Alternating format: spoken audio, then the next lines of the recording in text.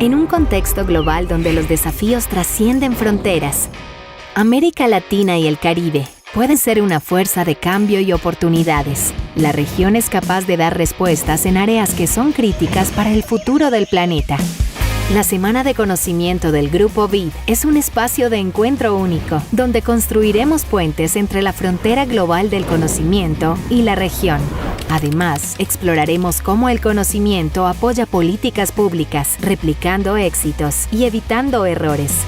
Aprende de expertos de clase mundial, construye redes y forma parte de nuestra comunidad global en desarrollo y efectividad.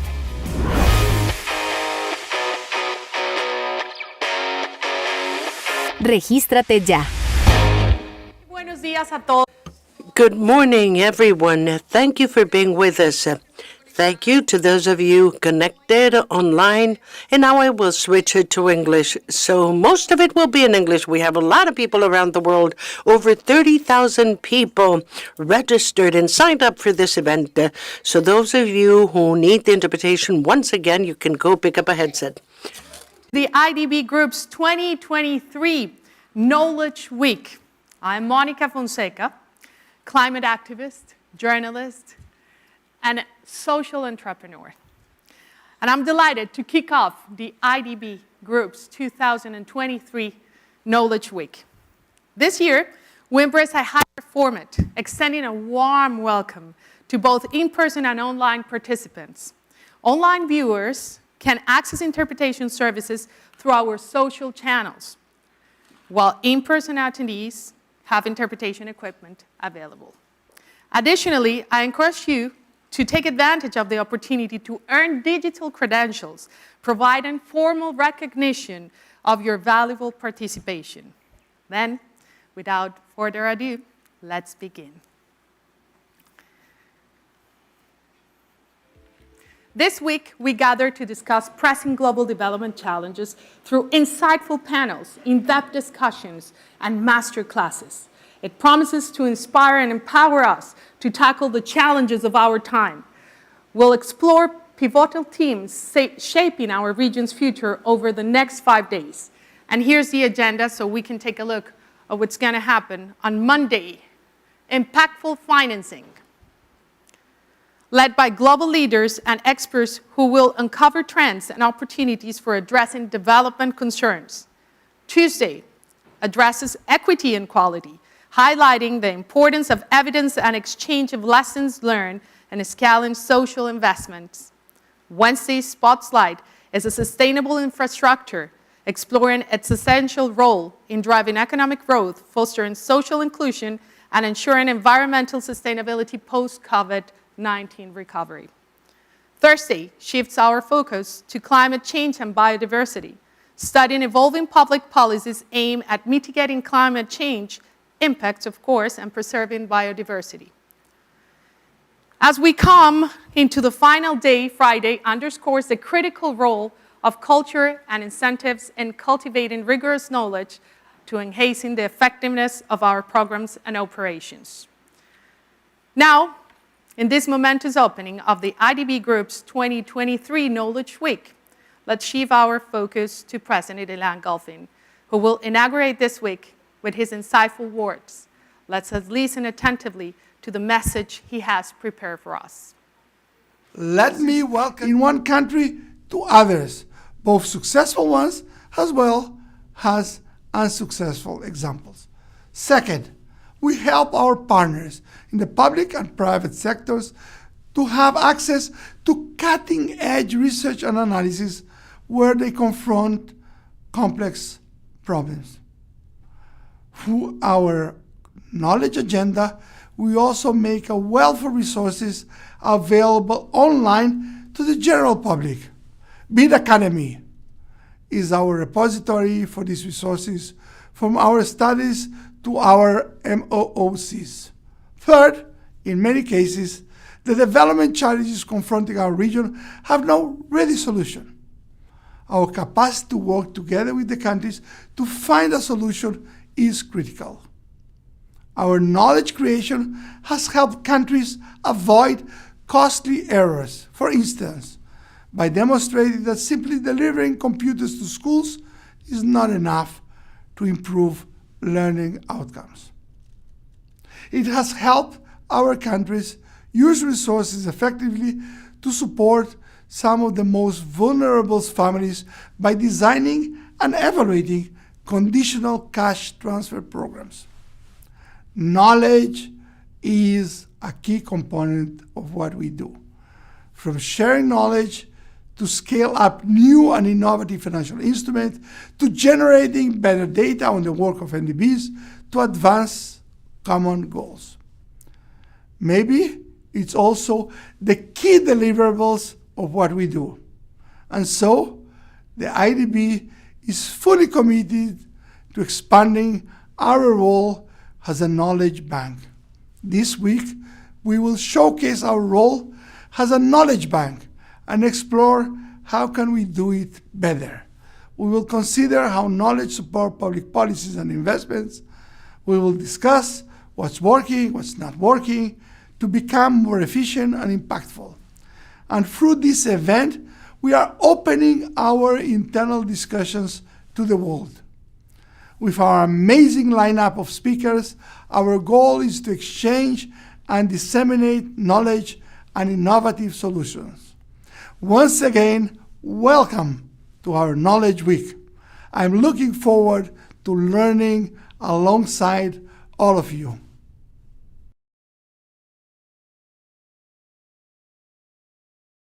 Let me welcome you or embedded in our projects. We have the capacity to share our experiences in one country to others, both successful ones as well as unsuccessful examples. Second, we help our partners in the public and private sectors to have access to cutting-edge research and analysis where they confront complex problems. Through our knowledge agenda, we also make a wealth of resources available online to the general public. Bid Academy is our repository for these resources, from our studies to our MOOCs. Third, in many cases, the development challenges confronting our region have no ready solution. Our capacity to work together with the countries to find a solution is critical. Our knowledge creation has helped countries avoid costly errors. For instance, by demonstrating that simply delivering computers to schools is not enough to improve learning outcomes. It has helped our countries use resources effectively to support some of the most vulnerable families by designing and evaluating conditional cash transfer programs. Knowledge is a key component of what we do. From sharing knowledge to scale up new and innovative financial instruments, to generating better data on the work of IDBs, to advance common goals. Maybe it's also the key deliverables of what we do. And so, the IDB is fully committed to expanding our role as a knowledge bank. This week, we will showcase our role as a knowledge bank and explore how can we do it better. We will consider how knowledge supports public policies and investments. We will discuss what's working, what's not working, to become more efficient and impactful. And through this event, we are opening our internal discussions to the world. With our amazing lineup of speakers, our goal is to exchange and disseminate knowledge and innovative solutions. Once again, welcome to our Knowledge Week. I'm looking forward to learning alongside all of you.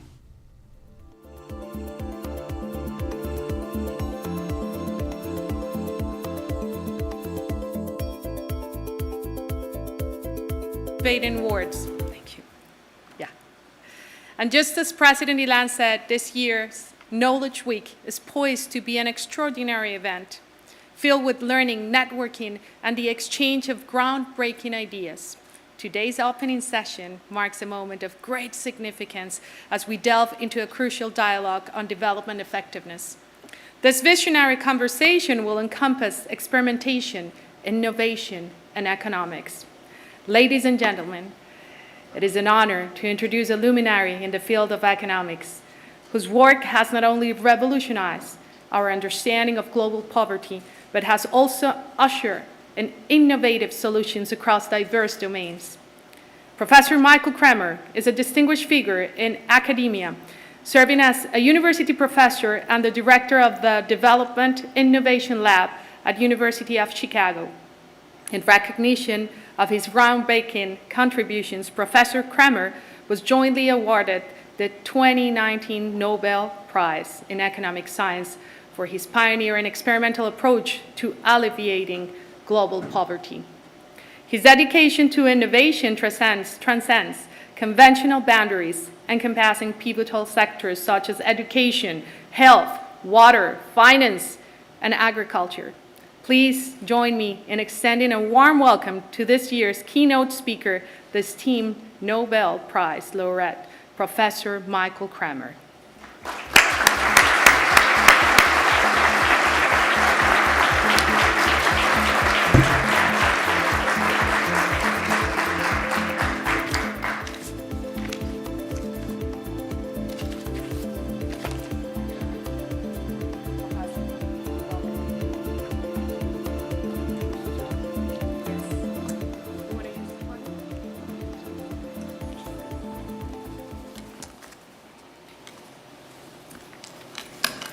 Great.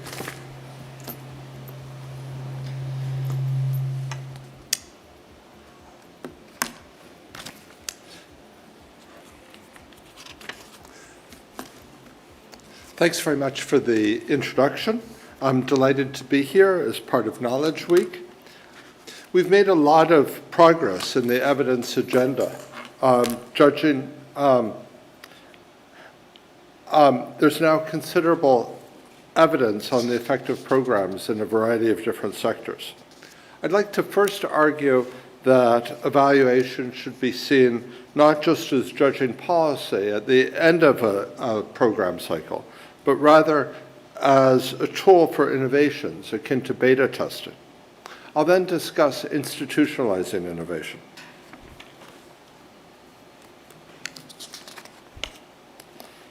When I began doing experiments, I mainly thought of them as a way to understand the causal impact of policies or programs. I now see them as a new way of doing economic research, simultaneously advancing science, policy, and innovation. I'll discuss what I see as 5 key features of the experimental method. The first is being able to isolate causal impact. I do think that's a powerful tool. With correlational evidence, there can be many potential confounders. Field experiments have frequently shown that policies can have very different effects than we believed based on non-experimental correlational evidence. Second, experiments provide economists with a much richer and deeper sense of context, not least by requiring us to spend time in the field. While most empirical economists previously worked with existing data sets, the experimental approach requires researchers to talk to farmers, teachers, students, and small business owners where they live and work. Experiments get us out of the ivory tower. That, in turn, is very useful in generating new hypotheses that come not just from economic theory, but from a much richer source of a much richer group of people and a much richer source of experiences. I also think that another key feature of experiments is they involve testing or looking at specific practical problems. Fourth, experiments are inherently collaborative. They require us to work with practitioners and governments and civil society, with teams of survey enumerators, with specialists in other fields like education or health or agriculture.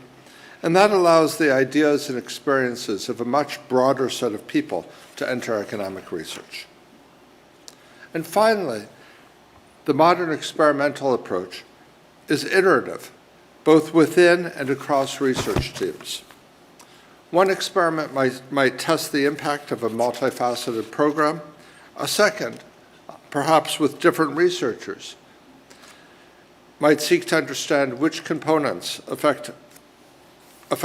drive the effects, or test hypotheses regarding the underlying processes at play.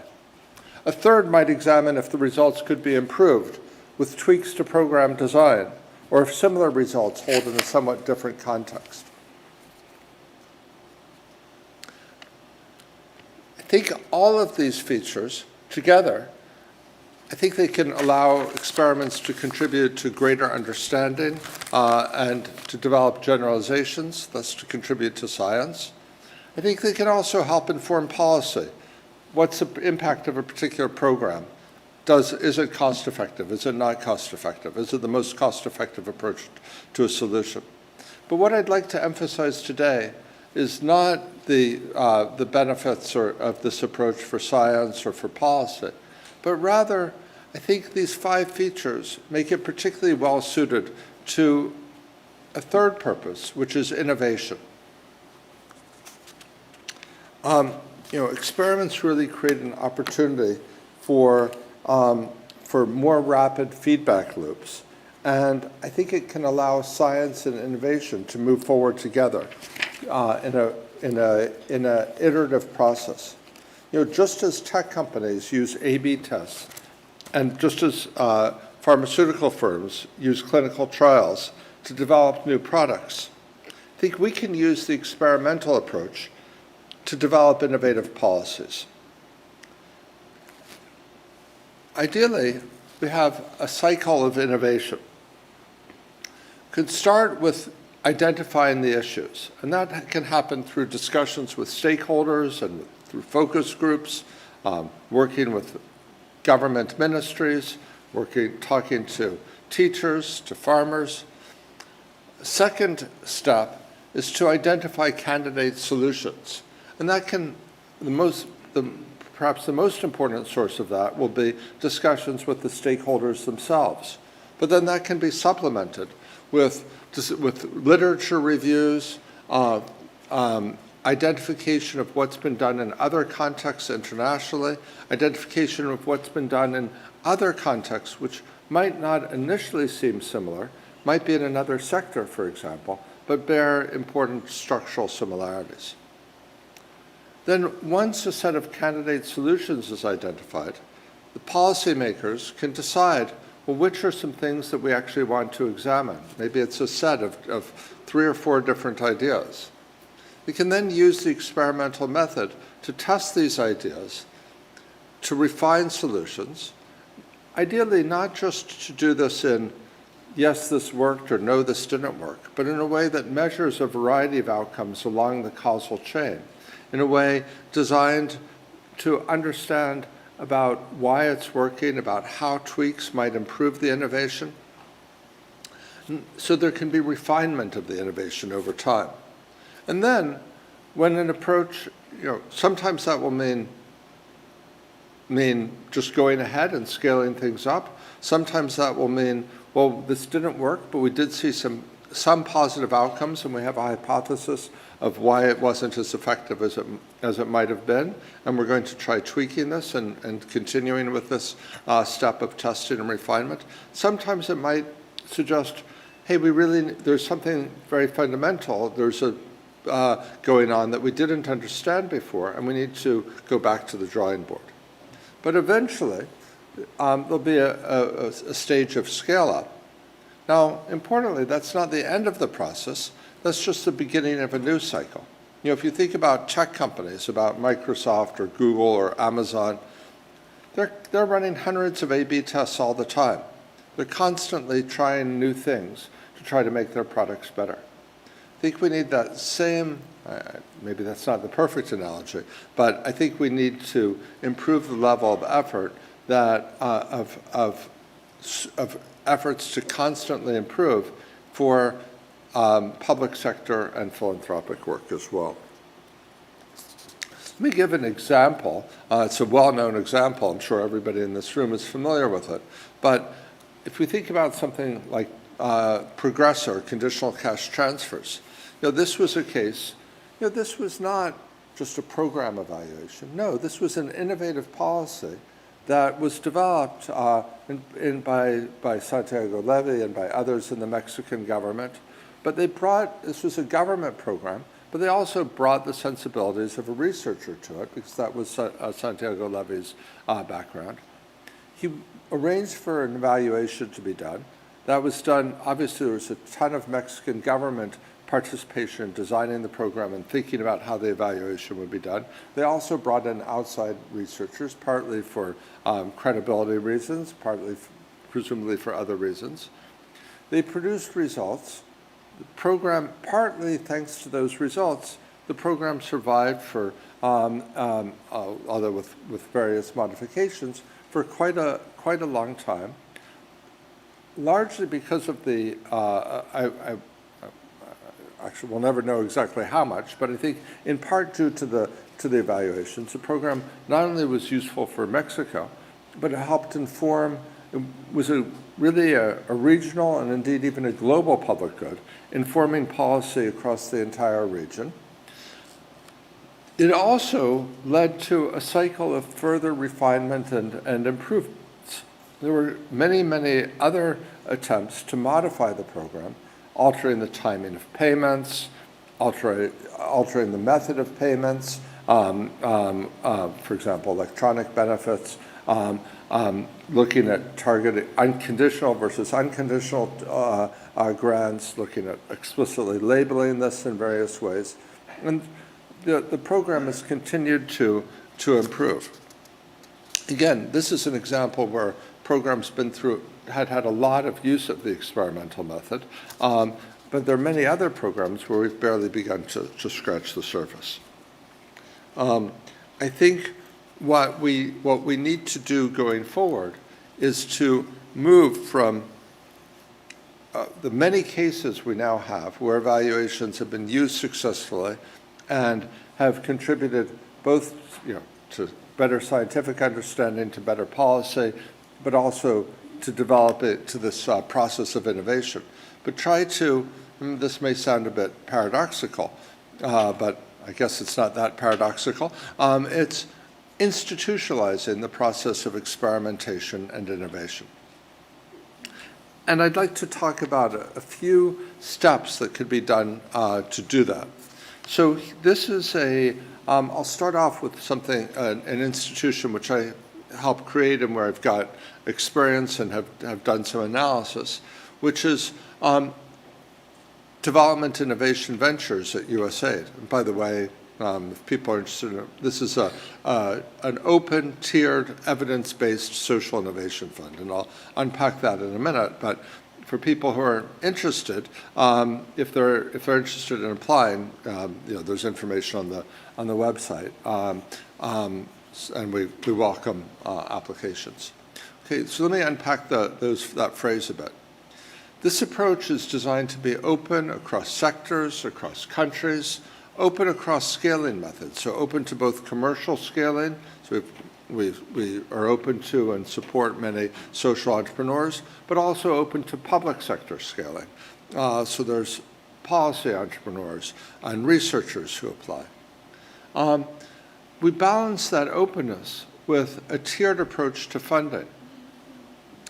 So there's small amounts of funding for piloting new ideas.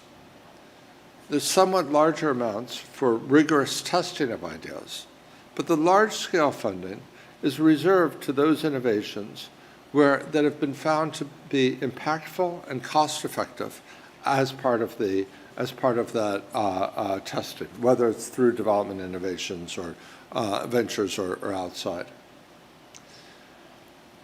We've been around for just over about a dozen years. And that means that we're able to take a look at our early portfolio and take a look at what the record was.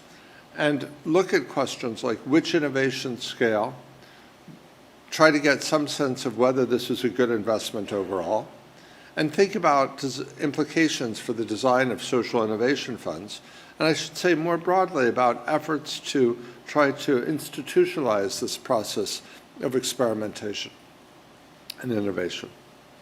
So let me share a little bit more information on how the program worked and then on what some of the results were. So I'll focus on how the program worked in its very early days because that's the period we're evaluating. So there was a very small staff and pretty tight procurement rules that really limited the ability for co-creation. So these were really mostly applications coming in from outside without a lot of top-down direction. We had applications coming in from a wide variety of sectors on a wide variety of countries. So there's a very heavy emphasis on peer review. There's no way the staff could have expertise in all these areas.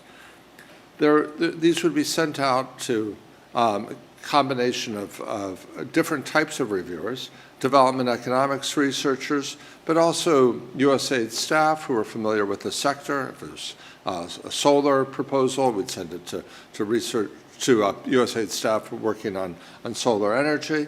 If it was a solar proposal in Morocco, it would go to people who are familiar with Morocco as well. We did try to assess the potential for scale, but this was not based, particularly for early stage proposals. We tried to avoid very rigid rules on that. Sometimes I'm used to many application forms that have quite a rigid approach. We put a lot of emphasis on thinking about the cost of the innovation. I'll come back to that. We were quite flexible on the team composition. In some cases, we supported ideas that were proposed by graduate students, for example. We didn't, I think this last bullet point here comes from thinking about experimentation not as accountability and assessment and yes, this is good or no, this is bad, but really thinking about this as part of the process of innovation. We didn't necessarily insist on a requirement of matching funds from the government to demonstrate their interest or having a separate implementer and evaluator. It was sometimes the people who were involved in developing the innovation were involved in the evaluation, but we did ask for quite rigorous methods on this. Happy to return to this topic later on. Okay, I'll skip through these slides pretty quickly, but I just wanted to give you a sense of the range of innovations that we supported. One thing I wanted to note in particular is, there were innovations here from for-profit private firms and from nonprofits, a lot of commercial scaling things as well as public sector scaling things. Okay. Here's some data. Sorry, I've lost this. Are you able to hear me through these other microphones? Great. Here's some information on the number of beneficiaries as of 2020. So this lists the 41 innovations that were supported during those initial few years. You'll see that first thing to notice about this graph is it's extremely skewed distribution. That's very common when it comes to innovations. A small fraction of innovations typically account for the bulk of the impact. And that's true if you're a venture, if you look at citation counts, you see the similar pattern. If you look at the venture capital funds, they expect to make most of their money from a small number of their investments. So in this case, the majority of the innovations reached less than 1 million users. But 9 innovations out of the first 41 reached over 1 million people. I've labeled a few of those. You'll see that I've colored some in red, some in blue. I'll come back to that later. We were able to get estimates of benefits for the ones in red, not for the other ones. We didn't even try for the ones that reached less than 1 million people. Okay, but let me first turn to this question of which innovation scaled. So I'll start with with just breaking this down by award stage. There's a common view that pilots never scale. So let's try to look at that, in terms of the evidence from this portfolio. Obviously, these were all chosen as applications that we thought were worth supporting. So it's not a random sample. We're not getting causal impacts here. But we saw 17% of the stage 1 innovations, of the pilot stage innovations, reached more than 1 million people. 25% of stage 2, and we only supported one stage 3 innovation, and that one scaled. So the pattern does look like there's a higher chance of scaling for more advanced innovations, where we put in greater thresholds on the ability to scale. But let me show you another cut of the data, which is showing the total award value and the number of people reached, and the people reached per dollar. And here you get a very different pattern. The pilot innovations were sufficiently cheaper that the total number of people reached per dollar spent was actually higher through the pilot innovations. That's not during the pilot itself, which typically reached only a small population.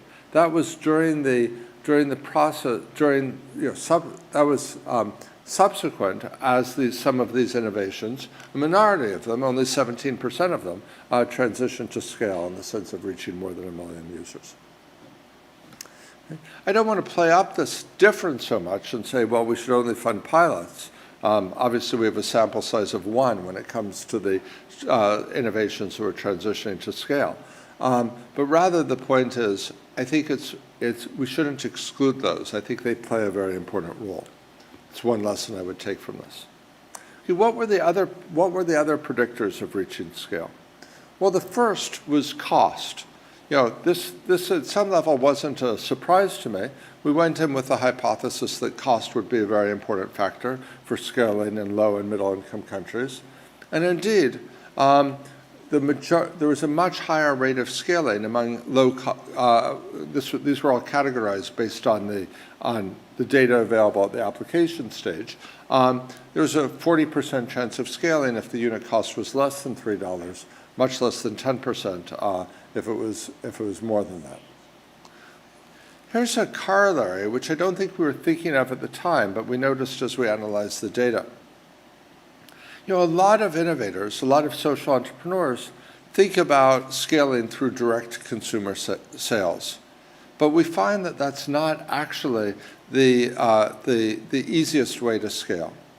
There's a much higher rate of scaling among innovators who proposed scaling through tying to collaboration in some way, either with large businesses or with governments. And this isn't surprising if you think about the first factor, cost.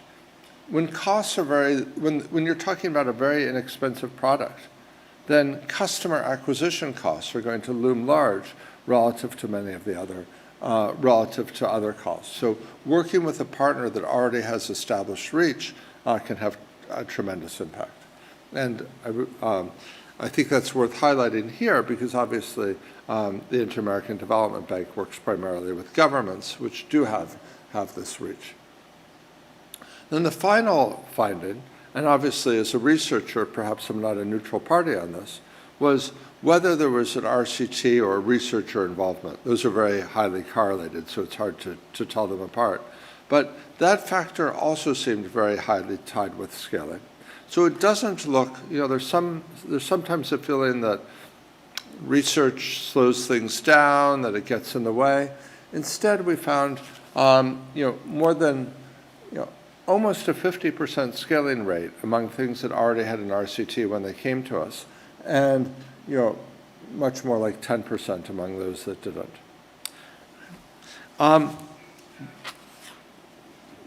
Why is that? Well, there could be lots of factors. This could be treatment effect or a selection effect. We can't say for sure. But I'd like to throw out a hypothesis, which is if you think about those, how you think about development economics researchers traditionally, it would be analyzing data sets, staying in their office, not collaborating, not working with, not interacting that much with users. Not things that necessarily make people great innovators. On the other hand, if you think about about experimental work, that puts researchers in a very different position. And I think that builds some of the skills that help them as innovators. In other fields of inquiry, like biotech or like computer science, it's fairly routine to people to move from research to innovation, and or to undertake both simultaneously. And I think maybe we're starting to see that beginning to happen in development economics, but that's obviously speculative. Okay, let me now turn to the question of the benefits. So if you remember, we were only able to quantify the benefits for roughly, I believe, 5 of these 41 innovations. Others, it was hard to put a dollar figure on things, or things had changed. There hadn't been an RCT, or there had been an RCT, but the innovation had changed and adapted over time, which is good, which is part of the process, but in ways that made it very hard to generalize based on that about the benefits per person reached. For that subset where we could, we took the benefits of those 5 innovations and set those not against the cost of those 5 innovations, but rather we set that against the cost of the entire portfolio. And when we did that, what we saw was that out of the $16 million portfolio over the period, the total benefits were 17 times as large. That's when we did the analysis back going up through 2019. If we just project on a straight line basis through 2023, it would be substantially larger. But we haven't gone back and done that, updated the analysis yet.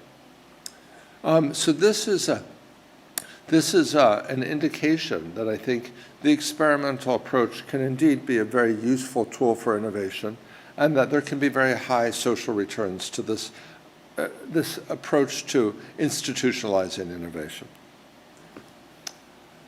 This does raise the question of why there are positive social returns when private investors are presumably much more nimble. I think there are many wonderful things about the U.S. government, but nimbleness is not what it's necessarily known for. But I think our hypothesis would be that commercial investors leave arbitrage opportunities for socially motivated investors, where there's low ex-ante expected private returns, but high social returns. And economics tells us something about what those circumstances might be. And I'll just give a few examples. One case is when there are low barriers to entry. So Warren Buffett famously says that when he's investing, he looks for a moat.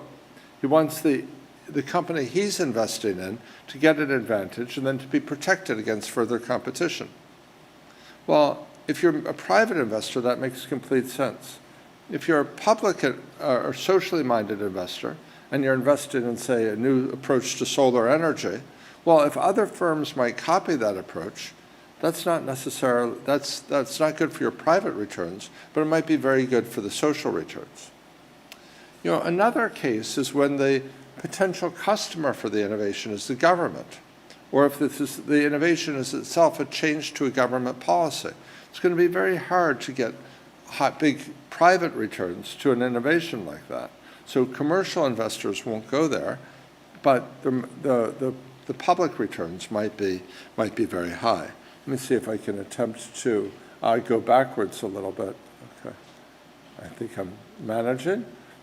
If you look at this chart, the thing that scaled the most and reached the most users was software for community health workers. And this was shown to yield improvements in health outcomes. This was an innovation. This was actually a for-profit firm, but it was selling to philanthropies and to governments. Well, that large number of potential people reached, or people reached, not potential people reached, was from India, in large part from India. Well, the Indian government eventually decided, well, we're going to go with an Indian firm. and to supply these services. So they kept the idea of the innovation, but they switched to a different provider. That's not great from a private, if we were private venture capitalists, we might not be thrilled with this investment. From a social point of view, however, the returns to this were very high.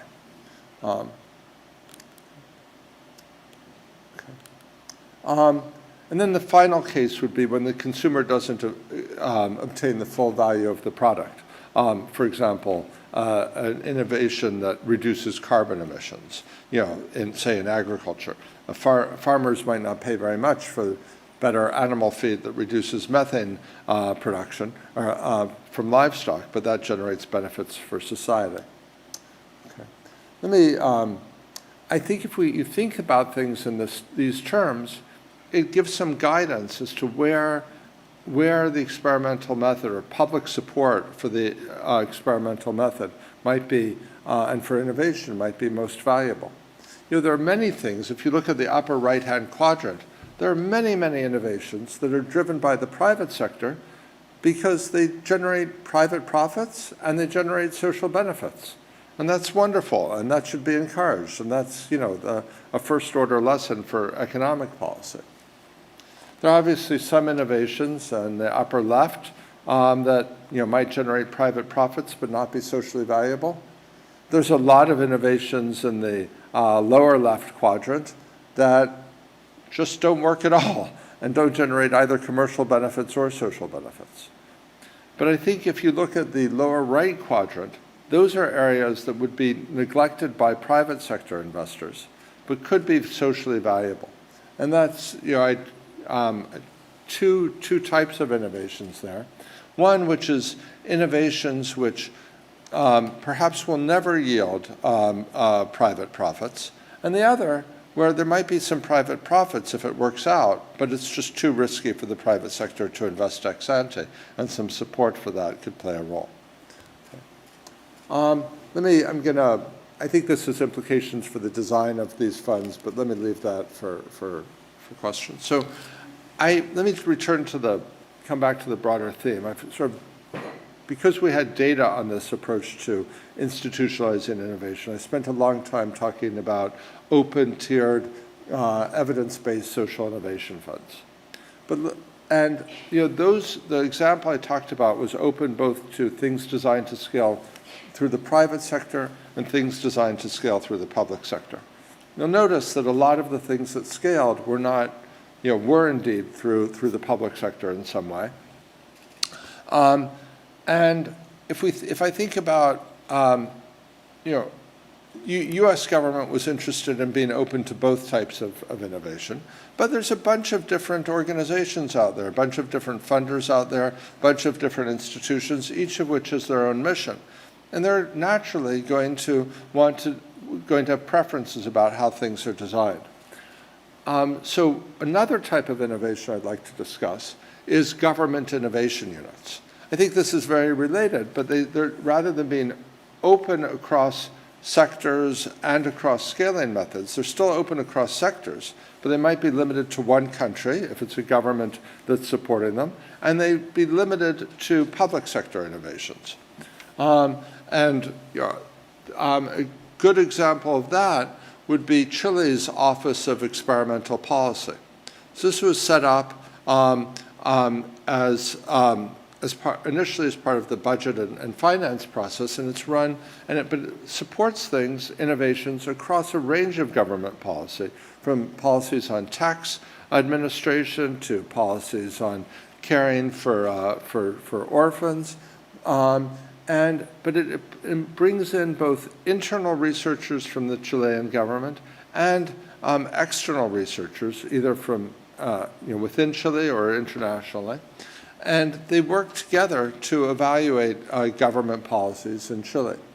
The person who led that, Ryan Cooper, is now working with Development Innovation Lab, the lab that I lead at the University of Chicago.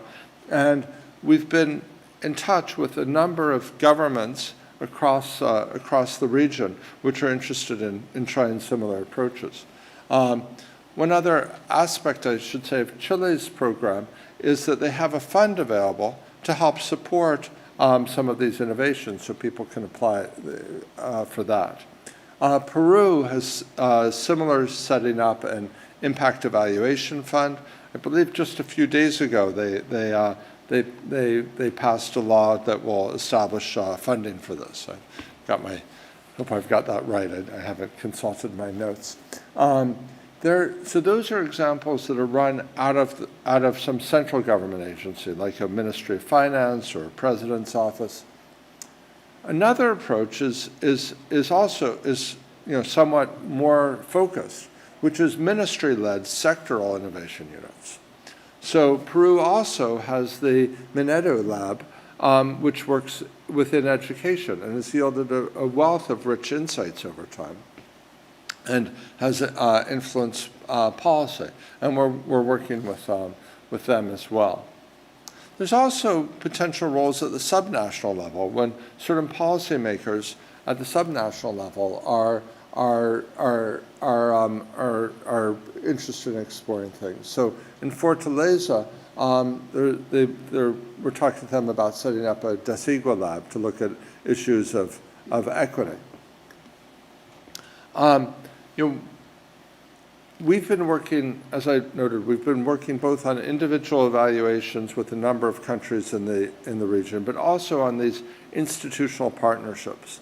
And ideally, on going beyond partnerships to setting up institutions within the government, either government-wide innovation units or these sectoral or subnational units.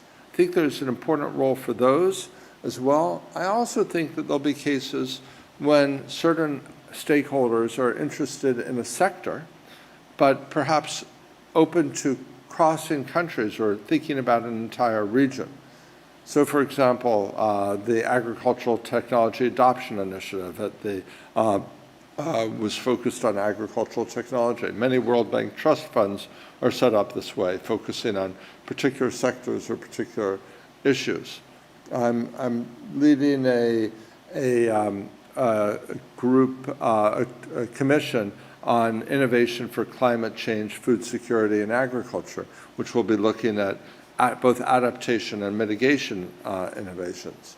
But if I think about the LAC region, there's many issues that are of particular importance in the region. They're obviously of worldwide importance, but there might be particular, just as if we thought about the case of conditional cash transfers, this was a region with high levels of inequality, but a middle-income region with some resources that governments could invest in addressing this.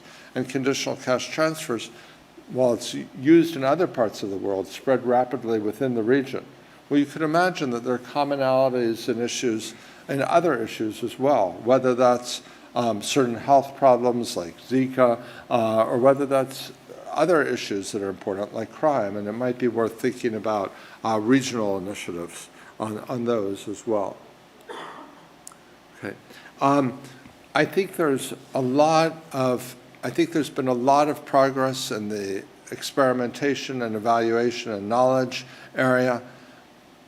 As we go forward, I think it's worth trying to be very systematic and thinking about how to institutionalize that process so we move beyond certain sectors where this is, or certain programs where this has been applied very widely. But we open things up so we get a much broader range, and we create a system so that there's, to enable this cycle of innovation, a much closer integration between policymakers and researchers. Thanks very much.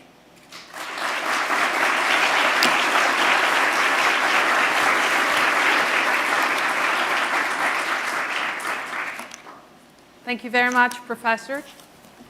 Here's your mic, your new mic. Okay. Please, seat number 2. Thank you. Settle in while I present someone very important. Having shared these profound insights, I extend again my gratitude to Professor Kramer. Joining Professor Kremer in this session is an individual whose extensive career spans over 2.5 decades, marked by expertise in health, social protection, evidence-based practices, and meticulous data management within low and middle income countries, with a notable emphasis on the regions of Latin America and the Caribbean. Please join me in extending a gracious welcome to the Executive Advisor to the President of the IDB, Amanda Glassman.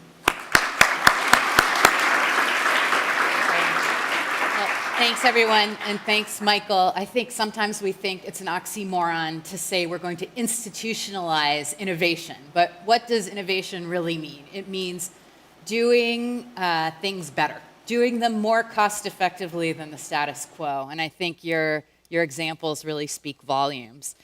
We here at the IDB, of course, we have a large public sector portfolio. We work with governments. We lend about $13 billion a year.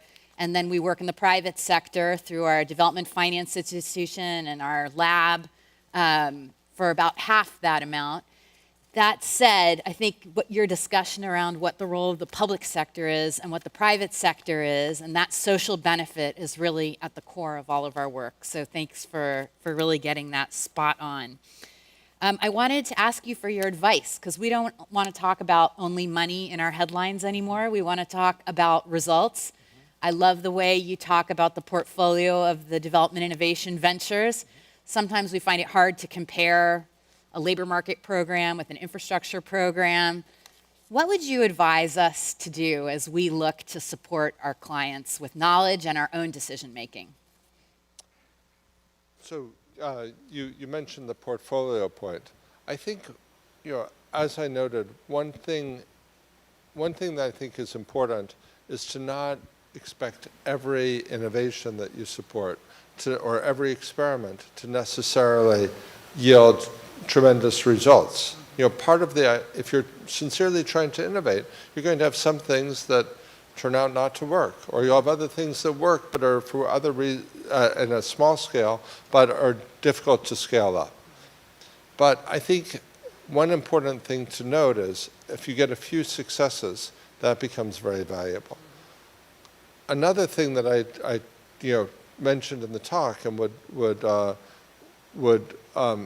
expand on now is that there are certainly going to be sectors or objectives that are important to the policymakers in the country, and it makes sense, or that are important regionally or globally, and it makes sense to say we're going to focus on those. We're going to have some special effort to attract research in those areas, or do experimentation, or look for new policy solutions in those areas. There are also going to be areas that are emerging due to changes in the global economy, changes in technology. For example, I think there are lots of opportunities to apply large language models to government services that could potentially yield very big improvements. So it makes sense to think about potential areas where you're going to actively solicit proposals. But I would suggest keeping things open, because one thing that we've found over and over again, whether it's in my own research or in working in helping lead development innovation ventures, that sometimes some of the things we think are most likely to be effective turn out not to be. And some ideas that we're not actually that optimistic about, but we decide to give a chance, turn out to be some of the best ones. So I think having some open window in addition to the areas of focus makes a lot of sense. Yeah, absolutely. And I mean, many policymakers have their favorite policy or intervention. And sometimes they're going to work, and sometimes they're not. And we should be open to sort of assessing what the real outcomes are here. Let me ask you about your work. You've been doing some work lately on agriculture, on food security, given climate change. Do we have to take a different approach when we think about financing knowledge or evaluation in these areas of climate change and adaptation, pandemic risk, or is it sort of the same approach here as well? Well, so first, one thing, I'll say within the area that I was discussing, which is experimentation, social experimentation. But maybe I should preface this by saying I don't want to at all give the message that that's the only type of knowledge that's important, or that's the only type of investment in knowledge that's important. If we think about that area, there's a lot of just basic scientific work that has to be done, that's done in labs, that is not, before you get to the stage of trying something out with farmers, you may have to do a lot of lab work before you get to that stage, and that's sometimes expensive and requires investment.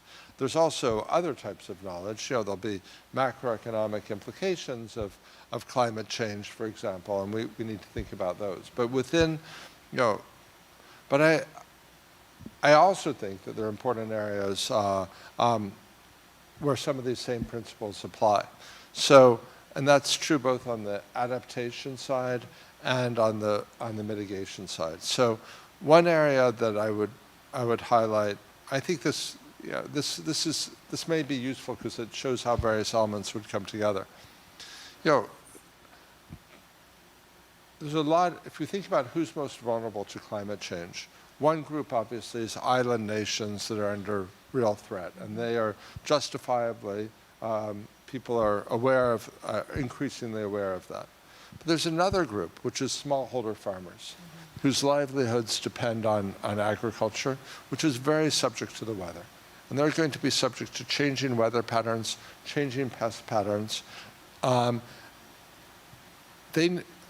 One very basic thing is they need information. They won't be able to rely on old assumptions about, for example, when rains have really started or what weather's likely to be. So getting weather forecast information to farmers is something that's been shown to have, it's a classic public good. It's been shown to have tremendous impacts on farmers. There's in terms of increased profits, in terms of changed farmer behavior. There's new technological ways of improving weather forecasts. So there we need other types of research that are not about experiments, but improved prediction models. And there's scientific advances, there's also machine learning advances, data science advances. It's now possible to do some prediction that we couldn't do before. You also need to transmit that to farmers. And there, I think there's a big role. Again, technology is shifting. Farmers now all have phones, and in this region, they'd all have cell phones. Sorry, they'd all have smartphones. So you can deliver, videos. Farmers can do things like take pictures. There are new pests as a result of climate change because the environment for pests is changing. Farmers can take pictures of pests on their phone. That can be analyzed and advice can be given based on the exact conditions in their fields. Things can be customized, they can provide it in a timely manner. So we've done agricultural extension through human beings, and human beings in general, when you're applying technology, they're also very important and they need to be integrated in. But we should add on a digital component to agricultural extension, and we should do much more generation of high quality weather information. I know that in the Caribbean, there's large efforts to improve weather forecasting for emergencies, and that's very important. I think we need, region-wide efforts to improve this, not only for emergencies, but also just for advice to farmers. So but to do that, we'll need to experiment. And one thing that sorry if I'm going on at length about this. I love public goods. But one thing that, this is an area where I've done some research as well as my commission role. And what we found in country after country is ministries of agriculture are very good at coming up with the correct agricultural recommendations. But in terms of conveying that to farmers, sometimes they're using terminology that's not really accessible to the typical farmer. And so it's important to do basic focus groups and human-centered design principles, but then to try things out. And when you are dealing with digital communication, it's actually very easy to get very rapid feedback, to literally do A/B tests, to try different. We worked with one government that had an interactive voice system. This was not in the region, and most farmers didn't have smartphones. And the farmers were not getting, many farmers were not getting through the menu. They didn't, there were dozens of languages, all these different crops, press 1 for this, press 2 for this language. But by analyzing that data, you could identify what were the obstacles, where were farmers dropping out of the system. You could then do A/B tests to improve them. And as usual, some of the things we thought would work didn't work. Some other things had a big impact. But the government was able to incorporate that overall. So I think collaboration across disciplines, between agriculture ministries, agricultural scientists, communications experts, behavioral science experts, that to try out various ideas and improve things can be valuable. And I do think this is also something where very similar issues came up with multiple governments. So this was a regional public good. So I think supporting both the development and rollout of these systems, but continuous efforts to refine and improve them, together with allowing for technological advances, of course, I think could yield tremendous benefits. It's very inexpensive, actually. And you're talking about using really new sources of data that could be available in real time for testing. You shared with us a couple of examples of embedded labs that governments are putting in place. Do you see them, really focusing on the quality of their administrative data systems, on using that data better? Yeah, you're raising a good point, and one that I didn't really emphasize enough. Partly, I've talked a lot about experimentation, but there's huge advantages to just connecting up the various pieces of data that government have. I've done work in Colombia on education, and we're able, just in terms of, there are many uses of this, but just in terms of evaluation, we could look at programs in secondary education, trace out the results on long-term, on tertiary education, actually on labor market outcomes. Well, you can imagine knowing the impact on labor market outcomes. That's something that policymakers really want. It's possible in Colombia. It's not possible right now in every country. But I was just recently in the Dominican Republic. They've made a lot of progress with their data systems, but they're still working on integrating the secondary education, tertiary education, labor market data. But that's exactly the sort of thing where I think the Inter-American Development Bank, along with others, could provide technical assistance to assist with that effort.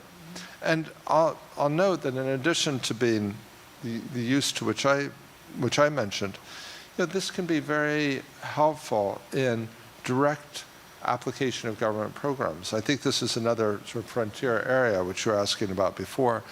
How can government, we now have incredible data analytic opportunities. Governments have lots of data. Combining the two, they could really improve government service delivery. Crime, for example, that crime tends to be an incredibly concentrated, not just in the bad neighborhood, but on particular corners, not just with, certain disadvantaged groups in general, but with particular individuals. Well, if you can identify early on, imagine you have the data on school absences, for example. You can identify, and the data on transfer programs and on family disruption, on arrests and things like that. You could start to identify the kids who are most at risk and provide extra services to them in ways that might really have an impact on crime or whatever the issue is. But that very fine targeting is enabled by linking up different sources of data. Yeah. And to do that, we need leaders also who are familiar with these methods. And I think one myth really about this kind of approach, this experimental approach, is that it's expensive, that it's only non-governmental organizations. And that's really not the case anymore. And I think, the examples that you provided show us how it's done. And many of them are in our region, which is great. I'm just checking because I think our time is up, unfortunately. But are there other things that you want to share with us? Michael does an enormous amount of work in education and new technologies. A sort of final wrap-up piece of advice for us? Well, I would just echo what you just said, which is, I've found that governments in the region are just full of people who are, compared to other places where I've worked, people who are very, very familiar with standards of evidence in the research world, who know how to assess that evidence, who are really willing to look at data. I mean, obviously not every policymaker is like this, but there are many of them, and who are willing to undertake some of these trials. And not just, I don't say willing, that's the wrong expression, who want to. It was just in the Dominican Republic, policymaker after policymaker was saying, going up to the very highest level, were saying that they want to understand the impact of the policies that they're rolling out. And that's, in a situation like that, where the policymakers themselves want to understand the impact, I think there's just tremendous benefits of not only helping helping the bank supporting policymakers to study individual policymakers, but helping them set up systems through government innovation units or through ministry-led efforts to link up the data they have, as you pointed out, and then to systematically try various approaches, and then they can evaluate. In this region, it's possible to do a lot of evaluation pretty inexpensively just by using administrative data. Obviously, depending on the program, you may want to supplement that with survey data, but really a lot can be done with administrative data, particularly in this region. Absolutely. Well, thank you so much, Professor Kramer, Michael. It's always fun to talk to you and to hear about all of your work on innovation. And Michael is also a serial social entrepreneur himself, right? Because his work has really given birth to so many new products and programs and funding mechanisms. So thank you for all that you've done for our field as well. Thanks. Thank you. Thank you.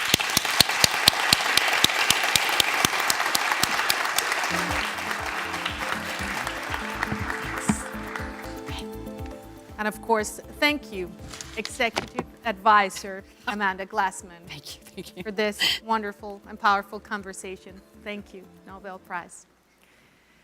Okay. Good? Did you enjoy? Fantastic.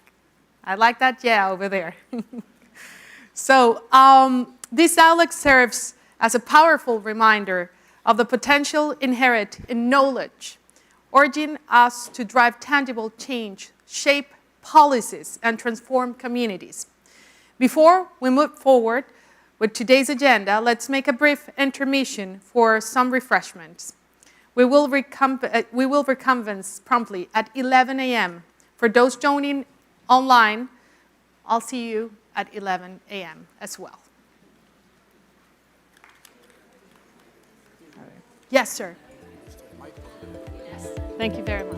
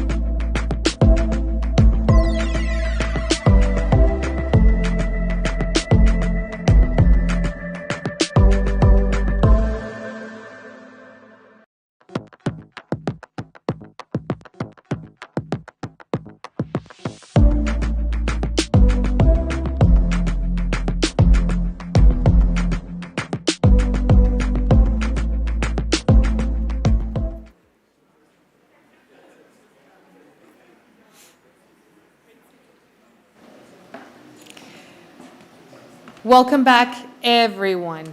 I'm sure you share my excitement to dive back into today's enriching discussions. Before we proceed, let me remind you that we're offering simultaneously interpretation in English, Spanish, and Portuguese, both for in-person audience and our online viewers. So please select the language that suits you best. Now picture this: a knight, a lawyer, and two economists strolling into Knowledge Week. Wow, quite intriguing. It's not every day that we have the privilege of hosting such prominent figures, each at the top of their respective fields of investment, impact, evaluation, and research, gathered to explore avenues for promoting development effectiveness.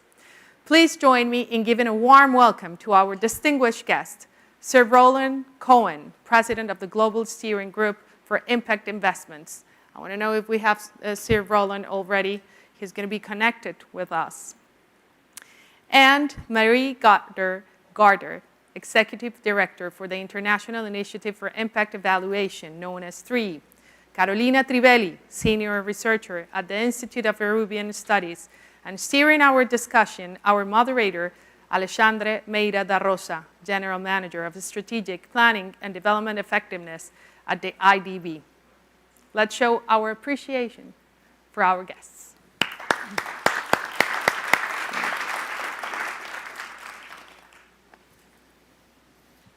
Okay, can you hear me well? Yes? Great. Yes. Fantastic. So, look, as a development bank, development effectiveness is obviously at the very core of what we do.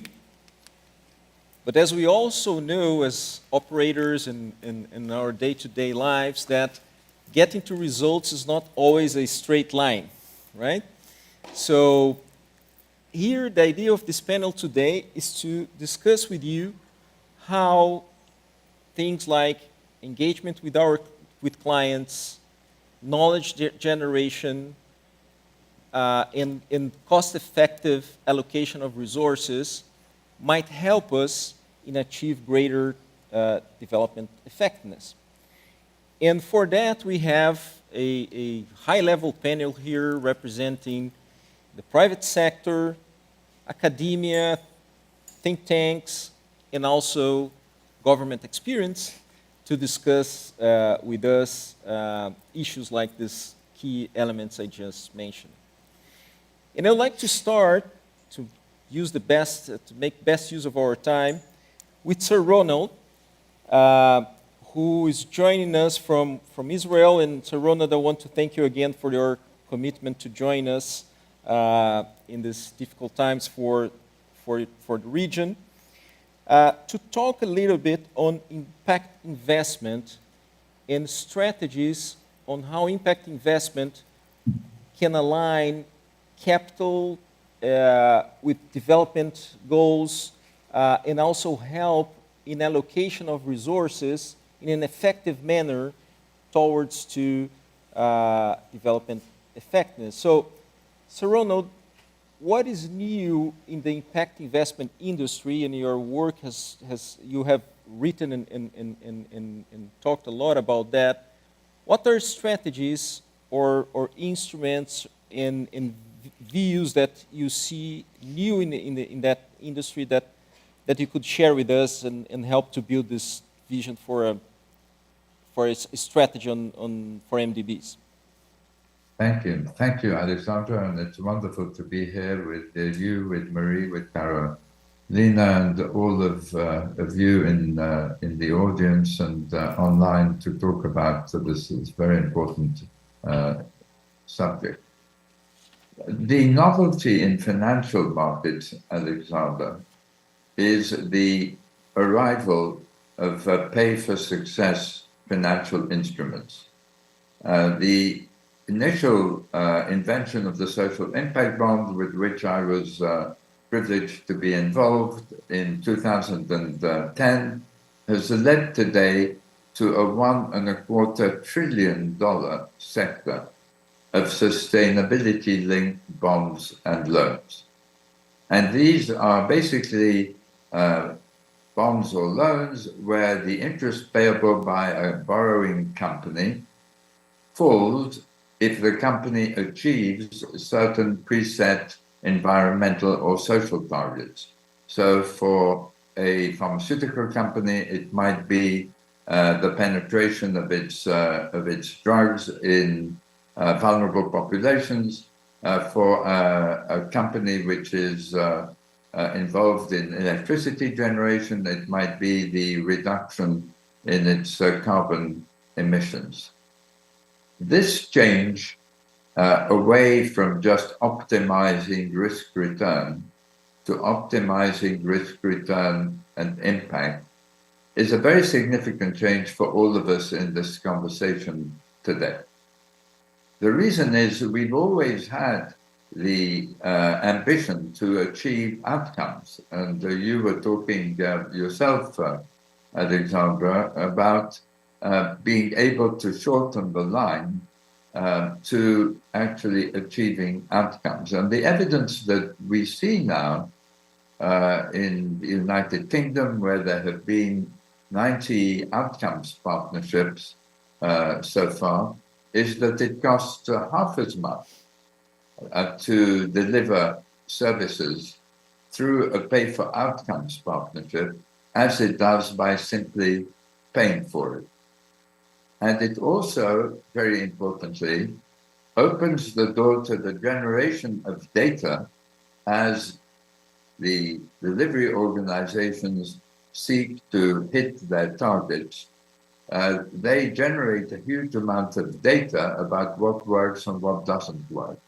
And that informs political decision-making afterwards about the best ways of achieving development goals or dealing with social issues in more developed countries, or environmental issues as well. And so I think we're on the threshold of a new model now, where, like the Education Outcomes Fund, which I'm also privileged to chair, where we pool commitments to pay for outcomes when they have been achieved.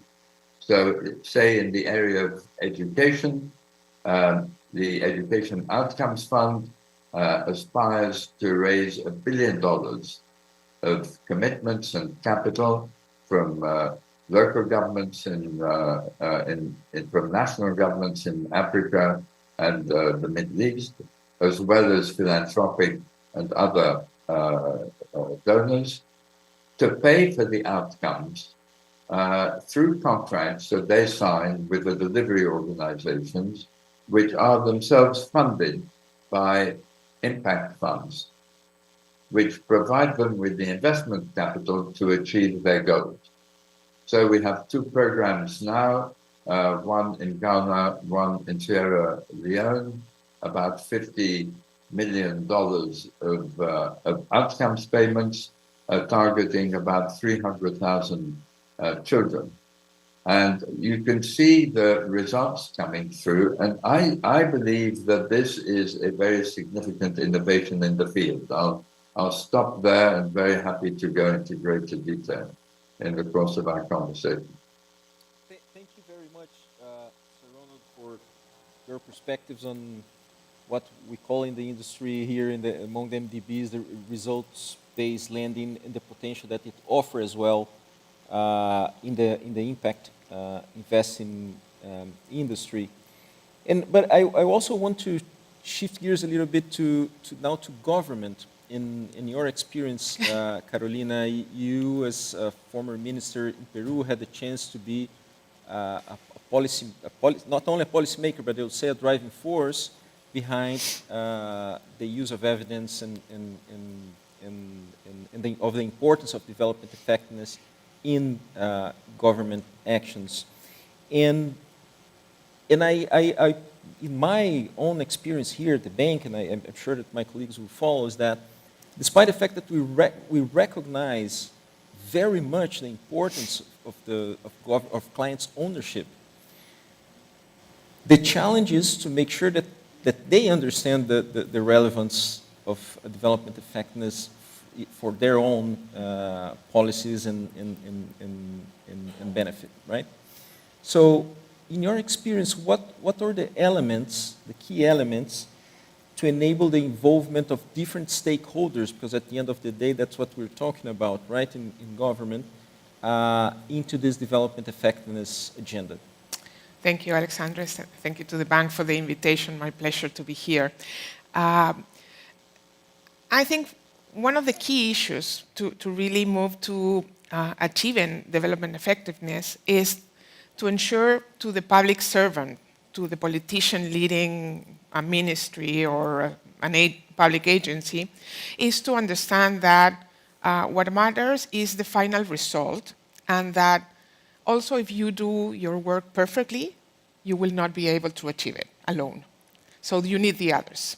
And then you need to seek for the others. And I think there are 4 elements from my experience that work nicely to allow evidence-based process to achieve development effectiveness. First, you need a plan.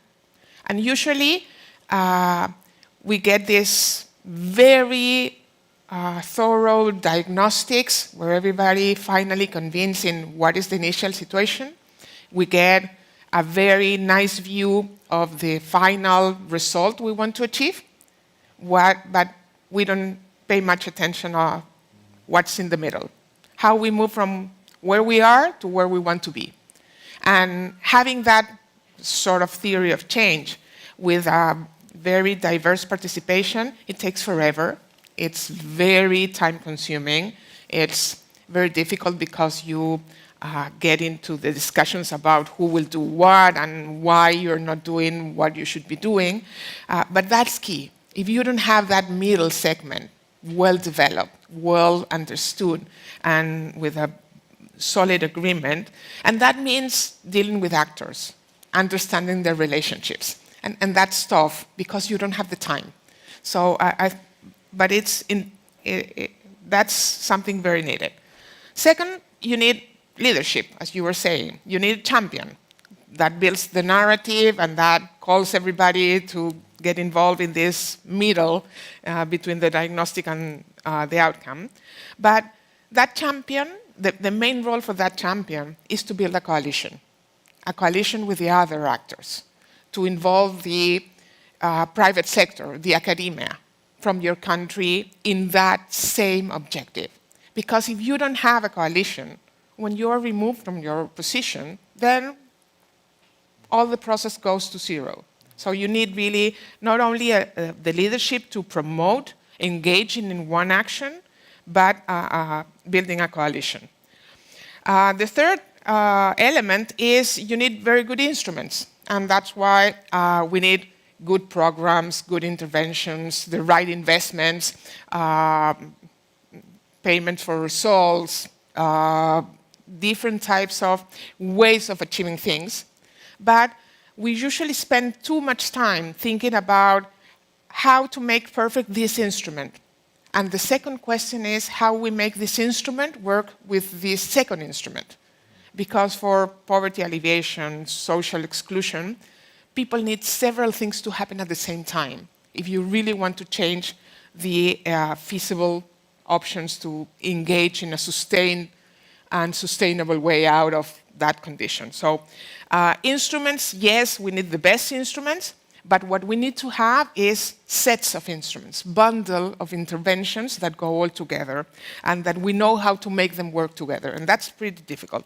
And the fourth element, and I will stop there, is evaluations. And Michael Kramer was telling us about the importance of evaluations.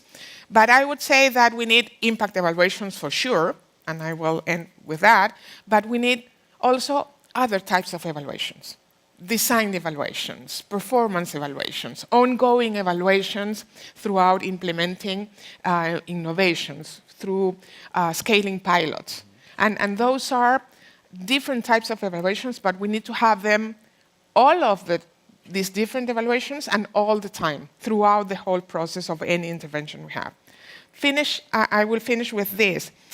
Impact evaluations are key for sure to learn how to improve the process and how to enhance what we are already achieving, but also to protect this whole process. You know, usually when we get the results of an impact evaluation, we are in the middle of the implementation of this theory of change. We are not already where we want to be. So we need this impact evaluation to ensure us that we have enough evidence to support to keep implementing for a longer time these whatever instruments we're using to achieve the goals in the future. Well, thank you, Carolina, and that raised to me 2 points.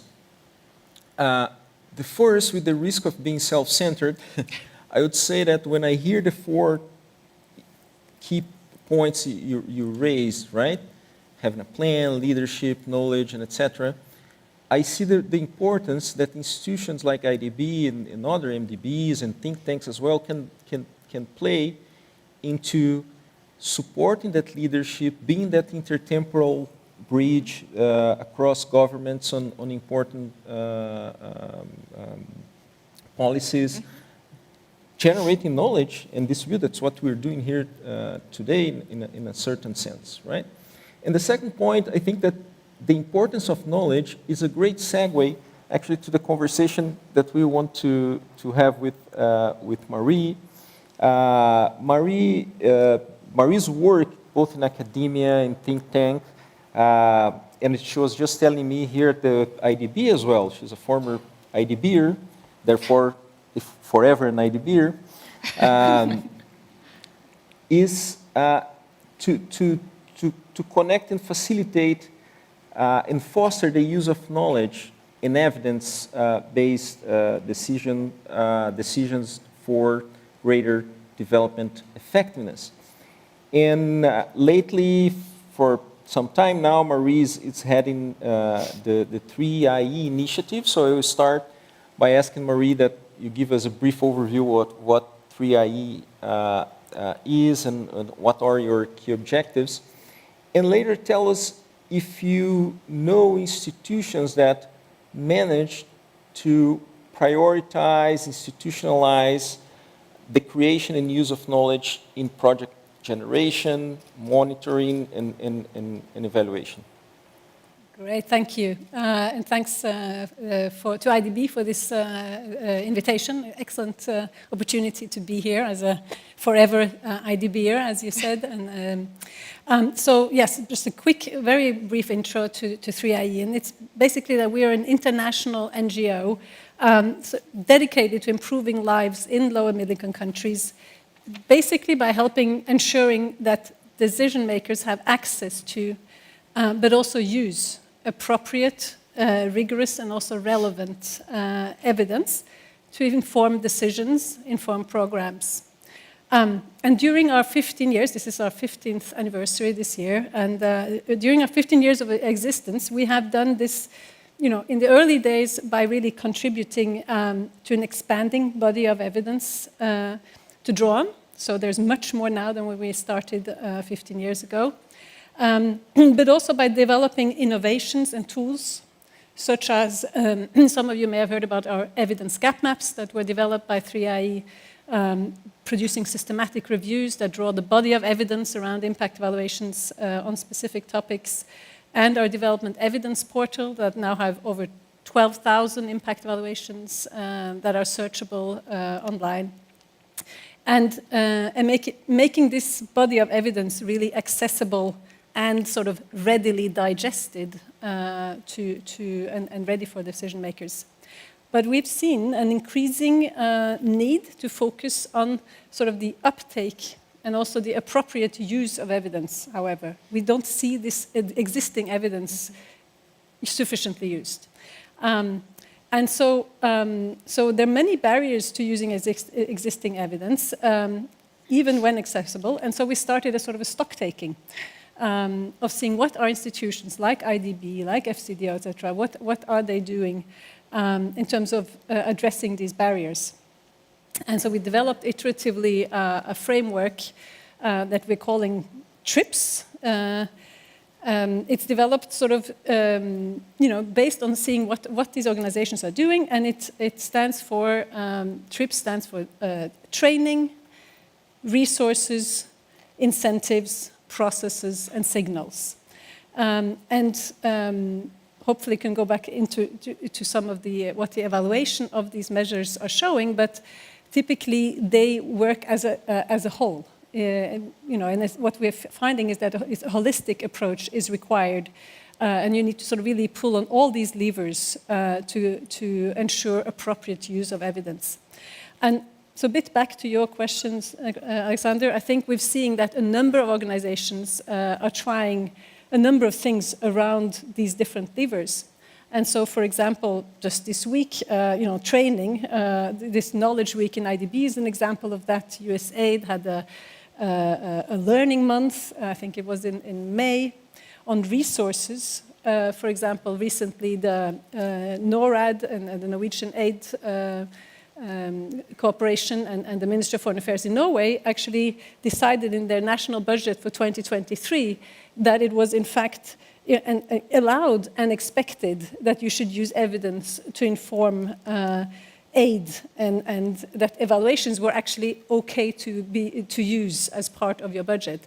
And this was sort of as opposed to previously where one had to really sort of ask for an exception almost to do evaluation. On incentives, we see that, for example, the World Bank started making packages of existing evidence from their completion reports from existing impact evaluation systematic reviews available ahead of time when TTLs were starting a new project. So that's again, a good measure. And then on the processes, this is where we're seeing the most measures. Mm-hmm. I think IDB is has been very advanced with the development effectiveness framework. We have the Millennium Challenge Corporation that are setting ex-ante cost-benefit measures, so to speak, and expectations of internal rates of return of 14% or something before, as a requirement for approval. And then finally on signals, I think we've heard very clearly, for example, the IDB president setting now signals expectations from the top, and this also trickling down. So all of these are sort of measures taken by a number of organizations. I think back to your question, I think I haven't seen any organization that really truly addresses all of these levers holistically.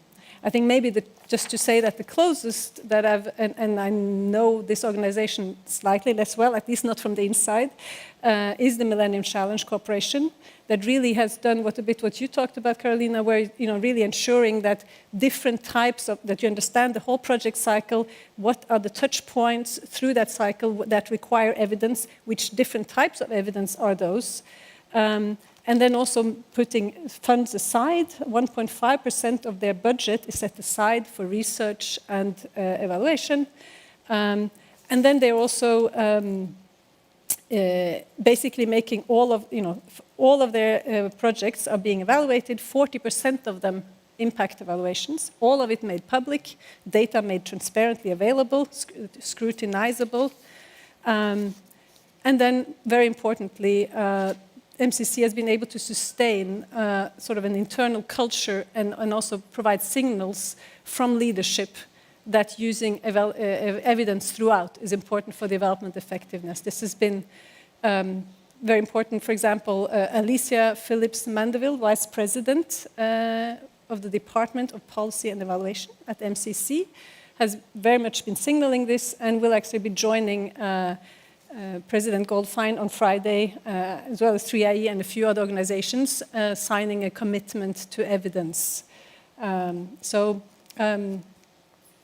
So yeah, I think to say there's a lot of promising initiatives, but sort of really this holistic approach is something that I still believe we need to see more of. Okay, well, thank you very much, Marie, and I think that this is a great wrap up actually to this first set of questions we had, because what we see is that, I would say also two things. The first is that allocations of resources towards development in an effective manner, we have experience that goes across the whole public-private spectrum. This is not a monopoly of public agencies or governments at all. There's a lot on the private sector that are actually pushing the envelope on that area. And the second is essentially what you've called in a holistic approach, is that development effectiveness is a multifaceted issue, right? That has many, many dimensions, and that has to be approached from an institution like ours, from the entire project cycle. And the project cycle does not begin necessarily at the project design, right?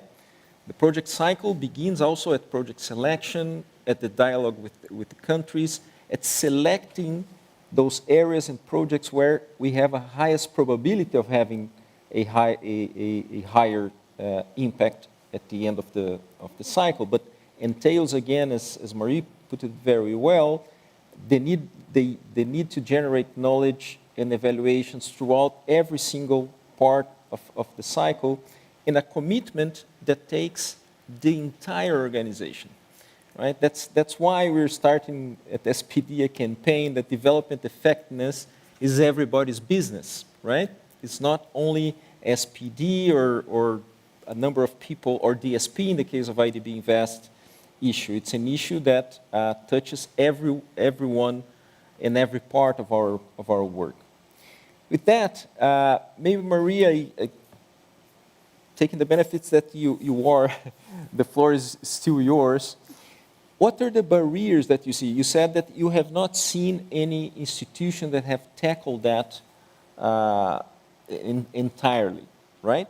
So what are the barriers that you see to implement a robust knowledge management and knowledge and evidence application in organizations like ours?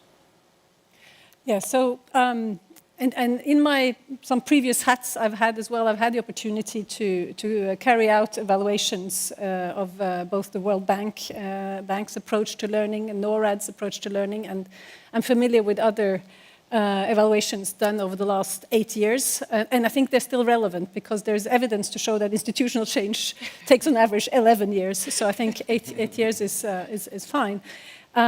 And they are basically come a lot to the same conclusions that, for some of you were around at the time or know about it. The Wappenhans report from 1992 at the World Bank was sort of seminal and basically talked about approval culture crowding out learning.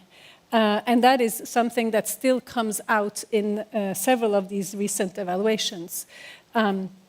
And so there seems to still be an inadequate institutional incentives, insufficient and inconsistent signals and role modeling from the top of the organizations, that learning and evidence use are really important. Often, success is often measured by project approvals and disbursements of funds. Not so much by results on the ground, which, by the way, usually happen when staff have moved on. And similarly, sort of quality review and approval meetings, often do not add sufficient value, but sort of have a sense of waving things through. And there's a bit of a ticking the boxes mindset to them. And finally, time and resources for monitoring and evaluation, training and learning from evidence are often not prioritized. So these are some of the findings. And what we've seen is that sort of, for example, if you only do the procedures part, let's say you will require that evidence is used at the entry point when deciding on projects. Well, if you haven't worked on the other, on incentives and for example, and so on, then typically you will see that it's not necessarily the best evidence that is used. It is more sort of the other way around. You're finding the evidence that suits the design you already had in mind. And so So we talked about the TRIPS levers again, and I think on the sort of processes and requirements is where we made the most progress. I think signals is something that we are currently seeing quite a lot of interesting signals from the top of various development institutions, really taking development effectiveness seriously. Not everywhere, but I think increasingly. Where I think the biggest challenges lie are some around training. I think there's a need for more training, not only about how to do impact evaluations or how to do other types of evaluations, but really about asking the questions, like how do I know this? Or how does my senior actually know? Does this person know what they're doing, or am I just copy-pasting a program from previously? Really sort of the questioning mindset and understanding which decision points could be informed by evidence and training around that. Resources, I think there's still insufficient dedication to resources, and it's become sort of, it's not easy to get those resources. It's an additional hurdle. You have to go to trust funds, for example, to get funding. But the most important, the biggest hurdle, I think, is incentives. And that's the one the hardest to touch on. I think the biggest incentive of all is if the market demands excellent knowledge and sharing of best practices, etc. So creating a market for outcomes, in a sense. I've written a paper about this, and really sort of that's what the discussion should be. If the governments, like we talked about, can have that kind of conversations about what is it the government wants to achieve and how do we together achieve it, I think that's going to be a huge incentive for staff in all sorts of development organizations who are intrinsically motivated, by being in organizations that are mission-driven. So that's one. But I have a couple of others that I think are important. You have to make it easy to do the right thing. So rather than having to go to trust funds, etc., to do the right thing and the additional bureaucratic hurdles, can you make it, sort of an expected thing that you get access to funding to do evaluation?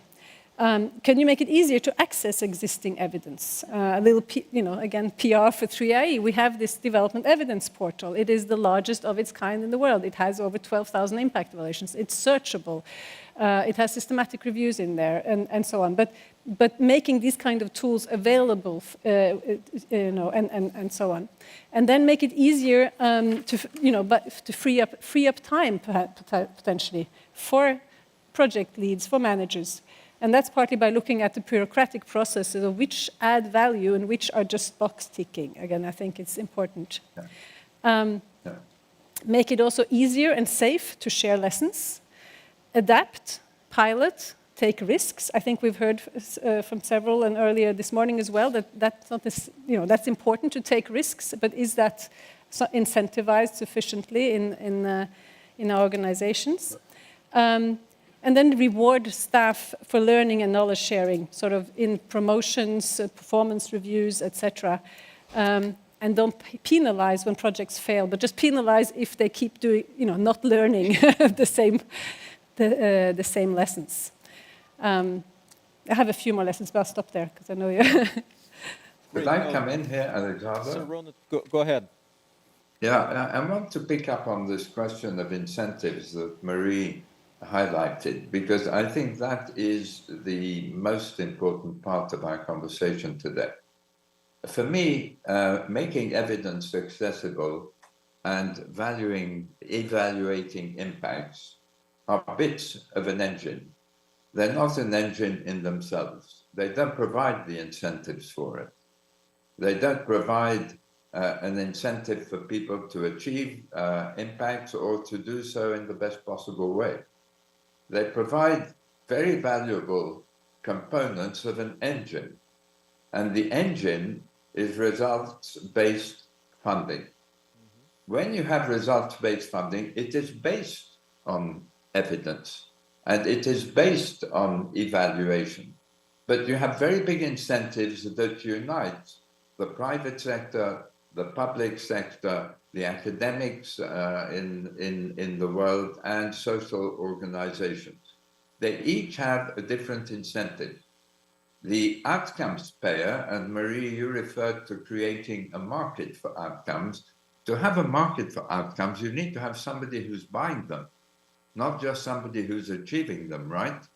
And so if you create an outcomes fund for any issue that we think is crucially important for us, you create a market, precisely that. You even create price discovery in that market by having investors and social sector organizations or businesses that are prepared to try to achieve these outcomes and get paid for it and get remunerated for it if they invested in it. And so the power of results-based funding is that it unites all of the different sectors that we want to motivate through incentives in achieving the goal and getting remunerated for it, and you only get paid if you achieve the outcome.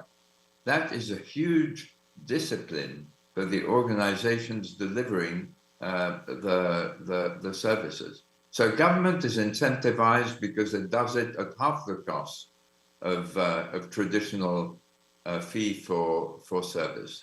Investors are motivated and incentivized because they get both a financial and a social return. The organizations using the investment capital in these outcomes partnerships have contracts that give them a business model, enable them to achieve revenues if they hit targets in education or in any other field. And so when you begin to think in terms of outcomes partnerships, you use the power of evidence and you use the power of evaluation in order to be able to create these incentives to create a marketplace, precisely as Marie described. So Ronald, taking the opportunity that you have the floor in this very interesting construction you made on showing how results-based funding or results-based lending align those incentives at the different levels across different stakeholders and across different levels. My question to you is that anything that governments or regulatory bodies could do to facilitate and even incentivize these markets, right? In the case of the private results-based lenders or funders? Sure.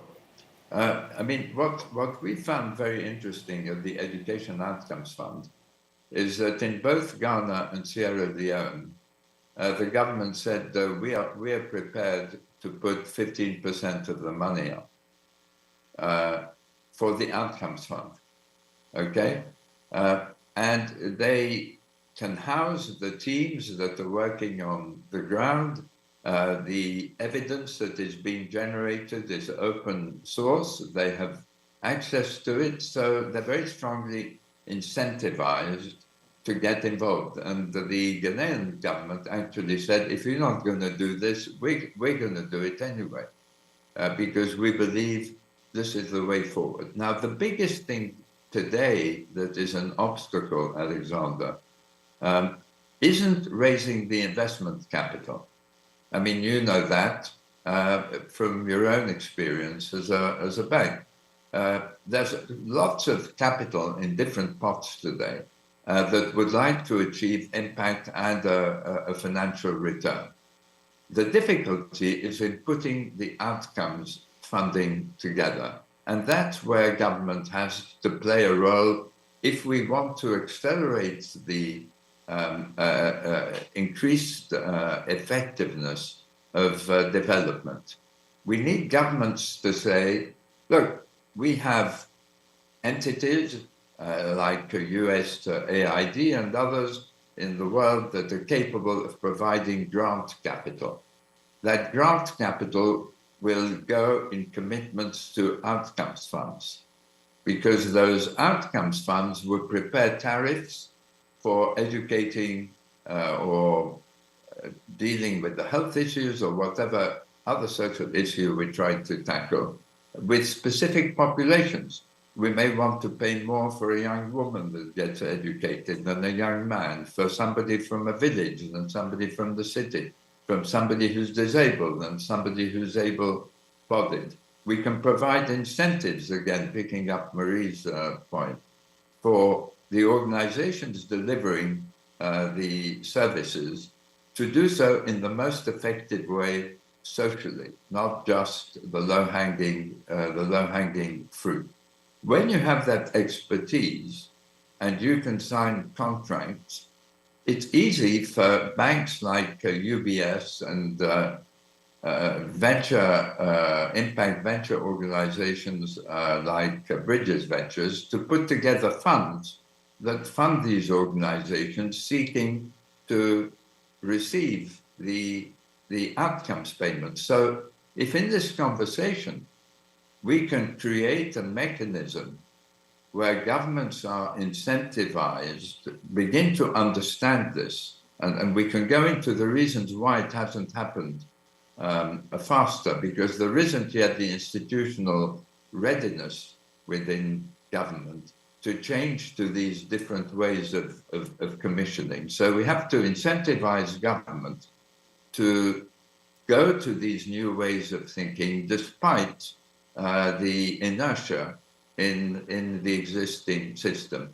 And the motivation for them should be, it's going to cost me half as much, and the quality of the services delivered are going to be superior, and the evidence is going to be superior and is going to help me in policy making, and everything will have been evaluated and audited to the highest professional standard.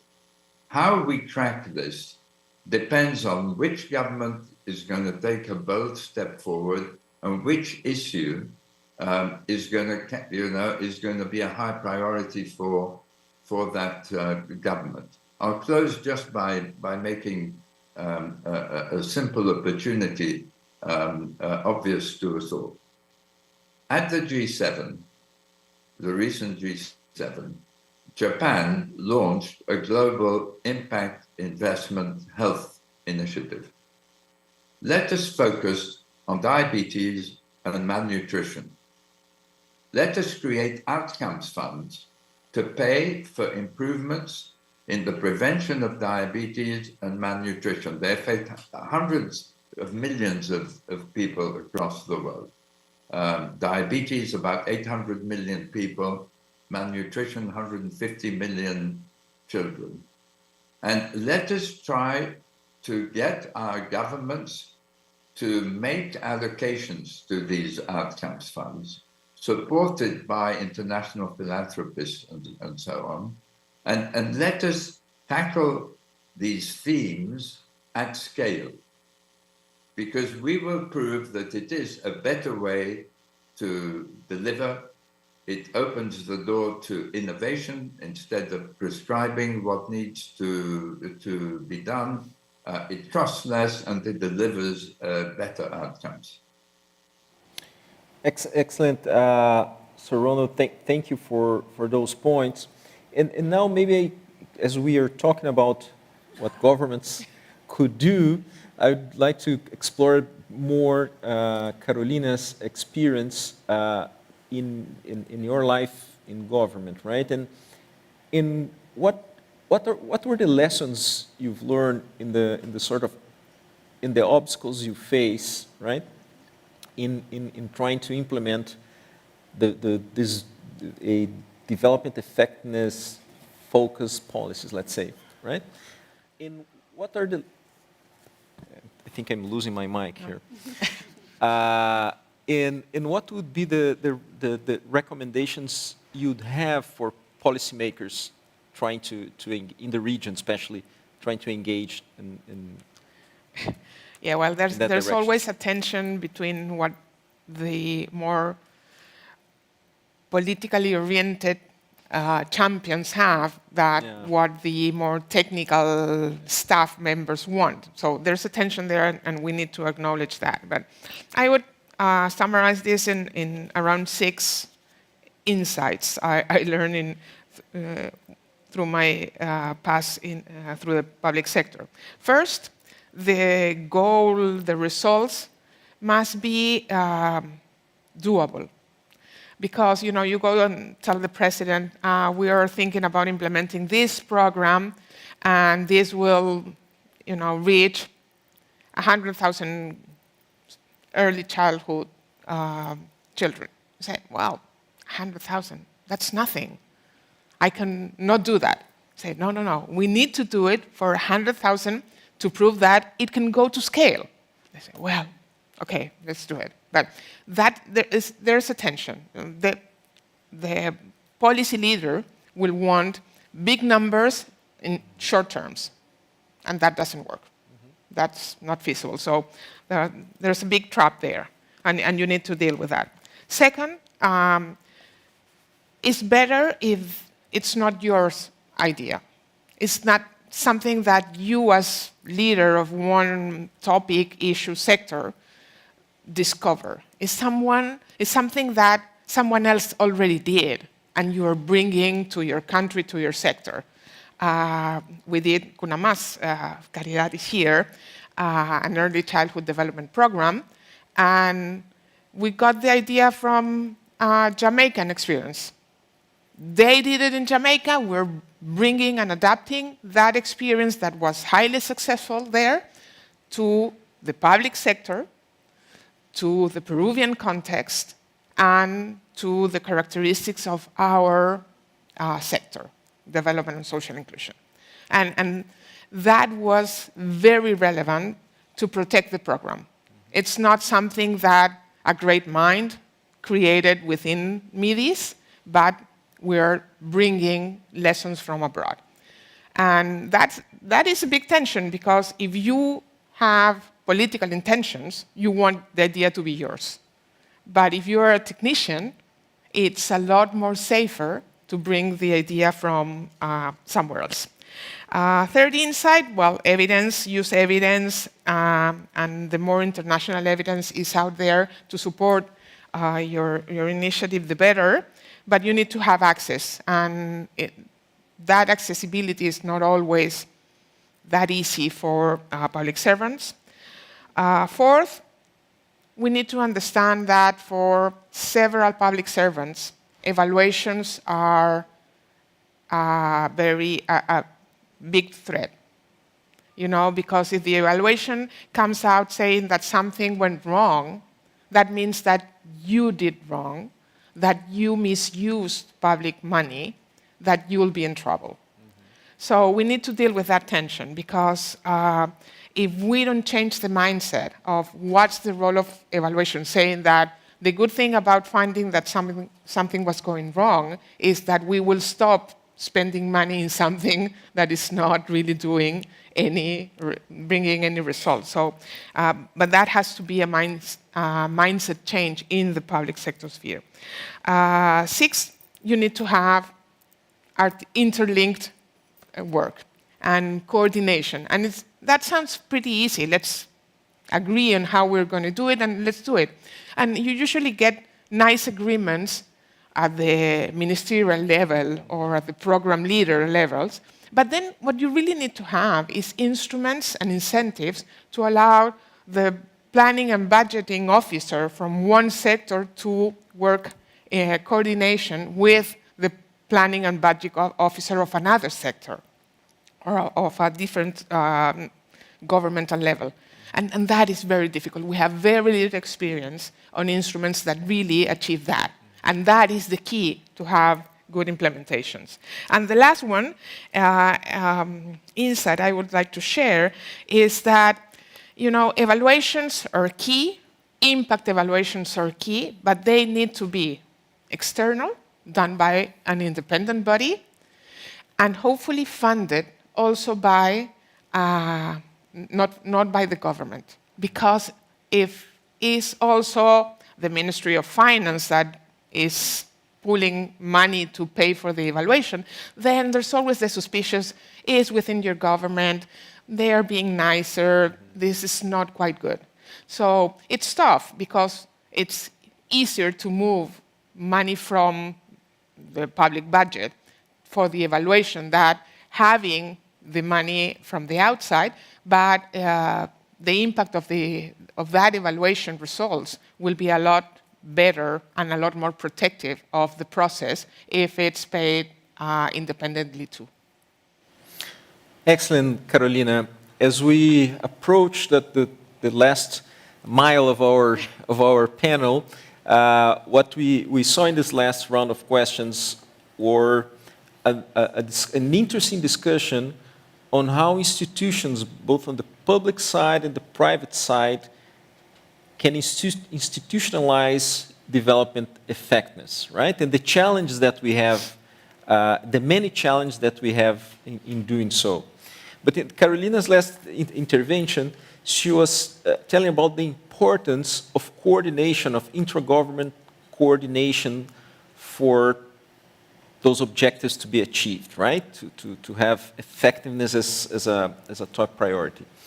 I would expand that and say that this is a mandate and a challenge as well on many different levels, right? It requires coordination between MDBs, it requires coordination between governments and the private sector, and that's what I would like to take this few minutes we have left with our panelists to explore.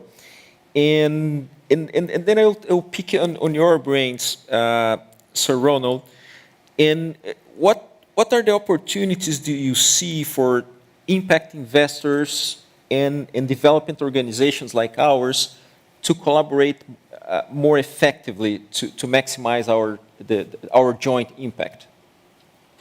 Thank you, Alexander. I think first of all, we have to recognize that there are changes in financial markets which make it easier for us to attract money from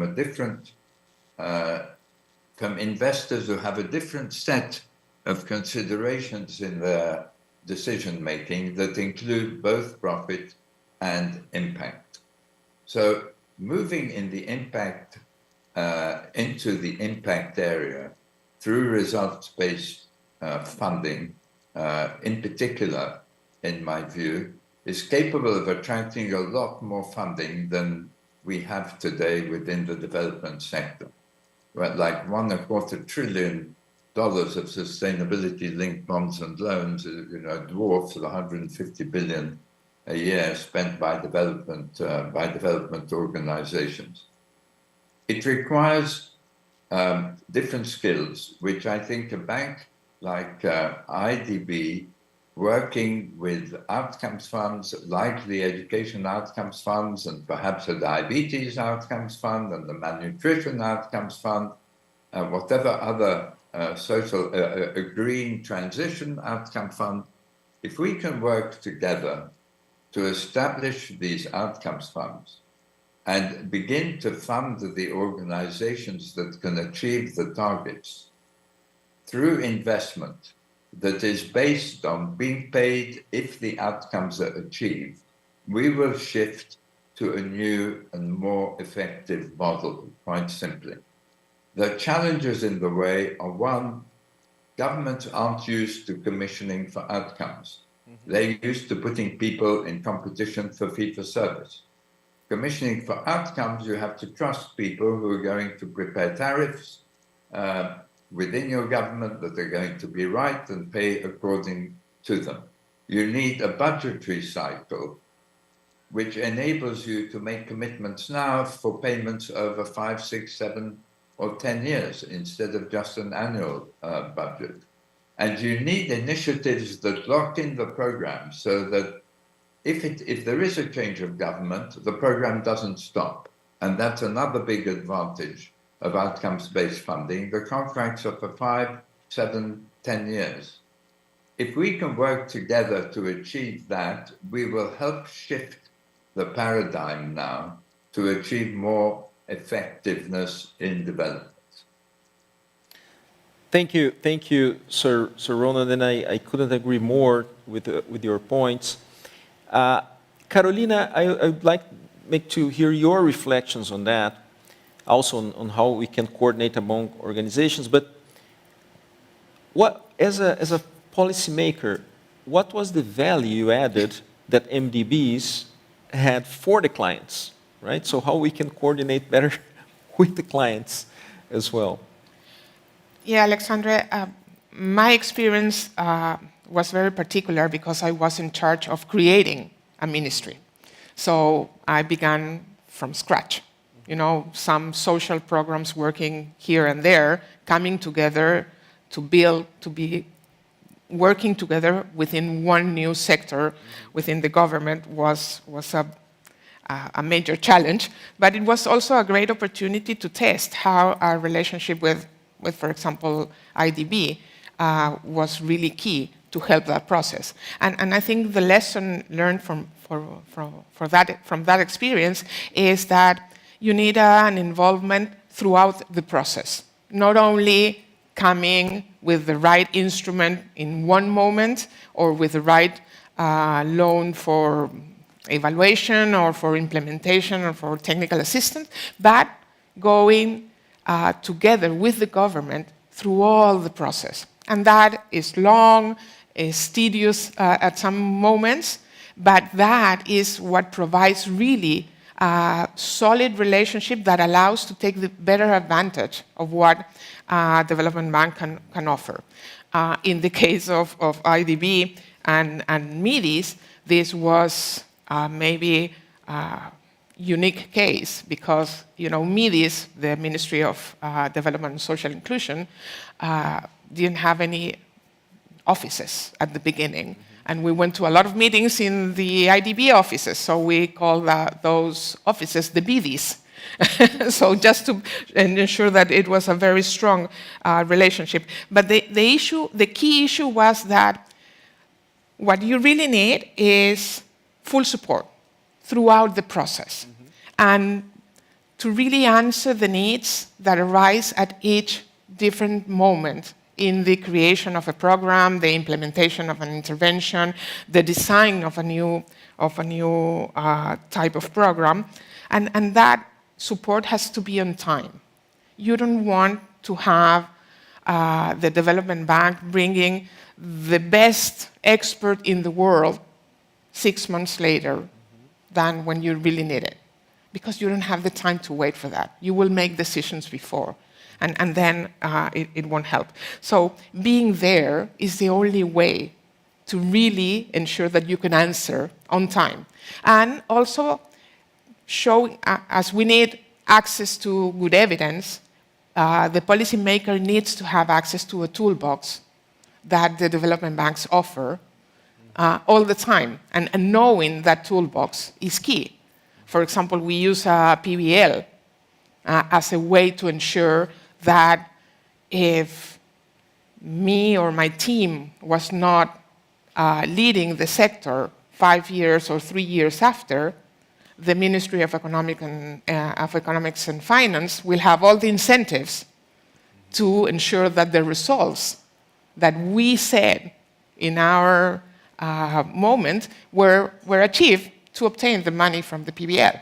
And that was key to get this sense of sustainability. So knowing the instruments, having all this tool set, and having the support throughout the process, timely, is the key. Excellent. Carolina, I appreciate particularly your point on the role of PBLs helping this transition. Marie, it was pretty effective. Yes, I hope that we have board members around and you're listening to that. Marie, we're getting to our last few minutes. What is your recommendations for institutions like ours, you that work with development agencies and several MDBs, to foster this culture of collaboration and learning among ourselves? Yeah, no, thanks. I think that it's interesting because we talk here about using evidence, but there is very little evidence on what works in institutionalizing evidence. And so I think this is one thing that, and as I mentioned earlier, there are a lot of organizations like IDB, FCDO, NORAD, they're all trying out things. It's all slightly different. All the organizations are also slightly different, but there will be some lessons that can be shared and can be learned. But they should also be rigorously evaluated using, the variety of tools that we have at hand. We can do quite rigorous evaluations. And so I think, once we are experimenting in this institutional space, it's incumbent upon us to also evaluate and share those lessons. And so that, I think, is one of the main purposes and objectives of this global evidence commitment that we're launching with President Goldfein and FCDO, NORAD, MCC, and KFW here on Friday. But really sort of, the idea being of holding each other to account, sharing lessons and holding each other to account. I think that's one particularly important area. The other is there is a lot of evidence. There are also a lot of evidence initiatives. And a bit back to what you mentioned, there's a lot of organizations that also do, and funders who actually want to own their own evidence commitments, as opposed to, joining funds in what is already there. So, and at a time with scarce resources, just multiplying initiatives is not necessarily the best way to go. So coordinating some of this, I think, Ronald also talked about some of that kind of coordination. And then I really liked what you mentioned. I think we keep forgetting that development effectiveness actually happens in the countries. It doesn't happen in IDB. It doesn't happen, it's supposed to contribute to it, but where it happens is on the ground in the countries. And so, really, how do we have better conversations and ongoing support and dialogue in the countries, and using that whole toolbox? I fully agree. How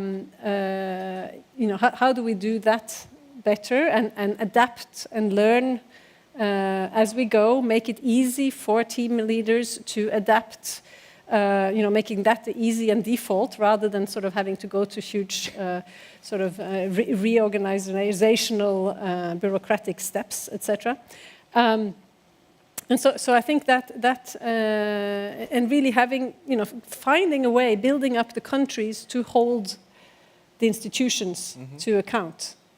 I think that is one of the things that MCC actually has been quite effective at, is actually telling Congress, please hold us to account to this policy commitment. And they got in CGD to do so as well. So really build up your own accountability system. I think is something I would, think should be important. And then, again, back to the incentives. I really think, and Ronald, I think, Reid as well, I think that this is often the hardest part. Every time you want to fix something, you make a new requirement, a new procedure, and it's not alone, it's not going to work. So daring to take some big steps in terms of incentivizing this changed culture, I think will be, and again, learning how to do that among the MDBs, I think I would recommend strongly. Excellent. We are already over time, so I won't be able to do justice to all the richness of the conversation that we had here.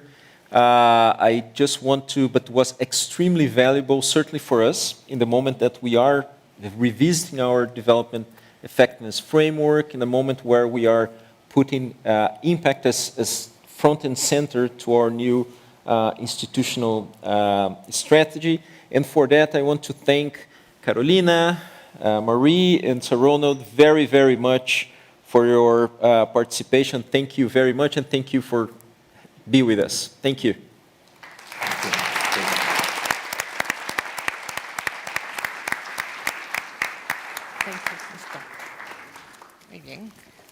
Thank you very much. Let's extend heartfelt thank you for all our esteemed panelists. Thank you very, very much. Your insights have highlighted a crucial aspect of promoting development effectiveness. It's not just about achieving objectives, but rather the harmonious integration of various components, paving the way for genuine, sustainable, and effective progress. Before we continue today, we're going to have a 30-minute break. And I just received a message, because I know many of you here maybe, and they're online, are asking for their credentials. At the end of the day, we have a QR, and you can get them. No worries about it. We have a lot of demand that you'll have your credentials at the end of every single day. Have a light lunch. It's delicious. And I'll see you in 30 minutes here. Same to you.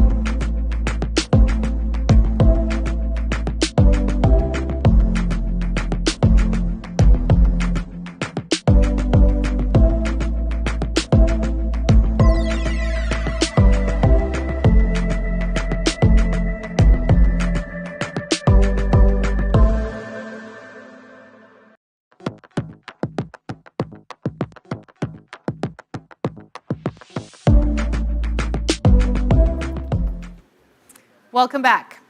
Whether you have been with us since the early hours or are just joining, a warm welcome to you all, and of course to you all here. A very quick reminder that with offering simultaneous interpretation in English, Spanish, and Portuguese, both for our in-person audience and our online viewers. So please select the language that suits you best. And thank you very much for all the audience that we have today connected in Spanish, in English, and in Portuguese. Now that we are more familiar with the concept of impact and explore various mechanisms for promoting development effectiveness, we're poised for the next informative session where we'll delve into the much anticipated topic of constant adaptation, symbiosis between effectiveness, knowledge, and operations. Leading this discussion is our esteemed moderator, Ana Maria Ibáñez Londoño, Vice President of Sectors and Knowledge at the IDB. She'll be joining by a stellar lineup, including Augusto de la Torre, Professor of International and Public Affairs at Columbia University, Eric Parrado, Chief Economist and General Manager of the Research Department at the IDB, Alessandro Maffioli, Managing Director of the Development Effectiveness Division at IDB Invest, and Ariana Legovini, Director of Development Impact, DIME, at the World Bank. Prepare yourself for an engaging session ahead.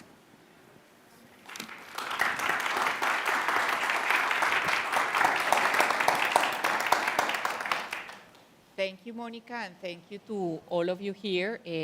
We are very happy to have you and to start the Knowledge Week today. And the purpose of this panel is precisely to talk about knowledge, to talk about the symbiosis between knowledge and operations in our organizations, in the multilateral development organizations. Here at the IDB, we place high value to knowledge. We believe that is one of the value addeds of the bank, and it's something that we can provide to our countries in the region, which is very important. So we have a distinguished panel, and we are going to create some controversy in this panel to have a very productive discussion. And let me start with the first question. As I mentioned, in all the multilaterals, there is much talk about the need to invest in knowledge. And basically what we mention is this is our value added. And our value added consists more on knowledge and less in the low-cost financing we offer and more in the technical solutions that we find. And I would like to ask Ariana if this is true, if really this is our high value added. Because a skeptic could just simply argue that 99% of what governments need to design projects can be found by searching for 3 hours in Google search, now in artificial intelligence tools, or just hiring a couple of consultant experts. And Ariana, I would like to ask you from your point of view and from the point of view of the World Bank, and as a leader of all the efforts to transform the way data and evidence is generated, what do you think about this point of view? Do you think it's true? Well, Ana Maria, thank you. So my first reaction to the general discussions on Google searches and consultants is that, in fact, no, it is not sufficient. And that also that we have a false dichotomy between implementation of policy and knowledge generation. And many times when we hear people discussing these issues, they take knowledge on one side and implementation on the other, and I think that's really a big mistake that we are all making. What I think is that what we need to be very clearly articulating is our vision, our objectives, knowing where we are trying to go, what is our destination, and then find ways of shedding light into the process through which we are going to get there. Why am I saying this? Most of the things that we deal with in development, most of our challenges and goals are complex goals. They involve thousands of interactions between institutions and people and behavior. And this idea that an expert, or Google for that matter, or any expert would have enough foresight to actually being able to throw light on a path from now into the future is just false. It is not possible for any, however brilliant person, to actually determine that path and know what is on that path. And so back to this dichotomy between implementation and knowledge. What I believe is that we have a unique opportunity today to create the capacities within our implementing agencies, within our governments, within also our own institutions, to use what is available to us today as it was never available before, which is a huge amount of digitally generated data and mobile generated data and other sources of data that we can actually use to extract information and value from.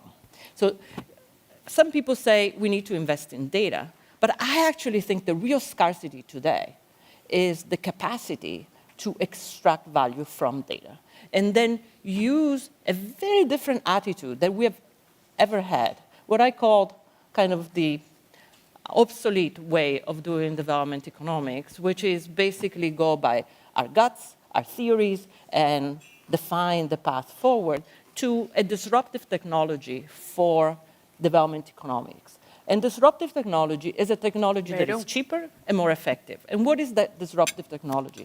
The disruptive technology is a combination of using data in a very intensive fashion, but also use experimentation and an open mind and a lot of flexibility in the way we implement our programs and policies, and figure out which ideas of the many very good ideas people have are working in practice.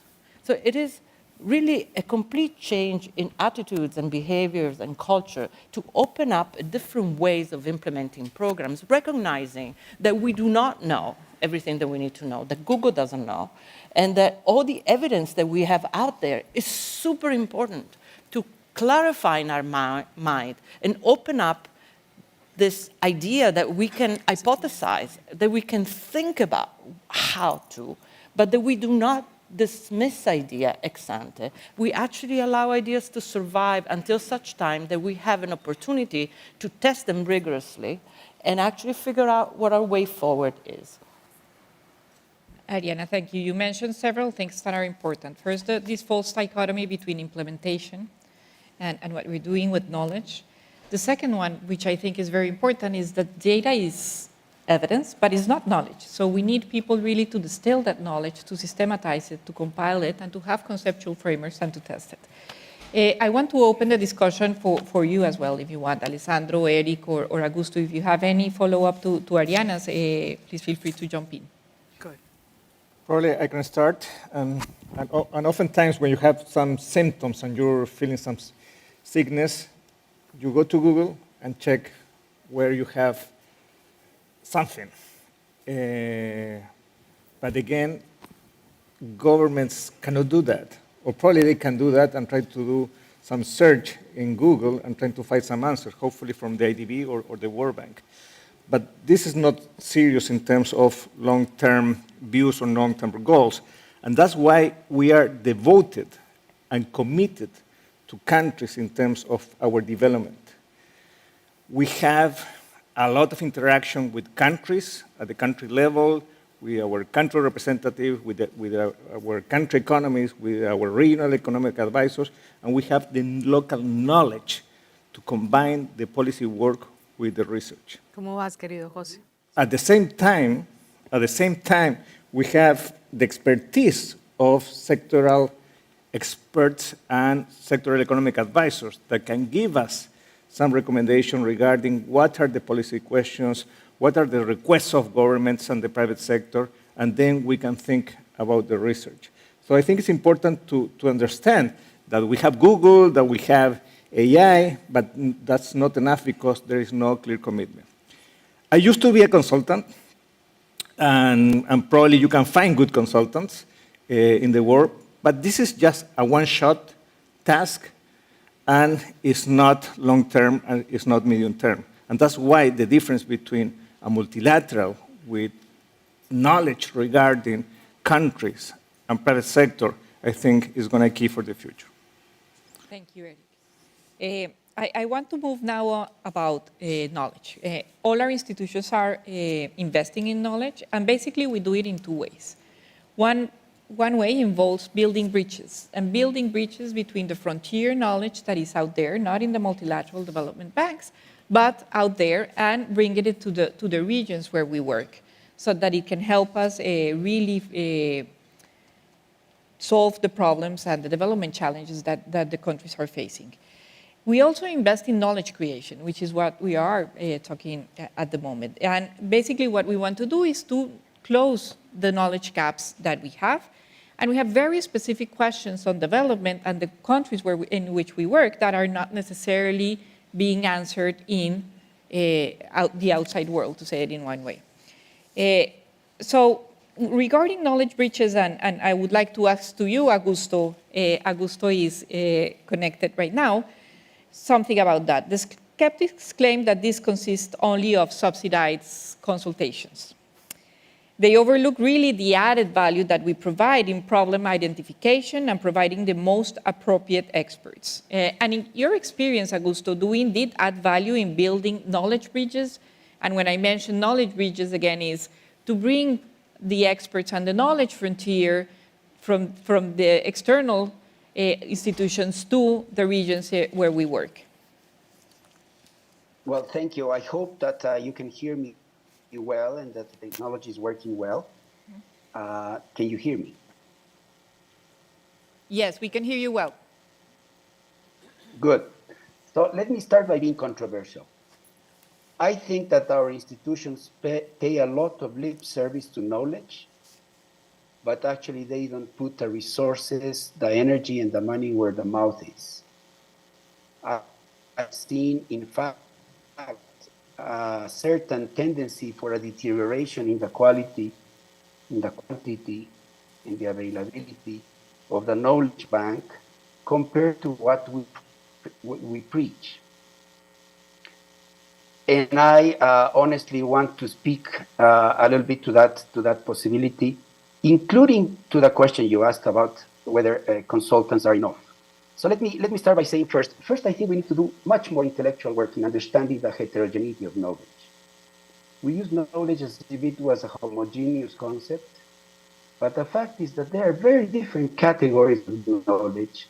Let me mention three that I think to our institutions that are very different in nature, in many respects. First, you have this fundamental research type knowledge, the one that Eric and his team tend to do, which live more in the world of academia, hardcore research, publications, etc., etc. And that's a field that has an integrity in itself, in its own production function, in its own evaluation systems, in its own ambitions. Then there's a type of knowledge that I think in our institutions is super important and kind of undervalued, which I call, well, Bill Maloney and I call in a paper we wrote, we call the practitioner knowledge. That's the knowledge of these people that have a certain know-how on how to get things done. I'm thinking, for instance, the engineer that's an expert on sewer systems, the person that knows how to put together a good electricity network, both in the distribution and in the production and the transmission side, or the bank supervisor. These are practitioners that have an embedded knowledge of a unique kind and that do not necessarily talk to the researcher. They, in fact, have a different type of objecting function, a different way of evaluating themselves, different communities of knowledge, and they don't write research papers, but their knowledge is super important. And then there's perhaps a third type of sphere of knowledge, which I think has to do with policy. Policy is something that has its own integrity. It's a special type of knowledge. It's not necessarily the same as practitioner knowledge, and it is very far sometimes from a tremendous item in this knowledge space. And I don't think we have developed and integrate these spheres of knowledge. So that's the first point I want to make. Second, to do that, you have to have in-house expertise. The idea that our institutions can be just brokering firms for consultants, I think it's a very misguided idea. Even to put together a good consultant team, you need to have inside expertise. To maintain continuity in the policy dialogue with countries, you need to have in-house expertise. And I'm afraid we're losing in-house expertise in certain fundamental fields. We can talk about them. So for me, consulting brokerage is one kind of second derivative of a knowledge bank. And third one, I think we have been invaded by knowledge packagers, what I call knowledge packagers. People that think that knowledge is all about the TikTok or the short video or the tweeting channels. And they take over our institutions. So I feel that our discussion is still not at the right level. It's muddled. It's too generalistic.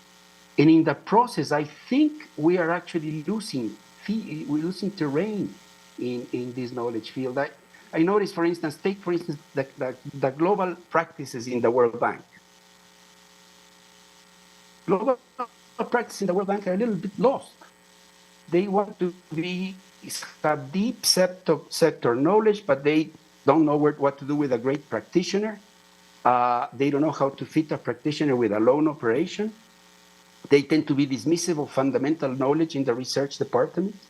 The research department tends to be dismissive of practitioner knowledge or policy knowledge, and we haven't figured out exactly how to bring this together. That's why in the paper that we wrote with Bill Maloney, we spoke of the huge importance in the knowledge bank of what we call the hinges. These are unique people that have embedded knowledge and that can move with certain facility in the three spheres of knowledge. They can talk to the researchers, they know their quirkiness, the way they speak, their concepts, their conferences, their goals. They can talk to the practitioners and bring the best out of them in the policy dialogue. And they have some sense of policy. These are unique personalities that our human resources departments should cater to. But in the end of the day, I think that our institutions are still lending institutions, and they, in that process, are not fully accepting of the value that knowledge brings. And I think we're far from that task. Thank you very much, Augusto, for all your insightful thoughts. I want to just bring two ideas that you mentioned that are important. One is that the multilateral development banks are not consultant brokers, as they are not just generating knowledge, and knowledge per se is not, data per se is not necessarily valuable if somebody is not analyzing and using well that data. And at the same time, we're not also consultant brokers. To do that, to bring the knowledge to the region, we really need to understand what we're doing. And that doesn't happen in a vacuum. The second one that is very important is that we need to work together as a system in which where we integrate what you mentioned is the hinges, and in our case, what we mentioned is the building bridges and the creating knowledge together to work as a whole and as a system. Otherwise, it's not going to work well. I'm going to move now to knowledge generation, Eric. And I want you, as a chief economist of the bank, to talk about a little bit the critique that says that multilaterals are not universities. And the second, investment in knowledge creation should not be a responsibility. What is your take on that? Sure. Probably that's not a critique, it's a fact, and it's good that we are different from universities. The generation of knowledge, the dissemination of knowledge, of course, is quite different from a university. And the main reason are policy. Our research is based on policy questions that governments, that ministries, central banks, the private sector have constantly, and we're trying to help them with research. And that research have policy implications.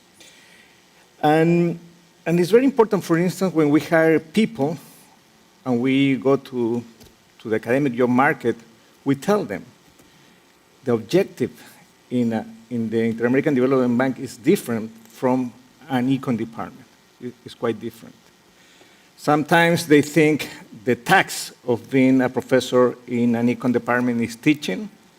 And here I'm saying this is not a tax, but you should like policy because this is the bread and butter of a multilateral like the IDB. And this doesn't mean that you compromise quality in terms of our research.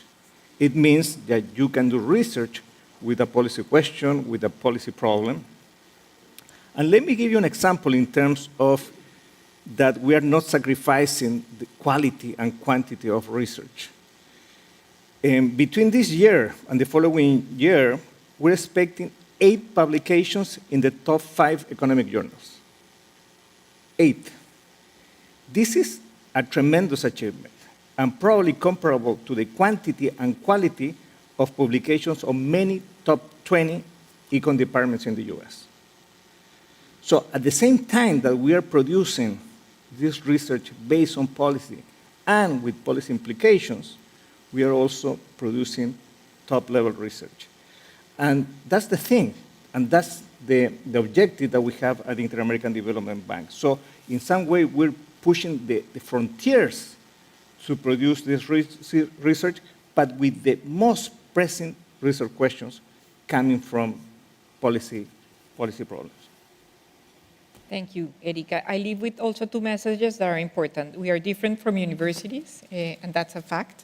And it's because we are focusing on policy, but this doesn't compromise the quality that we have. And you mentioned something that is important, which is knowledge management, including resource management. And I would like to turn now to Alessandro and to Ariana, exactly the same question. And I would like to talk about the challenges in knowledge management, which is something that is more invisible in what we do, but extremely important for our knowledge work to work. And one thing that is important is how to measure the impact of our knowledge investments. What are your thoughts on the impact debate? For example, what impacts should we be estimating? Is it technically feasible to measure impact, or should we just carefully monitor how we invest? And remember that we are talking about knowledge investment, not necessarily impact evaluation. And I think that's important because we are having this debate right now at the bank, at the IDB, on how we are going to measure the impact of the knowledge work that we do. So I'll turn to you, Alessandro, and then Ariana, please. Thank you very much. Thank you for the invitation. This is a great panel. Very happy to be here. And this is the destiny of anybody as the tag of evaluators, because it describes something very complex. It's not only academic, it's not only knowledge production, it's intertwined with operation, and then the question comes, how do you measure this thing? Which is extremely difficult. So I will try to give an ironic attempt to say something in different dimensions I think we should look at. And also, I'm very glad this question is asked in a context where in a way, we're not debating if this is a must-have or nice-to-have, because I sometimes feel also in beginning of the conversation, sometimes there's still this feeling, is this knowledge production and management nice to have for a multilateral, or is something we need to have? And I think that from what I heard in the previous panel here, this is really something that we need to do. So the question is not much should we do it, but how we do it in the most effective way so that we use well our resources.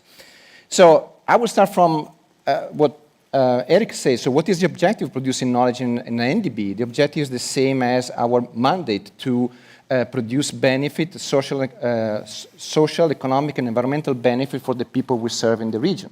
And we do that being an investment bank or a development bank, we do that in the way knowledge also affects the way we finance policy of the government we serve, design and finance policy, or the private sector we interact with finance investment. So in a way, there can be a direct way, but it's always mediated through how we steer decision in allocating resources towards certain interventions. So if that is the end goal, then I ask myself, how do we get there? So the first thing I would say, okay, how do we work on the input? So not only measuring the resources we put into that, but the targeting. Are we using the resources to target the relevant questions? And in the sectors that are important, where there's a deep development gap, and where we either lack evidence or we need evidence to prove that certain type of intervention to tackle those challenges like gender gap. What are the root causes? Is that implicit bias? Is lack of resources? What is that is impeding women to have access to the resources they need to succeed? No? And in fact, Goldin, she won a Nobel Prize because she started asking a very relevant question in an area where there were not much evidence. So the first thing I would say, let's try to measure and be careful in how we target and make sure that these resources are aligned with strategic priority and that become a little bit endogenous, because who defines this priority? How do we know what something is important? That comes from researcher well. And I think that also the interaction with academia and IDBs and people on the ground, policymaker is super important. Then another level is knowledge leads to some sort of knowledge product. And here we just say that this, Augusto said, it's not all formalized. There is implicit, there is knowledge implicitly embedded in the people, knowledge, things that they know. But at least the thing that we then use for decision, and going back to Eric's point, they need to ensure some quality. So I think the worst thing we can do is to make a decision on piece of knowledge that's not rigorous in the way it's defined, analyzed, and produced. And this is very dangerous because, of course, in previous panel was discussed, all the incentive that float around when decisions need to be taken, decision makers don't like to be told, this didn't work very well, so they're going to look for evidence to try to support the decision they made.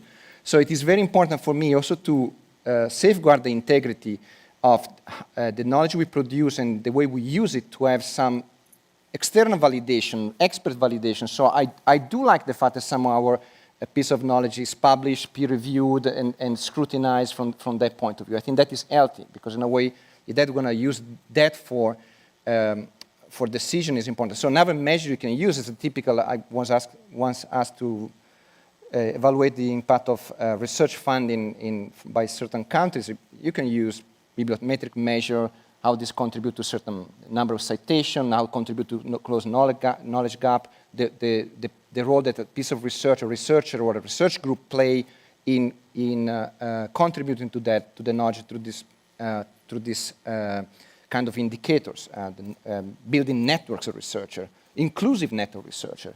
Are we, through our research, making maybe more women be included in research in Latin America and Caribbean? It's something that we are achieving through the publication we are producing.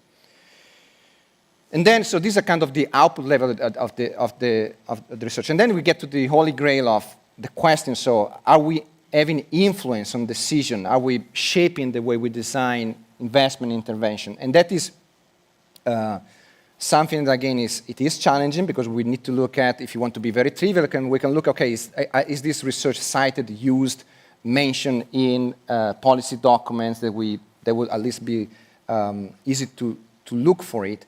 But we need probably more than that. We need to really start to evaluate also how people act on knowledge, how they use it, how they make decisions, the type of conversation they have in the way they make decisions.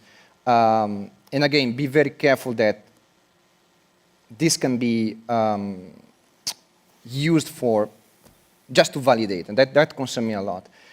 And one thing I think is super important was discussed this morning is also how timely is knowledge being produced. I feel that if we need to start to measure ourselves also in terms of, is this the evidence, and the evidence available, or the needed research available for decision maker at the right time? So when they start designing a project, even if it's not maybe rigorous in its own term, maybe it's not a full-fledged impact evaluation, randomized control trial, but something that help in a timely manner with all the clear statement of what is this quality to make decisions. Finally, the final proof, okay, we make decision, we decide to scale up something because we have a piece of knowledge, we decide to expand something with a piece of knowledge. Is that thing working? Is that investment really working, producing the impact we want? And we go back to the original objective. This is an integral part of the way we deliver social, economic, and environmental benefits to the people in Latin America and Caribbean. So we need to go back and say, okay, we inform our policy-making design, our investment strategy, our selection of clients and projects. Through this knowledge, did we achieve better results in time and higher impact? I will stop here. Thank you, Alessandro. So I live with many dimensions that you mentioned about what we should maybe try to measure when we are measuring the impact of our knowledge. It's external validation, timeliness, which is something that is important, relevance, external validation, quality, and the last one is influence on decision-making, which is very difficult to measure. When we're talking about academic work, we can measure that more easily. But when we are doing the policy knowledge that we do, as Eric mentioned, maybe it's much more difficult to measure how we have influence on decisions. I turn now to Ariana to answer the same question from your point of view, Ariana. Well, Ana Maria, you asked for a little controversy, so perhaps we can start with a little controversial point, which is a basic point that often we cannot measure the impact of knowledge products. We can look at trends and kind of try and understand influence, but kind of assigning causality for a knowledge product is often difficult. There are exceptions, however. So I'm going to start with 2009, the first countrywide randomized controlled trial on malaria and the distribution of medicines to facilities. This was the case of the Zambia. And because we randomly assigned different way of distributing medicines across the country, we actually had causal evidence on the existing distribution system versus two alternative systems. And we know with causal evidence that during the trial alone, we saved 4,000 children. Not during the scale-up, just during the trial. Now, multi-arm randomized controlled trials allow you a freedom that you don't often have in any other knowledge product, which is actually to see the effectiveness of the status quo versus the effectiveness of the innovation, and actually assign causality regarding the value of the knowledge you generate. Now, when you track whether or not that information is then incorporated into policy, you can make quite interesting conclusions about the value of your knowledge. But let me backtrack a bit and say this. Do we expect that last mile of influence, yes or no?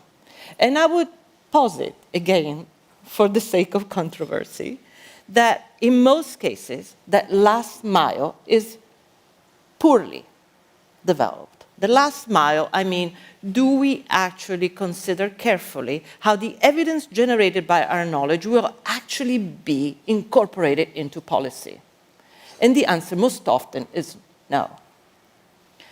And I will posit that knowledge product, even identical papers or identical findings, may have completely and widely different impacts on the bottom line. And the bottom line is the effectiveness of the policies and programs we're trying to influence. And so the question is, what makes the difference? To me, the difference is made not by the outcome of that research, but by the process through which that research was generated and that knowledge was put into practice. And what is that? For me, from when I started this group, more than 15 years ago now, the idea was we don't want to generate knowledge for others. We want to create capacities in government to co-generate knowledge, providing all of our support to a process through which governments agree and embrace, in fact, embrace the process of generating evidence that is homegrown and informs their decisions. They are in the driving seat of defining what knowledge we generate with them, are asked to participate from the very beginning, not at the end of a process, but from the very beginning, and put their effort and even their resources to change the way they implement their programs so that they can develop knowledge that is theirs to apply to their own context. Now, this local knowledge, of course, has huge spillovers and obviously helps us build a global knowledge agenda. But now, how do we use that global knowledge? Do we just throw it down the throat of other countries? And I think the answer is no. We use it to stimulate and interest people to think about solutions that others have found for themselves, and then push them to think for themselves. What is the things that they need to find out within their context to actually advance the policy agenda? Now, what is the impact of knowledge then? Well, if we engage in the right process, and if we worry about that last mile, then the impact of knowledge would be incredible. Now, I will close by saying that we need to worry about that quality of that knowledge. And not all knowledge is equal under the sun.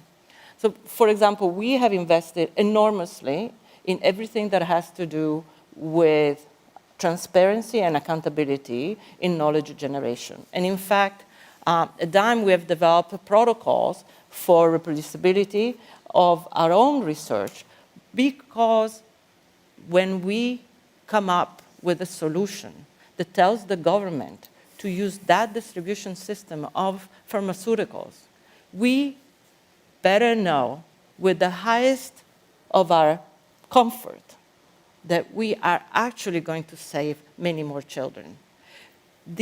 I've been known to say that bad evaluation is worse than no evaluation at all, because it gives us the wrong comfort that we're actually taking right decisions when we have very little basis.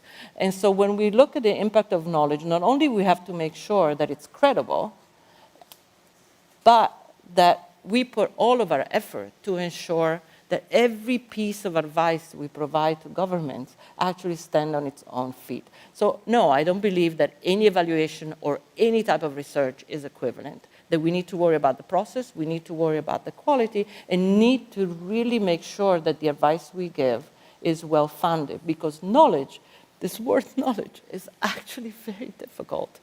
Do we actually ever know anything with 100% certainty? And mostly the answer is no.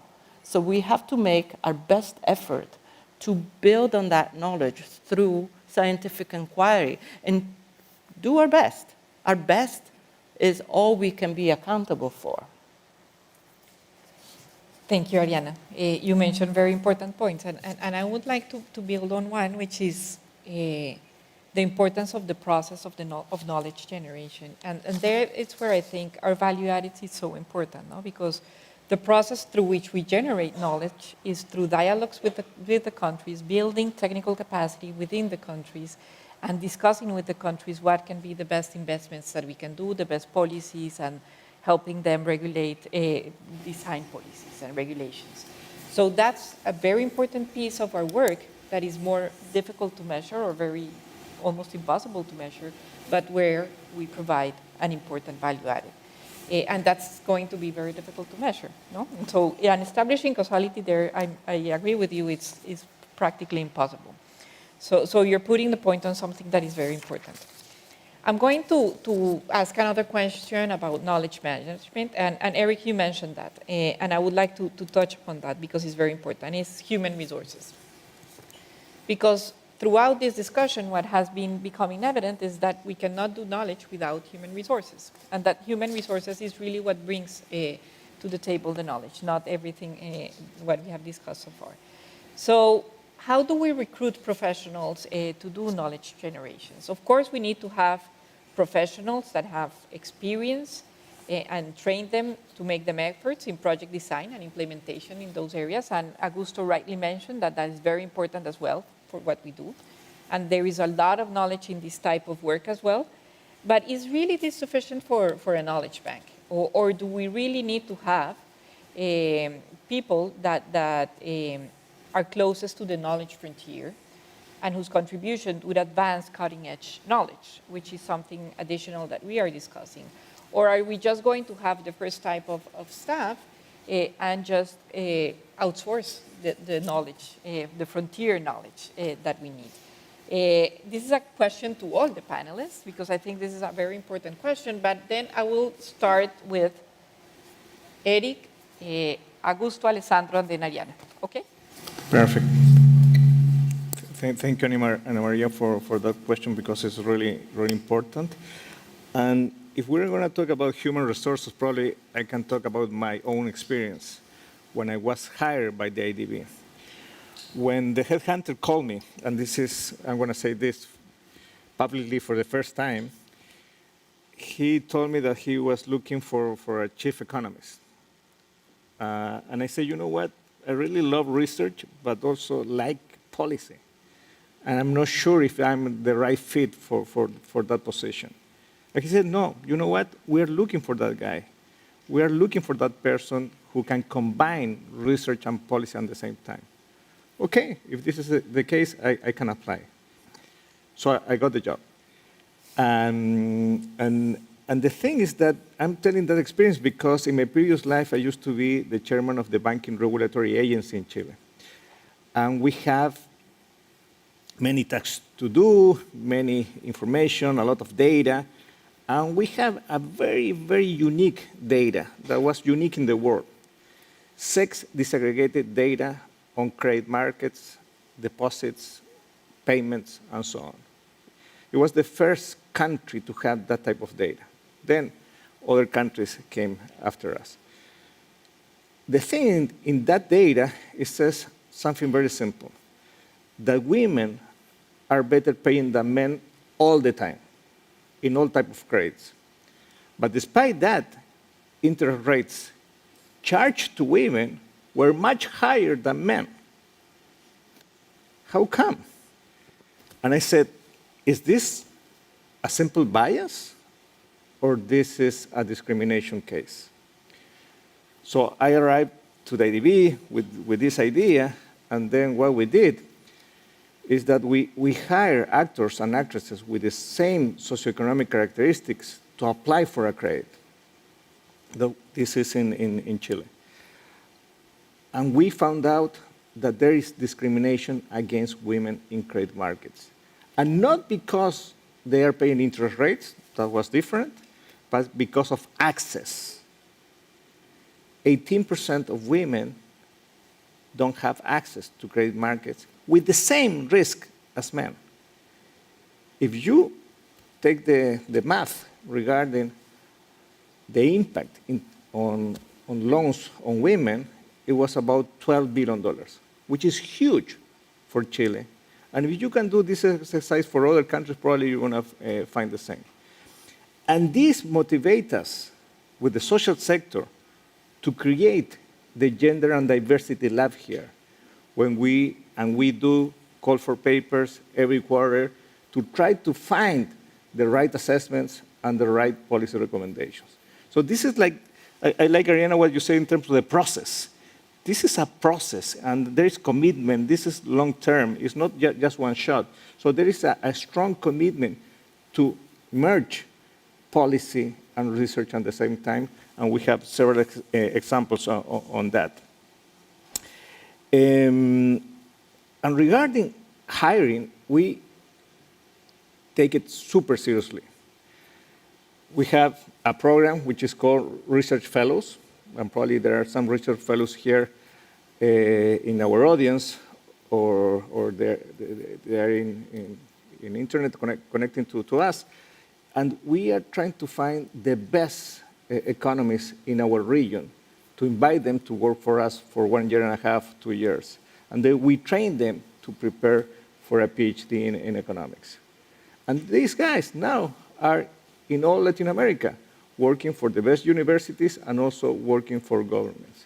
So in that sense, there is a virtuous circle in terms of the training and the hiring process.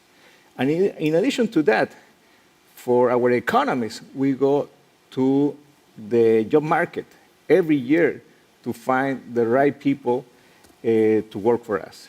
And again, there is a clear commitment in terms of being serious doing research, but at the same time, these people love doing policy at the same time. So we're trying to find the right balance between research and policy again. Perfect. I then now turn to Augusto, Alessandro, and Ariana. The same question. Well, thank you. So I think your question was focused on human resources, and so I'll save some ideas for later on. But on human resources, my sense is that we need a little bit of tweaking in our systems now. Knowledge requires a balance between specialization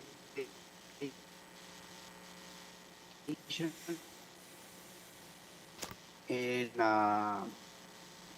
versatility. Augusto, we are not hearing you well. Oh, I'm sorry. Can you hear me now? Yes, Hello? now yes.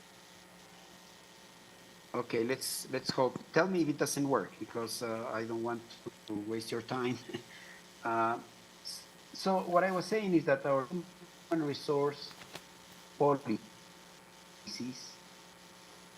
need to be tweaked to take into account the balance that we need to strike between specialization and versatility. Our institutions have moved to a very rigorous and almost automatic mobility system, which I think may be not providing sufficient attention to this balance. Some people have to move because we want versatile people, kind of people that can do everything. And we may want to have a fine-tune our human resource policies to just understand that some people are good at some specialization, then they may want to have a career without much mobility by staying there. Specialization geographically, specialization in content side. And I think that our human resources need to have more systems of rewards for the knowledge actors. I think we're still tilted in favor of rewarding more heavily the loan officers, project managers, the people that lend up the rewards, the recognition that we have for different types of knowledges. I have sometimes the feeling that, particularly that the strong practitioner knowledge which is very strong in our institutions, doesn't give sufficient recognition and attention. So I think human resources, in terms of motivating, developing our resources, need to some tweaking. And finally, I want to repeat what I said before. The hinges are particularly important. These are characters, like Eric or like Ariana, that can move in more than one knowledge community comfortably. And these are very valuable type resources in our institutions. They are not trained in universities. Augusto, I'm sorry, we are losing you again. Be able to. I'm sorry, I just, do you want me to stop here now? Maybe continue. Because we are losing you? No, go ahead. We will tell you if it's not working. I was just finishing with a thought that our human resources department I'm repeating, should cultivate what I call the hinges. These people like Eric or like Ariane that move comfortably in more than one knowledge community, practitioner, policymaker, researcher, and can bring the institution together to get all the externalities and good features of knowledge. The reason why we're talking about the difficulty in measuring, the difficulty in following, it's because it is a field full of externalities. And as everything with externalities, it's hard to see. The influences come in many, many, many ways. Thank you very much. Now, Alessandro and then Ariana. Thank you. No, thinking about this question, the word come up to me is team.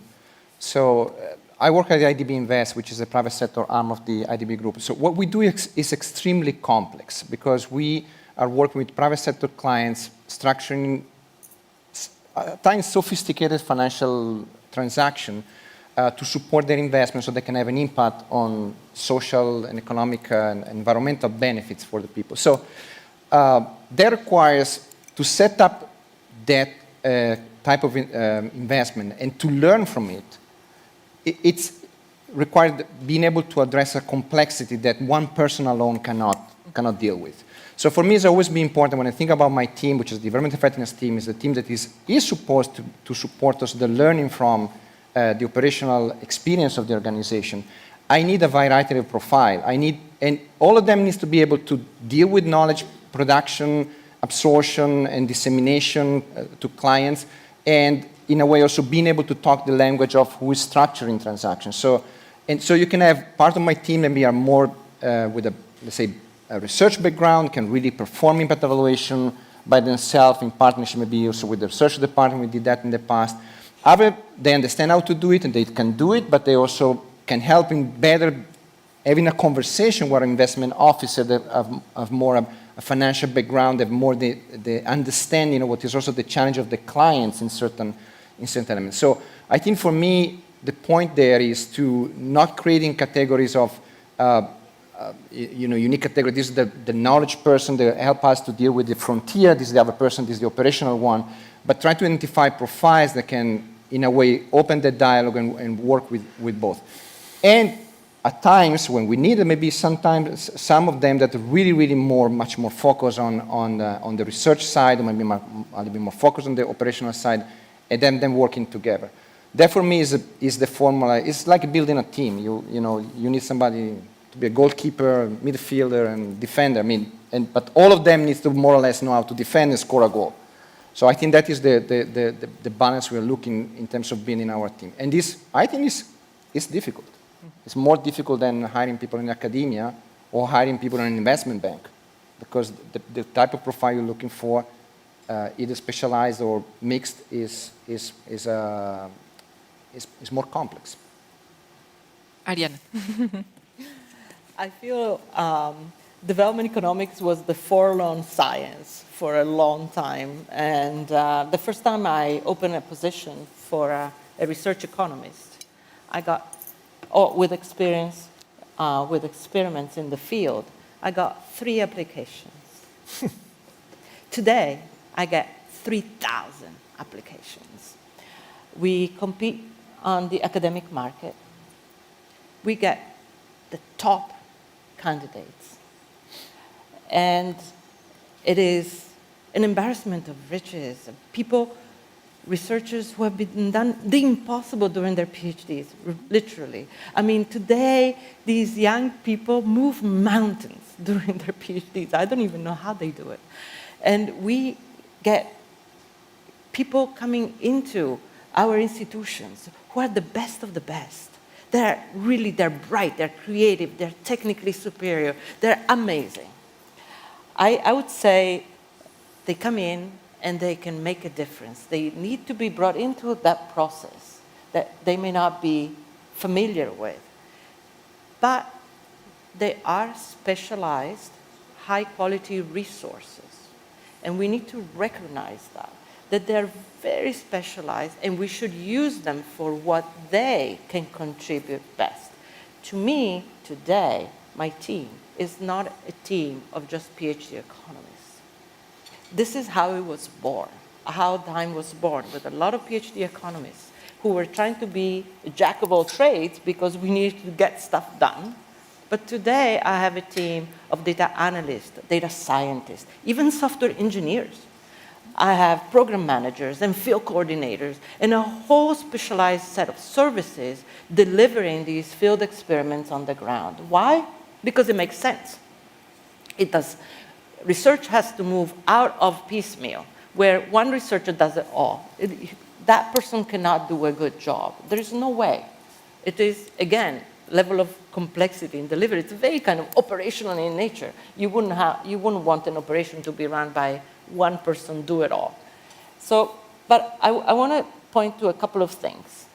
The first is that when we go to the market, we don't find all the people that we want, because we have an intake into a PhD programs that is kind of by definition elitist. Not everybody makes it to the best universities. And so the question is, we as institutions, we are actually not price takers, we're price givers, meaning that we have an opportunity and a responsibility to make a difference on how academia works and the intake of students, high potential students. And so I like the fellowships. We have fellowships that are awarded on the basis of merit, but to people who need that helping hand to create the connections and the research experience to then apply to PhD programs or even have better jobs afterwards, that there is a process through which we need to think together how to shift that market in the direction of people who have really high potential can become the best of the best if they just get a helping hand and a way of moving forward. So this is really, really relevant. And it's relevant for women, it's relevant for minorities, it's relevant for different parts of the world where the top universities are not at their fingertips. And so we need to work together to actually transform the way this profession grows. Why? Because the experience of all these people, it is not just equity, but it's also for good purpose to bring in different ways of thinking and different ways of researching and different experiences from different parts of the world for us to really be as good as we want to be in development economics. Thank you very much, Ariana. We have 4 minutes and a half, so I'm going to ask a question, 1 minute response, okay? What do you think we should do differently in our institutions to really improve this symbiosis between knowledge and project implementation? Just one thing, each of you, 1 minute, and then I close. Let's start with Eric, and then we finish with Ariana. Okay, the list is long. No, but just 1 minute. Yes, but I'm going to choose one because there are incentives, evaluations, but probably one of the most important one is collaboration. I think this is important to have good relationships with other departments, for instance, within the Inter-American Development Bank. And so far, it has worked very, very good. We have, for instance, our flagship, which is the Development in the Americas. And we have produced really, really good research on several topics, including infrastructure, trade, trust, debt. But one of the most, I would say, exemplary books that we have produced is the one on inefficiency of public spending, or efficiency of public spending. In that research, we found out that 4.4% of GDP is inefficient in terms of public spending in our region. But this was a joint collaboration with the fiscal sector division of our bank. And the collaboration was impactful in terms of research, but more importantly, was impactful in terms of our operations. We influenced 26 operations in 15 countries with a lending power of almost $6 billion. So this is just a perfect example of collaboration and how you can integrate research and policy and operations at the same time.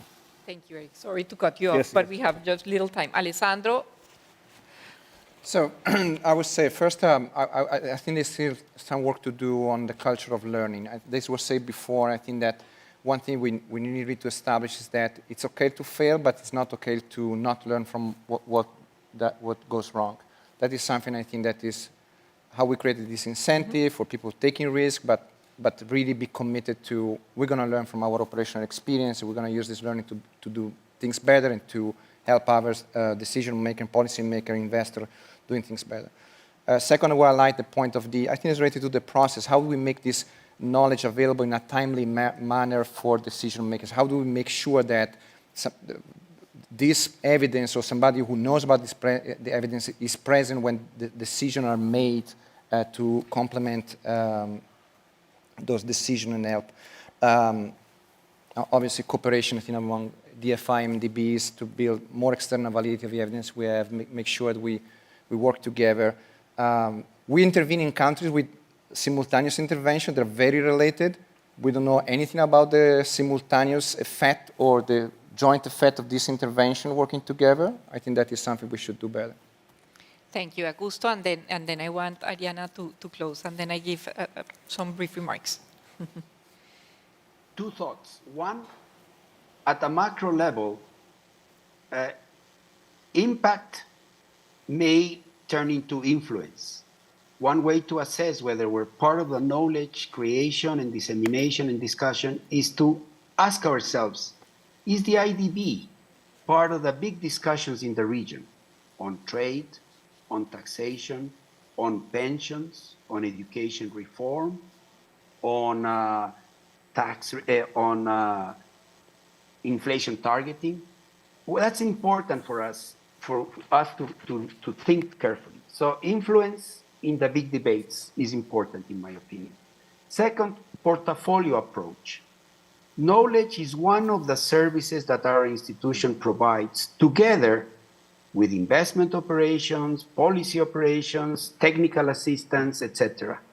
We need to look at the joint effect of a portfolio approach in our country to see whether we're getting right the synergies. The best stories I have heard from countries are when they tell us that particular World Bank intervention or IDB intervention that included alone technical assistance and continuous policy dialogue was the best. Look at the joint effect of portfolio effect of our services. Thank you. Ariana. So first I should say I'm pretty much in heaven right now. My president has not just struck a deal with the IDB for a strong collaboration. It has also clarified our path forward in terms of destination, a world free of poverty on a livable planet. And this is the first time in our history which the World Bank has committed to its governors to include impact evaluation systematically in all of its global challenge programs. This is a unique opportunity, and also put resources behind it. Because we forget sometimes that knowledge is not financed by any means close to how we finance our operations, with many fewer zeros, I would say. But this is a huge opportunity. Global challenge programs will involve not only the World Bank, but the IFC and MIGA in the delivery of something that goes beyond anyone's dream, to be able to address challenges that are of global nature. And again, global challenges that are complex and difficult to achieve. And the way we are going to be working with these global programs is by rationalizing preparation, through batch preparation of projects, thinking together, multi-country, multi-phase, having an iterative strategy embedded into those programs to learn together and much faster how to get better at what we do. I think this is a nice recipe. I don't want to add right now to it, but I look forward to working with the IDB on this and with many others, because global challenges are global and very, very difficult for us to tackle, and we need to work together to get really better at this. Thank you, Ariana. Indeed, we need to work together, and hopefully we continue working with the World Bank and with a strong collaboration. Now I would like to close. I think this panel leaves many important messages. Knowledge is not something abstract, as you have seen in the panel. It's something very tangible and very important that our institutions provide, and it's our value added. The process through which we do knowledge is important as well, and this leaves capacity in our countries and helps our countries make better decisions, the countries that we serve. Human resources are at the core of what we do, and it's complex profiles. It's not the traditional research academic profiles, but we need a wide array of profiles to do knowledge and to put it to the hands of our countries, and we need recognition, we need incentives, and we need training to really make a difference, as Ariana said. So thank you very much, all of you, for a great panel, and thank you very much for the panelists for a great and rich discussion.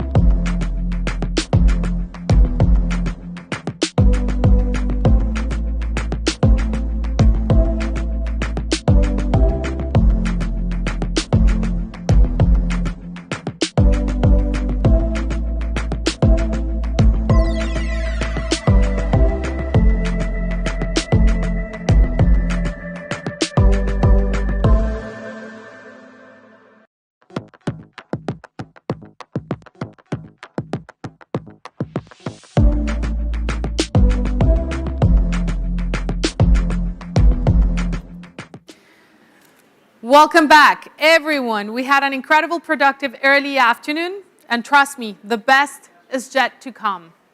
Special thanks to our viewers online that have been connected with us through all the day. In this session, we have the pleasure of being led by Carlos Escartesini, leader of the Development Research Group of the Behavioral Economics Groups at the IDB. He will be taking us on an in-depth exploration of rigorous research and the compelling incentives that drive impactful knowledge creation.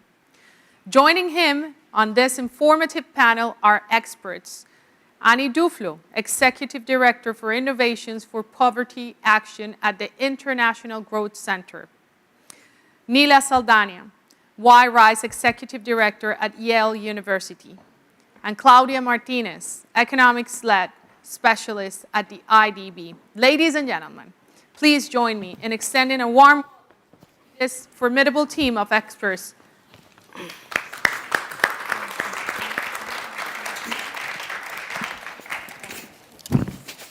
Okay, thank you. Thanks a lot for the introduction. Thanks a lot for all of you to be here. Everybody who is online, it's a tremendous pleasure for me to be sitting here, with this very successful group of professionals, and I'm sure that we are going to have a very interesting session. We are continuing with the topic of the day, which has been development effectiveness, how we make sure that countries can implement the best public policies out there, and how can we, from the development community, make sure that that the policies are well implemented, are well designed, and well evaluated, and that's going to be part of the event today. So, you heard a little bit of introduction. Let me give you just two more details, that probably will be important for the session. Starting with Annie, I was surprised that the Wall Street Journal said, on a headline, activist Annie Duflo uses data and incentives to fight global poverty. I'm sure about everything else. I'm not sure about the activist part, but that's something that you can tell us. One interesting fact about Nila among the many is that, unlike many of us, she didn't start as an economist. No, she went through the route of business schools and multinational corporations, etc., to join us here today, which is a fantastic journey. I'm sure that is going to influence some of the things that we are going to be talking today. And then, Claudia, we were just talking that, we poached her from the region, and unfortunately we are part of the brain drain from the region, but it's great having her here because of her experience doing research, and particularly, she's currently the president of the Chilean Society of Economics. I'm sure that, some of the things that we talk today, you may bring also to Chile and try to influence academics over there.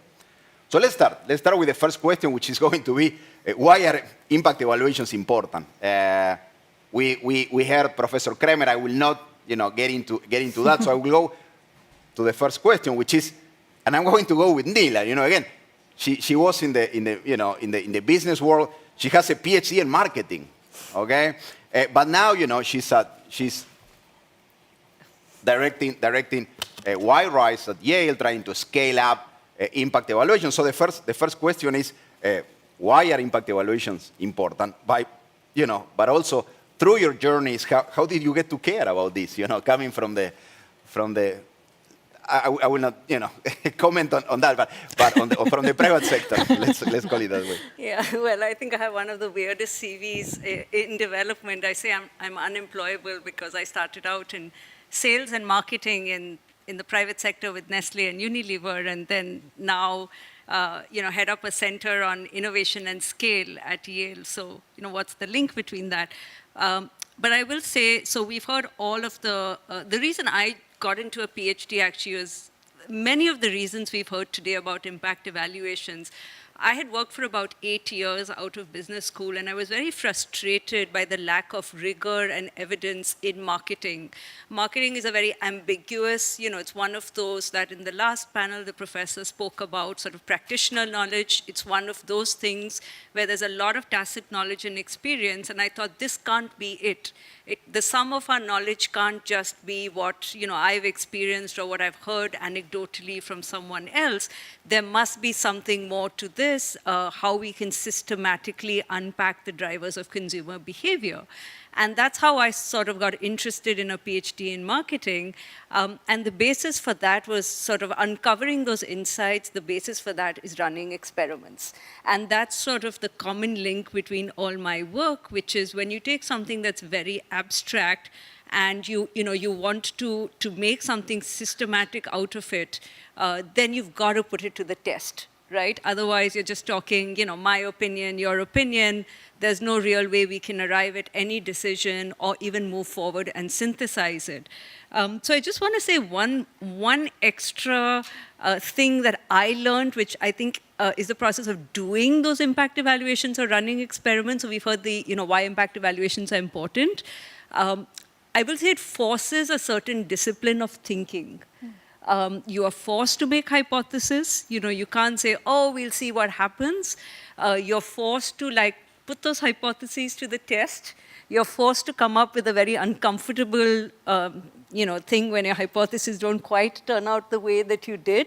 But that forces you to think about, we are all optimistic. We don't want to say, oh, we just failed. We want to say, okay, what happened that we can avoid this in future? So it really forces learning, I think. And I find it very hard now to see that there would be a field of learning and knowledge generation in which some sort of impact evaluation is not an integral part of it. So that, whether it's marketing, if you want to be a better marketer, and Google runs like 10,000 A/B tests, Booking.com runs 25,000 in a year. It's hard in this world now to be effective if you're not doing some sort of, whether it's A/B testing, whether it's field experiments, whether it's other forms of impact evaluation, just doing that. Thank you, thank you. And we are going to go back to this issue of Google and the tech companies, because I think it's a fascinating challenge for us. But talking about doing impact evaluations, clearly IPA is a big player in this in this field. So if you could tell us why do you think it's important? What is IPA doing for reducing global poverty? And if you have any interesting examples for this audience. Great.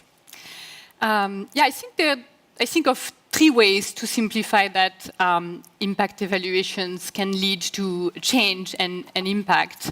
And maybe I'll give you an example of each, in lieu of talking about what IP is doing.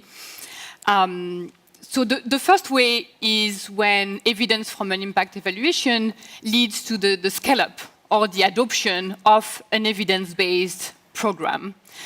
So one example that I was personally involved in, more than 10 years ago, I started working with the Ministry of Education in Ghana to adapt and test, in this new context, evidence from India about the impact of targeting instruction at the child's level. So it's the idea of using teacher assistants or teachers to ensure that the children who lag behind can catch up. Long story short, the evaluation showed positive results. The approach is now being scaled in Ghana to 10,000 schools. It was integrated into their framework and budgeted for as part of a fund that's funded by the World Bank. Now, this was not a straight line, right? This was a long, over 10-year iterative process where IPA, together with the Ministry of Education, engaged in a research and technical assistance partnership. So that's one pathway. Another pathway for evidence to lead to change is when evidence informs the development of policies.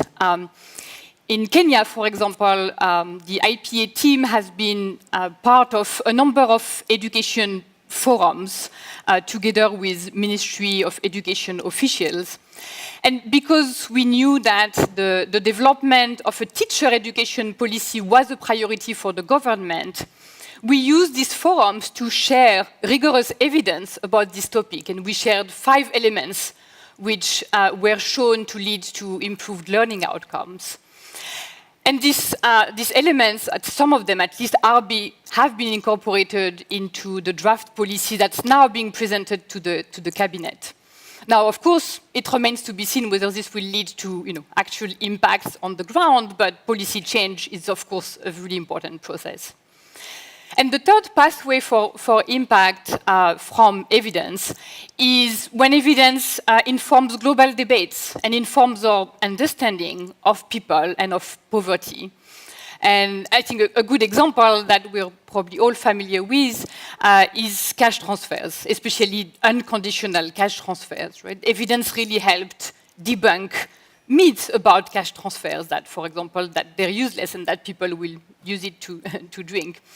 And this evidence, in turn, has then led to millions of philanthropic dollars and government resources targeted to this kind of programs, which were really important during COVID in particular. Thank you. Thanks a lot, Annie. So we clearly, I will move to the next topic, because we clearly, have, learned enough to know that, impact evaluations are important.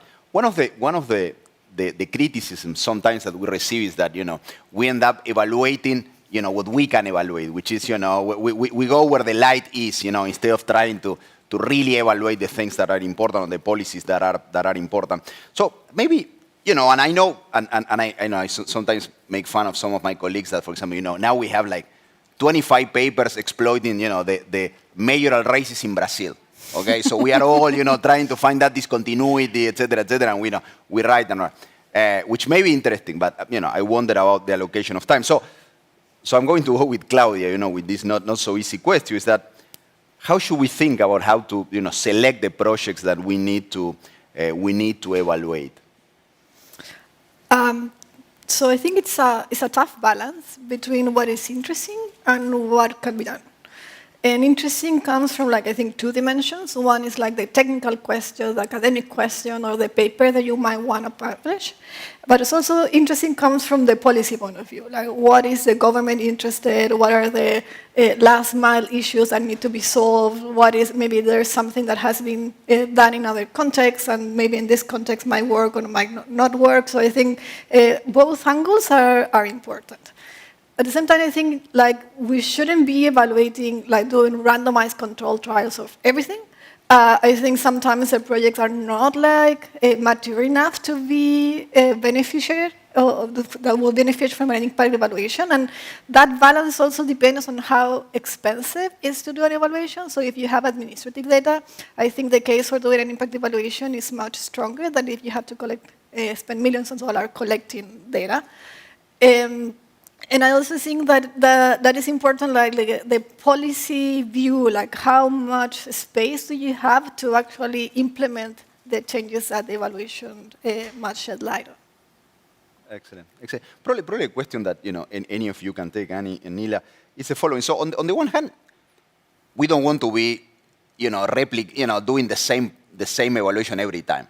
No, it's when do we stop? On the other hand, we need to replicate. And we need to invest more in replication. So how do we manage that trade-off, between so, for example, conditional cash transfers. There are plenty of evaluations of conditional cash transfers. So on the one hand, when do we stop? And on the other hand, should we keep doing it? So, we make sure, that the results that we are getting from some of these evaluations are valid, and have external validity all across the world. I don't know if any of you want to take any of this. I mean, I think it comes down to what Claudia said about the value of the information, right? And the value of that. And, when I was a manager in the private sector, I'd go to my director and say, we want to run a survey. And they would be, is this need to know, necessary to know information, or nice to know information?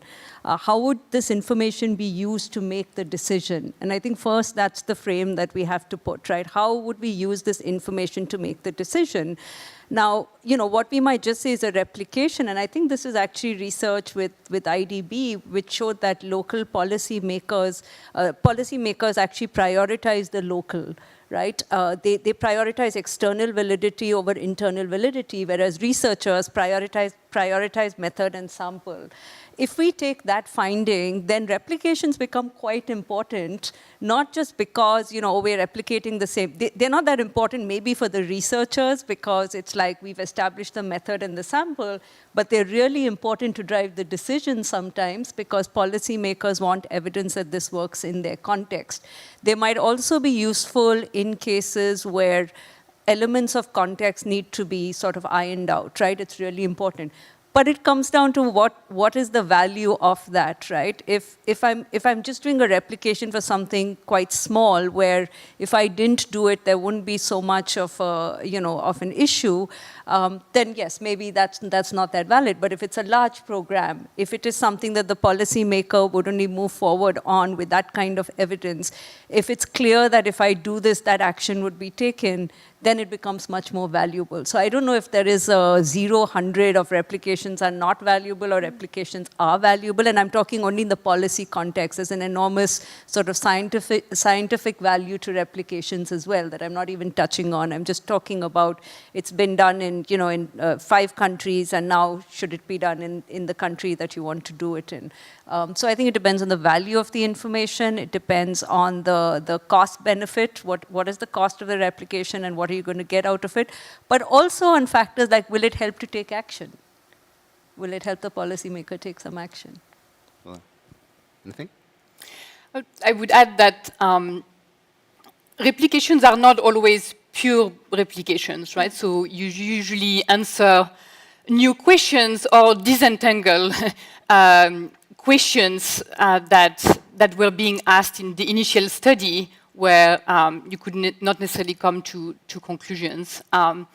So just to give you an example, I think that illustrates this as well as Nila's really important point that it's really important for policymakers to have local evidence, not only local, but evidence that they were involved in generating, right? This is really about ownership of this process. So in Zambia, a team of IP-affiliated researchers found that home-based growth charts led to huge reductions in stunting among malnourished children, because it allowed parents to monitor their child growth against standards. So really strong results, but this was done in a pilot manner. This was really a proof of concept, right? That said, the government was interested, and we made an effort, even during this proof of concept, to engage with the ministry because we knew that stunting was a priority for them. So we are now working with the Ministry of Health to evaluate an at-scale version of this approach as implemented through the government, right? So this answers new questions that build on the first one. Will this work in other contexts? Will this work outside of the specific season in which this was evaluated? Will this work in urban and rural areas? And will this work when implemented through the governments? And they're also adding a new question on top, which is what happens when you complement this approach with a nutritional supplement, right? So new questions, same questions, adding the government ownership to this. Totally. And clearly, some of the most important and interesting impact evaluations we do are those that are carried out with governments, no? So clearly when we do it, we are evaluating an actual policy in a real scenario. We tend to build local capacity. We increase the chances of sustainable effects, that this is going to remain over time and so on. Having said that, I can tell you dozens of nightmare stories about working with governments, and then there is turnover, and the officials are not there anymore, or they don't want to do it, or they want to do something different, etc. So, and I'm going to go with you, Nila, again, particularly because I saw a tweet that you had about, management of the project, the importance of management of the project, that sometimes, particularly we, the researchers, don't put, as much effort, or we don't value the management of the project so much. So, given that you feel strongly about it, I'm going to let you talk about it. Yeah, well, obviously, I think, management is a very underrated sort of skill, right? And we think that we're all great managers, but, it's not always true. There's a skill to sort of deciding what to delegate. There's a skill to coaching a team. There's a skill to not being able to do it yourself and to get others to do it. So there's, in setting the vision, taking others with you, communicating persuasively. These are all sort of, skills that we can all get good at. Some of us are instinctively better at one thing than the other, but I think the core is that it's a skill like any other that we can get better at. And I do want to make this, sometimes people say, well, we don't have enough budget for management or for a manager. And I want to, and maybe this is something to think about, which is using management as leverage rather than actually if you have too many managers on a project, the project doesn't work that well, right? So for example, in the case of the NORM project, the masks project that we did with IPA, it was a large trial in Bangladesh to see whether during COVID-19, whether you could get an uptake in community masking and whether that led to a decrease in COVID. The answer was yes on both fronts. It went very quickly into implementation, and the reason that it did, I think, was that there wasn't a lot, compared to the funding for the project that was required because you're collecting blood samples, et cetera, there wasn't a lot on management. It was consistent. So at the beginning of the project, the donor said, we're going to put in some money for policy and outreach and management. That's not often the way that we have donors talk about a project, because they'll often say, we'll pay for the research, and then depending on what happens, we'll think about policy and outreach. And that's exactly the wrong time to think about it, because then you're sort of scrambling about whether the timing is right and how to reach these results. So I would say it's less a question of how many people or how much resources you put on a project as much as having consistent resources. And I did some of that policy and outreach during the project. And for the first 3 months, there wasn't much for me to do on the project because the researchers were collecting research. And it was really important that the project is not run by the manager. It's still run by the PIs and the researchers. You have to maintain research integrity. But then because I could understand what they were doing and I could understand what they were trying to get at, I could start to think about, okay, what are the managerial implications of this project? So you might have a point where the manager, the project management team is very lean in the beginning, but they're always there, so they understand what research is doing, what questions policymakers are asking. And then as research results start to come up, is that then by that time they have had enough of that sort of seasoning on the project to really think about, well, how do we frame these results? But it's equally important that it's a little different from the private sector in that you still have to have research integrity. So even when we were going back to answer policymaker questions, we would go back to the PIs and say, can we say this? This is not me saying, oh, Pepsi makes you whatever. I just can't make a claim, right? I have to make a much more careful claim here, even as a manager. So you do need managers who understand research integrity, who understand accurate conclusions, but can also think of ways to frame it in the way that the policymaker needs to understand it. So the key point here I want to say is that management is about leverage. And it's not about how many resources, but it's about having a consistent resource through the project so that at the right time, that resource can then act. Let me ask you a follow-up to that. Should we worry about creating a parallel bureaucracy to the government and in sometimes even better pay than the bureaucrats themselves? How do we... And that's exactly if you think about it as, we need to have 5 researchers, so we need to have 5 managers on this project, right? I think that's where if you start very lean and you say, no, we're just going to have this person on or... and the other point I do want to make is it helps if it's someone more senior, when you're first starting out to think about these questions, because that's exactly it. You don't want to create that parallel bureaucracy. You want to understand where's the value that I can add, what's the value that the government can add or that the policymaker can add, who there can do that role. So for example, on the NORM project, one of the things in sort of taking it from research to policy is providing the next step. So it's not enough to say these are the research questions. You need to, and this was something I got from my consulting days, you need to say, and this is exactly what you should do, and here's the stimulus materials, and here's the program, and here's it translated into your language, so that that gap between intent and action is reduced, right? It's like, oh, very interesting research, what do I do now? You need someone to say, here's the toolkit. Like, just, think about it, make the changes. We've done the default version for you, do it. So I don't think I agree with you that if you do it in a way where you're just saying, I'm going to put a 1:1, you'll end up with a bureaucracy, which you don't want. So that's why it requires, I think, some thinking to say, what are those points of leverage? What is the one or two things that this person or this manager can do, or this resource, and who is the rest of the team? So you've got to think of the whole project team, and not about we have 5 managers and they have like 5, and it's going to become 10. That's a very good point. So, Claudia, clearly you have been working with the government, one of the most stable and professionals in the region, but is there any magic solution when engaging with governments for making sure that the projects work? No, I think you have to go, like with the government and with any partner, with a lot of patience and thinking that things might fail, and many of them are going to fail.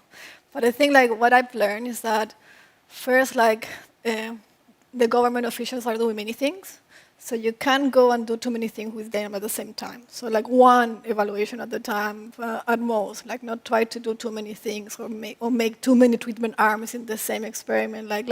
Better doing something more slowly, but more solid at the same time. Secondly, you really have to be there all the way.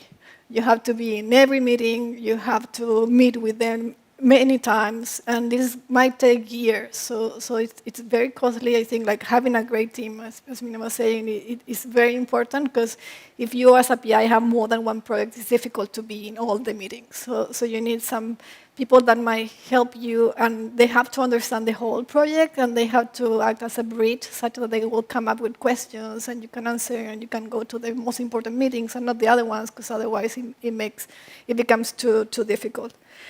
Many times you need the support from people higher up, because you're going to enter in some difficulties for sure, and you need some backup. And I think you also need to be super clear, painfully clear at the beginning of what the randomization entails.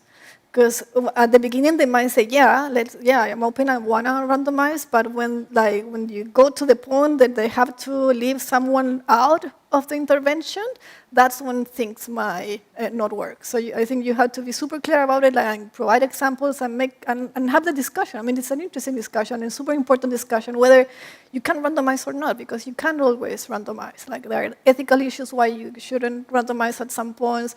Maybe there aren't waiting lists. Maybe there isn't excess demand, and maybe they're going all the way in, so you can't randomize the phase in. So sometimes you can, and sometimes you can't randomize. So you have to have the discussion super clear, and let them know that there are risks, and we should acknowledge them, but that we think that we can handle them, and we can handle them together.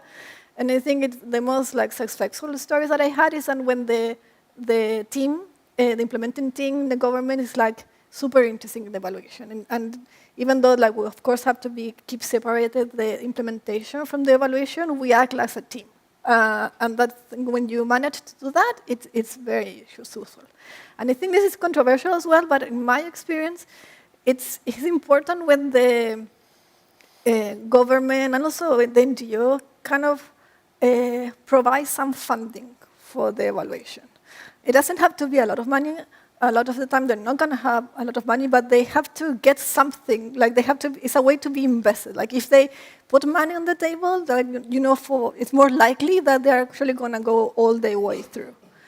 And I would say the last thing is that it's very important, given that the impact evaluations might take a long time, years, it's very important to think that you need intermediate products such that you will keep them engaged, and they will have something to show, and they will have something to learn in the process. It's unrealistic, and I think it's not good to think that you have to, okay, we're going to randomize, and we will talk in 3 years. No, you have to keep talking, and many times a process evaluation at the same time is useful. Many times qualitative interviews or focus groups are always useful, and you might start learning from there, and you can have take-up reports, process evaluation reports, etc., intermediate reports, and I think it's very useful to keep the interest, and also the people that are working with you need to show something, and not showing anything for 3 years, it's a lot. So no magic bullet, but I think some things. No, that's very good. So far, we have talk about, how to decide, what to do, how to deal with, with governments and, with the management.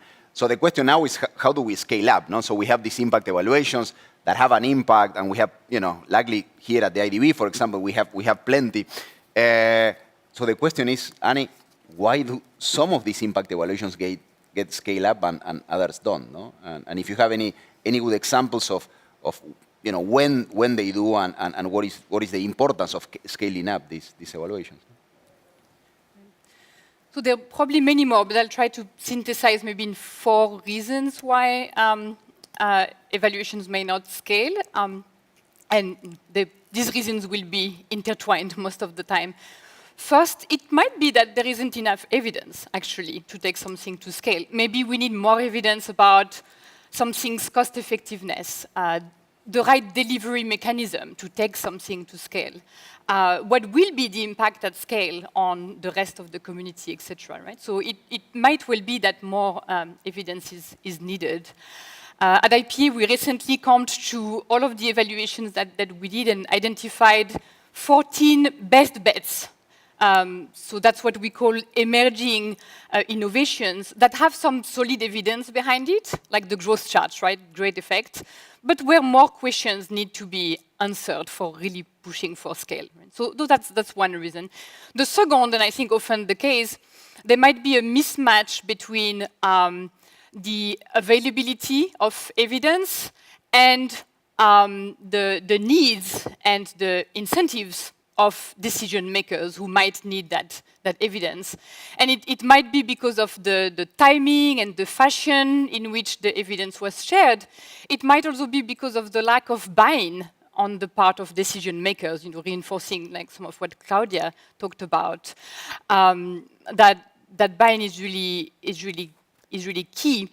And some things that weren't scaled before might get scaled when that buy-in gets built. So, for example, we had talked by email about the returns, the providing information about returns to schooling.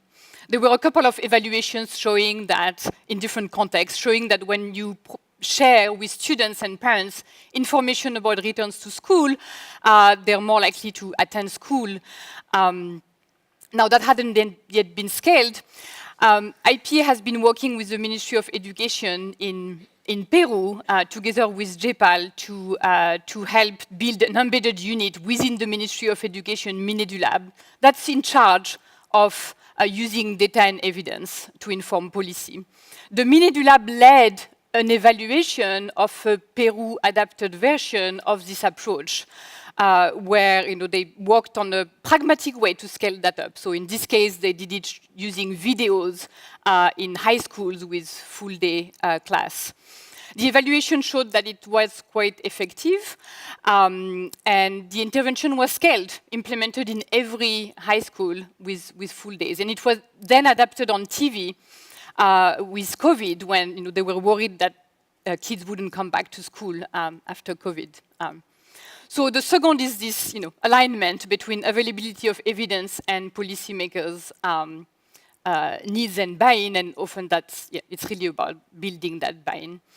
The third might just be, political, I guess, misalignment. I guess that's somewhat related, right? But going back to my first example in Ghana, we had evaluated a couple of different approaches to implement this approach of targeting instruction at the child's level.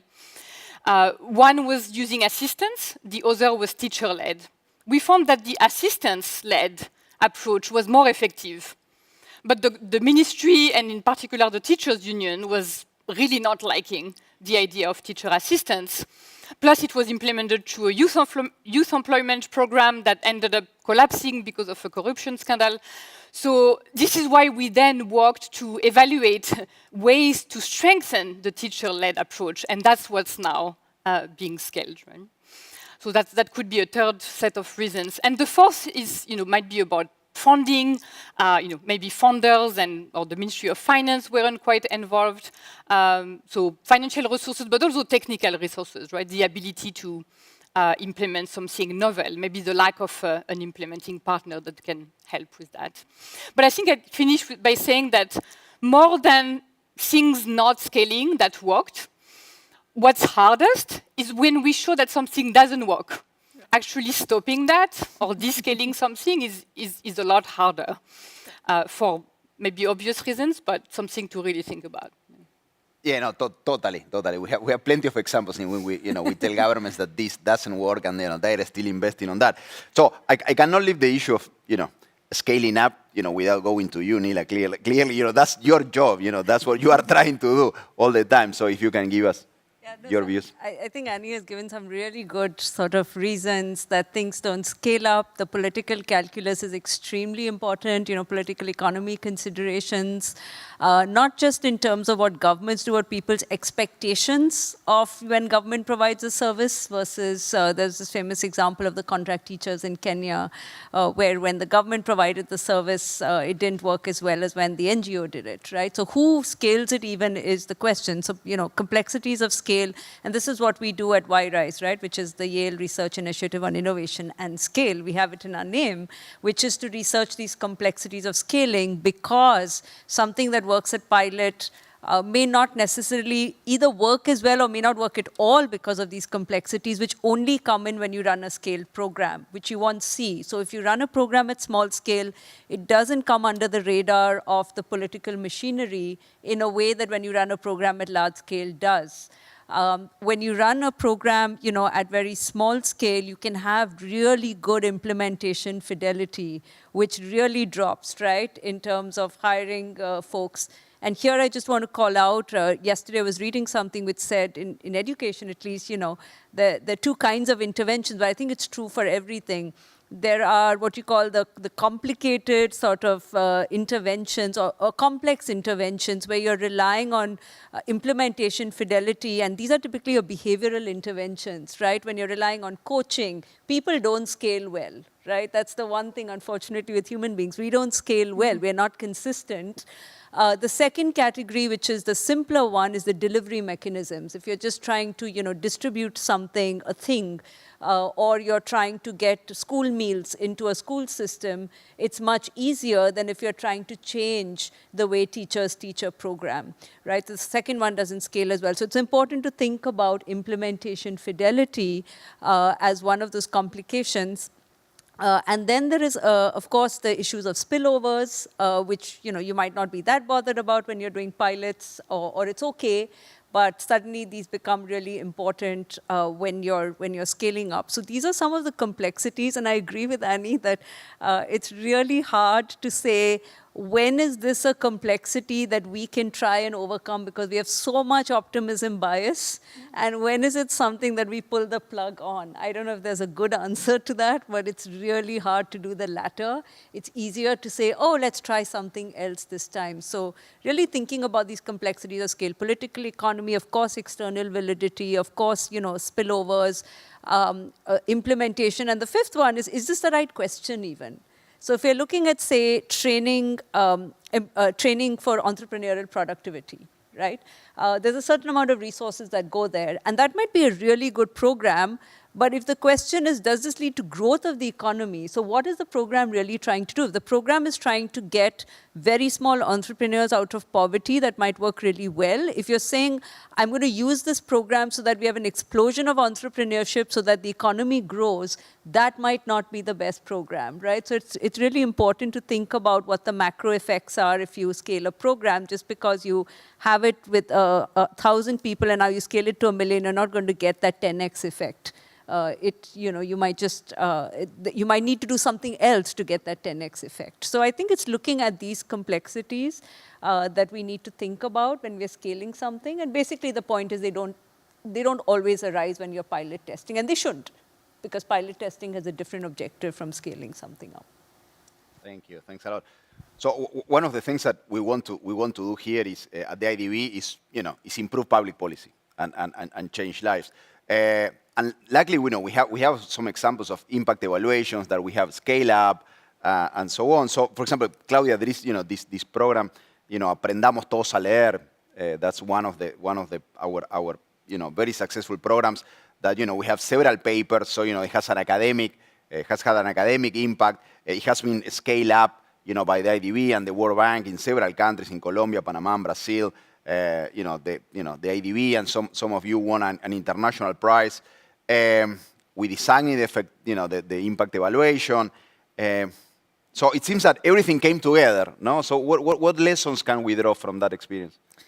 So I think one lesson is that, it's a very important one, is that you can do good research with policy relevant questions. So there isn't a dichotomy. It's not like if you do something that is interesting and it's published and very well published, it's going to be something that is not relevant policy-wise. I think this is a great counterexample. Second, I think they show this virtuous relationship between the researchers, the policymakers, individuals that were designing the intervention. So I wasn't involved in that impact evaluation, but it seems that there was very good communication among them, and everyone was invested in getting a good product out and getting it tested.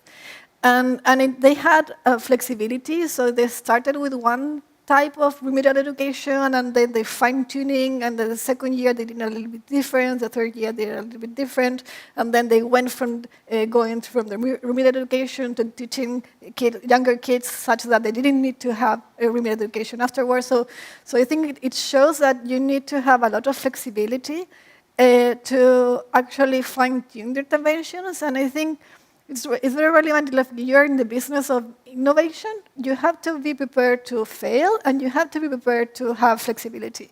So you need this flexibility, and having the government being able to be flexible and having the researchers for so many years working in the same project and getting this virtuous cycle, I think it's something that we should learn. And finally, the administrative data, So they have administrative data so that they have also the opportunity to test different things in a way that it wasn't so costly. Excellent. So I think one thing that so far we have been talking about is working with governments, making them understand these issues, generate the management for the projects. However, we want to have a bigger impact, than the specific projects.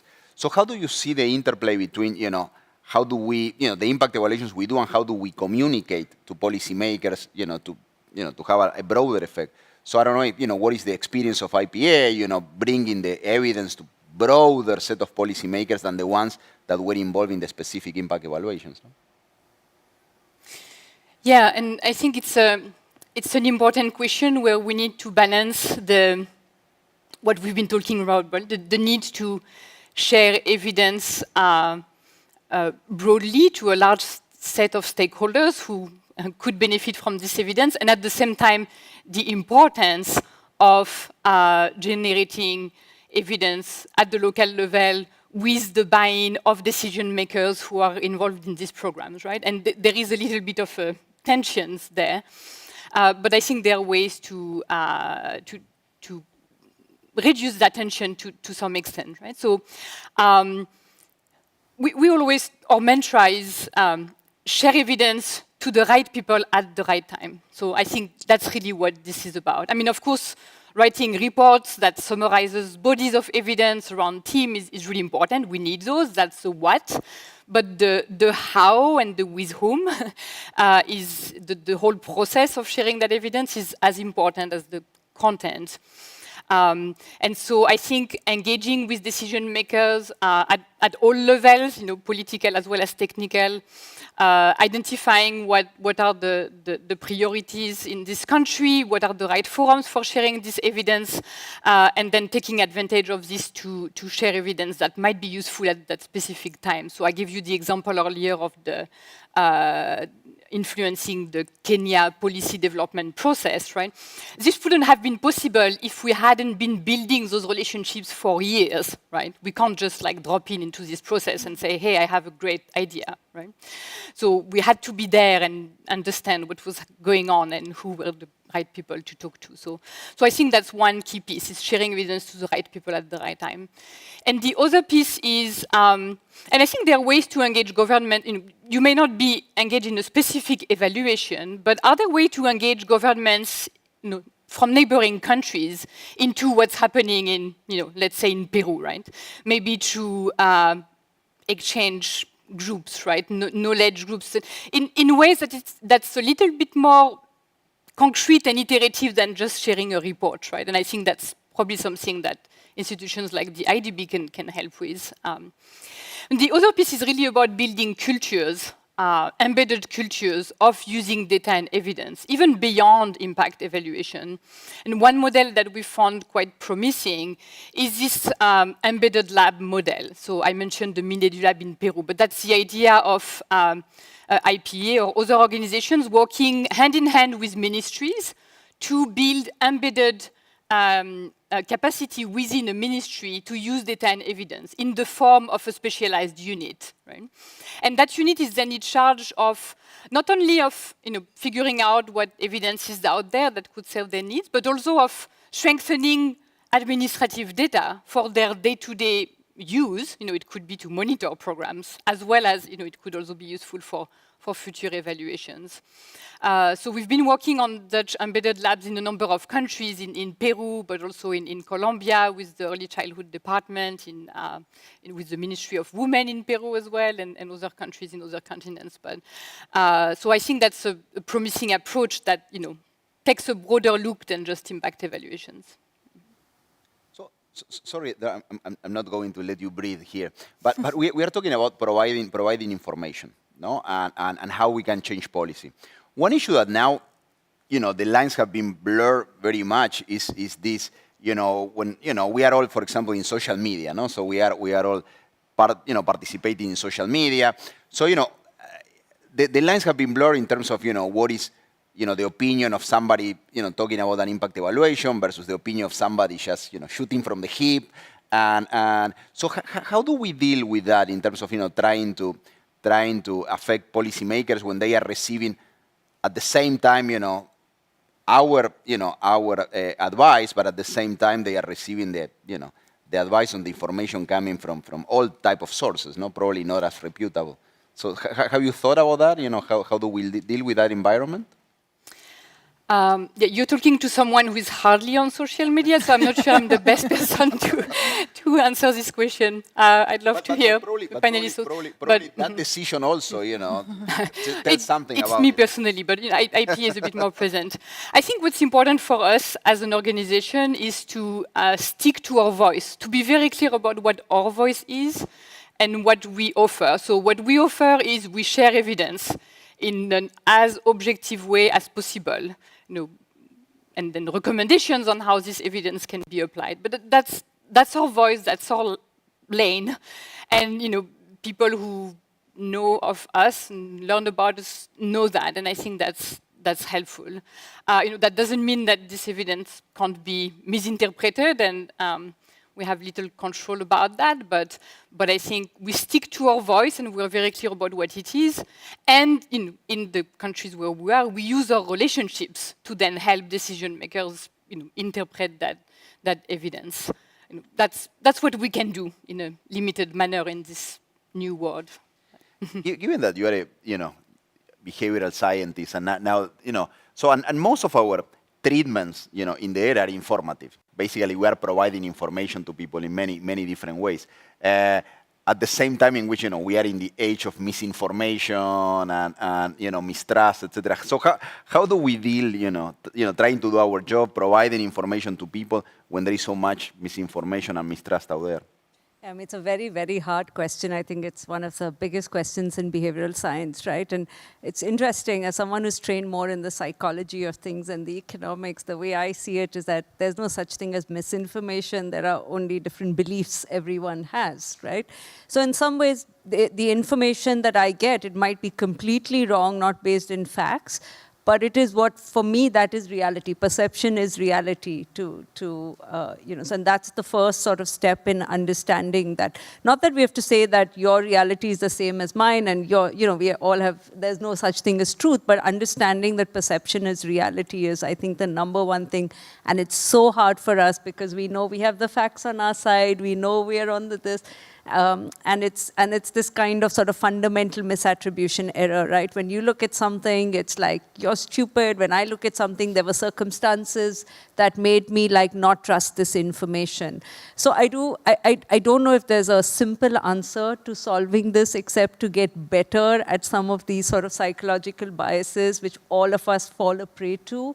I think in terms of attribution, in terms of understanding how people process information, understanding the importance, the reason social media has become so, I trust an opinion maker. I mean, one is just the way in which media is presented. It's just an equal weight to everyone. It doesn't matter whether it's IPA, you get 140 characters and someone gets, so just psychologically you tend to think of all of those opinions as equal, right, even though they may not be. So just understanding how the design of information, gets people to believe in the source or that they're trusting of the information.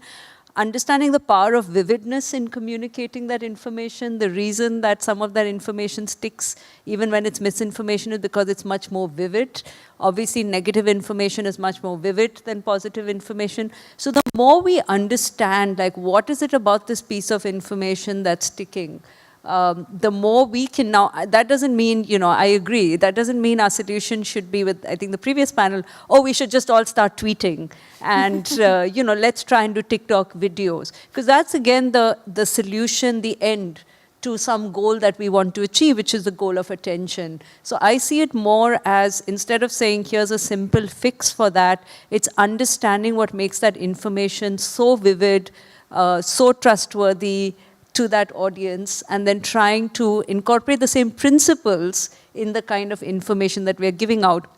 I think one clear thing that we know from behavioral science is that if you repeat that information and then debunk it, that actually sticks, the misinformation sticks much more. So that certainly, so we're learning a few things about how to counter that misinformation. I do want to say that the point about relationships, I think as we are bombarded with more information and we can't process it, the idea of going back to a default, to a trusted source becomes even more important, right? So in some cases, we're still going back to our family physicians to get diagnosis, or we go back to some trusted source.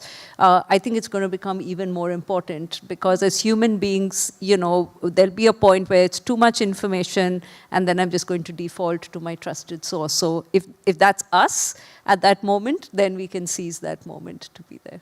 Excellent, excellent. Let me just, just sell one of my latest paper on misinformation for anybody who wants to check it out there. Basically, what you are saying, just the way you present the information just makes a difference. But let me, I will not let you go, Nila, yet.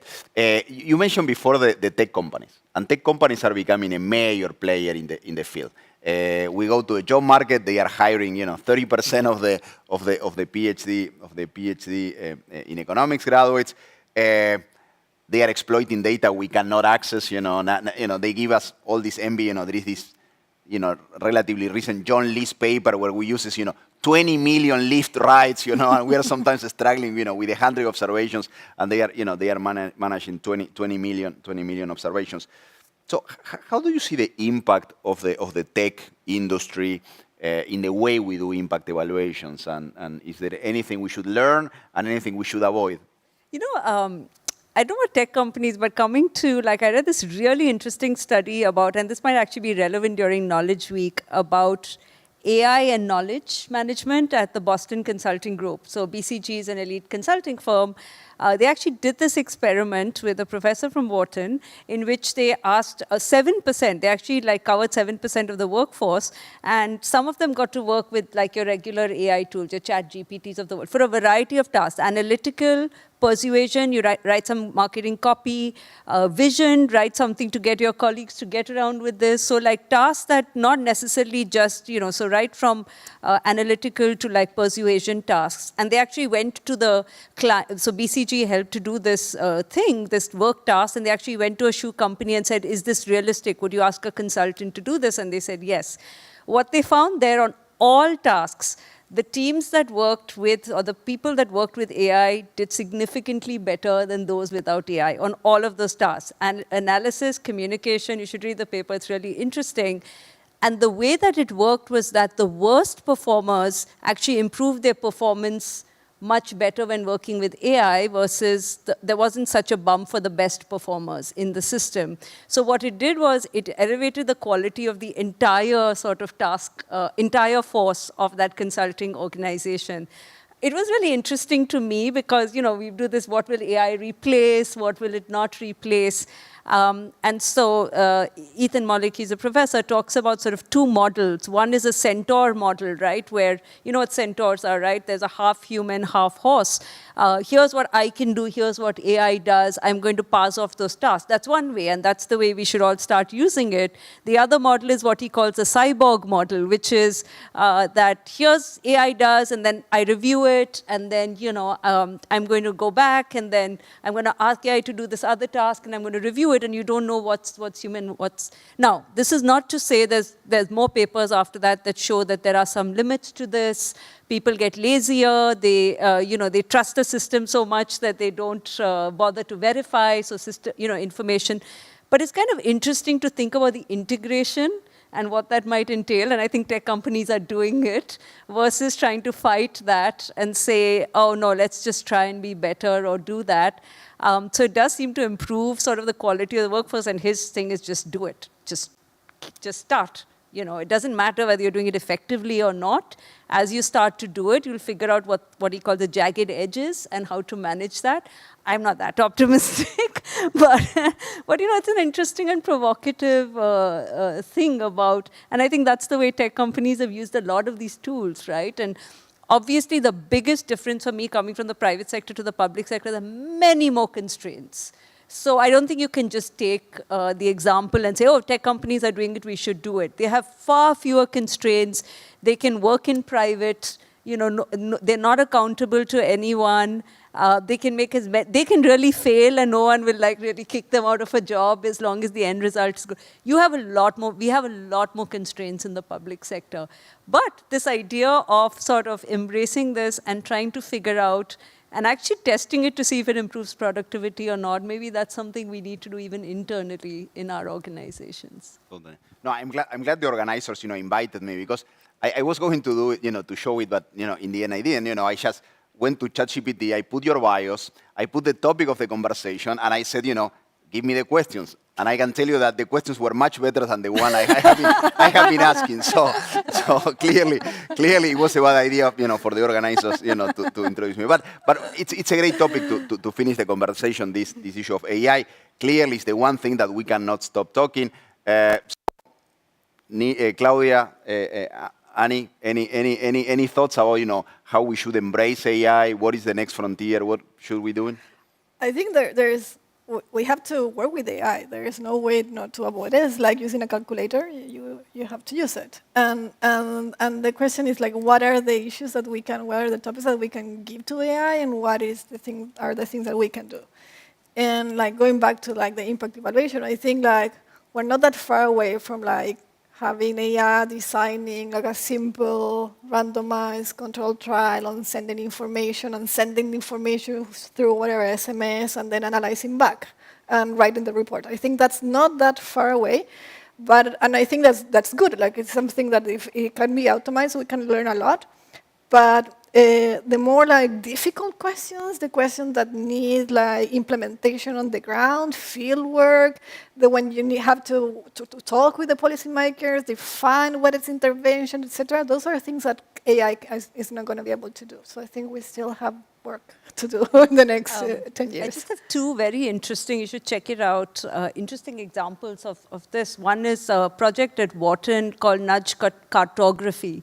And the idea is, why should every time we do bespoke studies, if we could understand what we do this manually, right, when we do synthesis of studies, etc. But the idea is actually to have AI make some sort of Google Maps of the nudge study, so that when you're a policymaker and you're saying, what has been done in this space, what can I do, it can get there. Similar project in UCL is the Human Behavior Change Project. project, where again they've mapped all the different interventions. So I think in smoking cessation, they have enough interventions to actually map the characteristics of the interventions and to actually understand under what characteristics that works. So a lot of what we are manually doing, I think that's kind of interesting.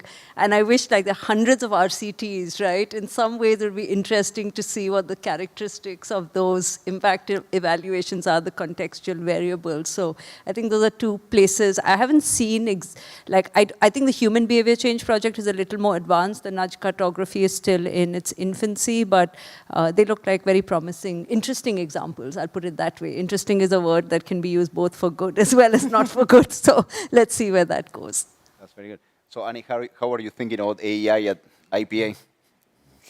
So I think Claudia and Nila shared a lot. But I think there are, broadly speaking, three areas where AI is already and will continue to evolve the field really rapidly. One is around collecting data, right? Of course, and we've already been using AI for years, right? Previous generations of AI, so machine learning or facial recognition to track respondents. When we go back to interview people, 10 years later to make sure we're talking to the right people.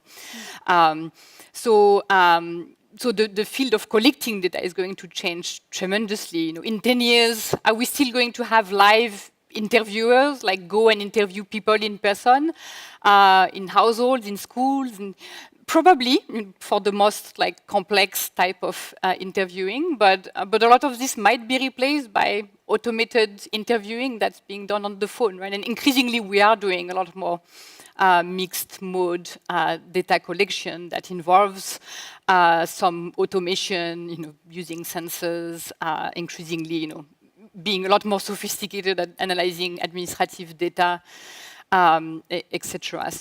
So that's one area. The second is around research designs and how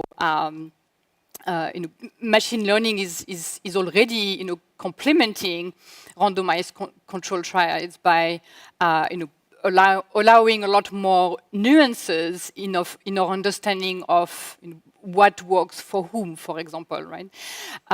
So I can only imagine progress that can be made in research designs. And the third is around summarizing and sharing information with all of the risks and caveats that we have discussed, of course, right?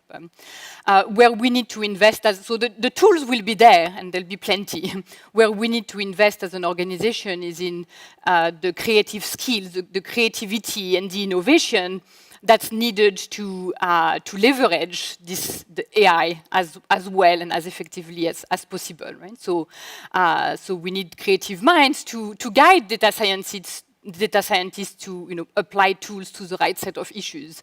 We need to be able to understand which tools will serve our purposes and our questions best, right? So we need to invest in that capabilities, not necessarily in the development of tools that will happen. And finally, we talked a lot about the importance of relationships.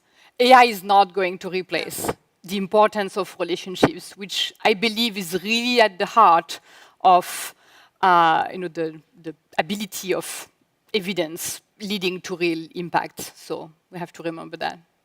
Thank you, Annie. Thank you, Nila. Thank you, Claudia. Thank everybody here and everybody online. It has been a great pleasure. Thanks a lot.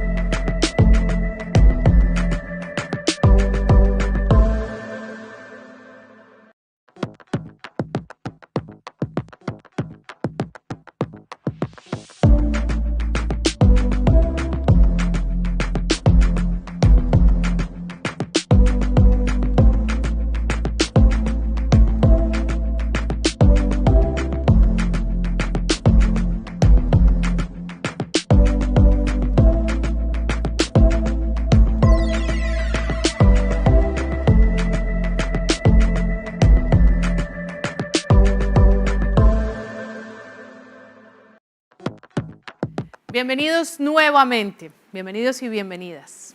Quiero hacer un saludo en español rápidamente a la región. Welcome back, Bolivia, Venezuela, Colombia, Ecuador, Paraguay, Argentina, Brazil, all of you who are connected from our region, from the Caribbean as well. Thank you very much for being with us. I'm sorry if I didn't mention your country. There are lots of countries. Just greetings to everyone.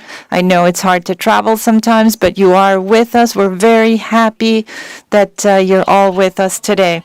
Anticipated session of the day, private investment stands as a fundamental part of the development ecosystem, spearheading innovation and fueling creativity. It is only fitting that we dedicate an entire session to unraveling the intricacies of attracting private investment to address our development challenges. Leading this insightful panel, we have Aitor Escurra, Chief Investment Officer at IDB Invest.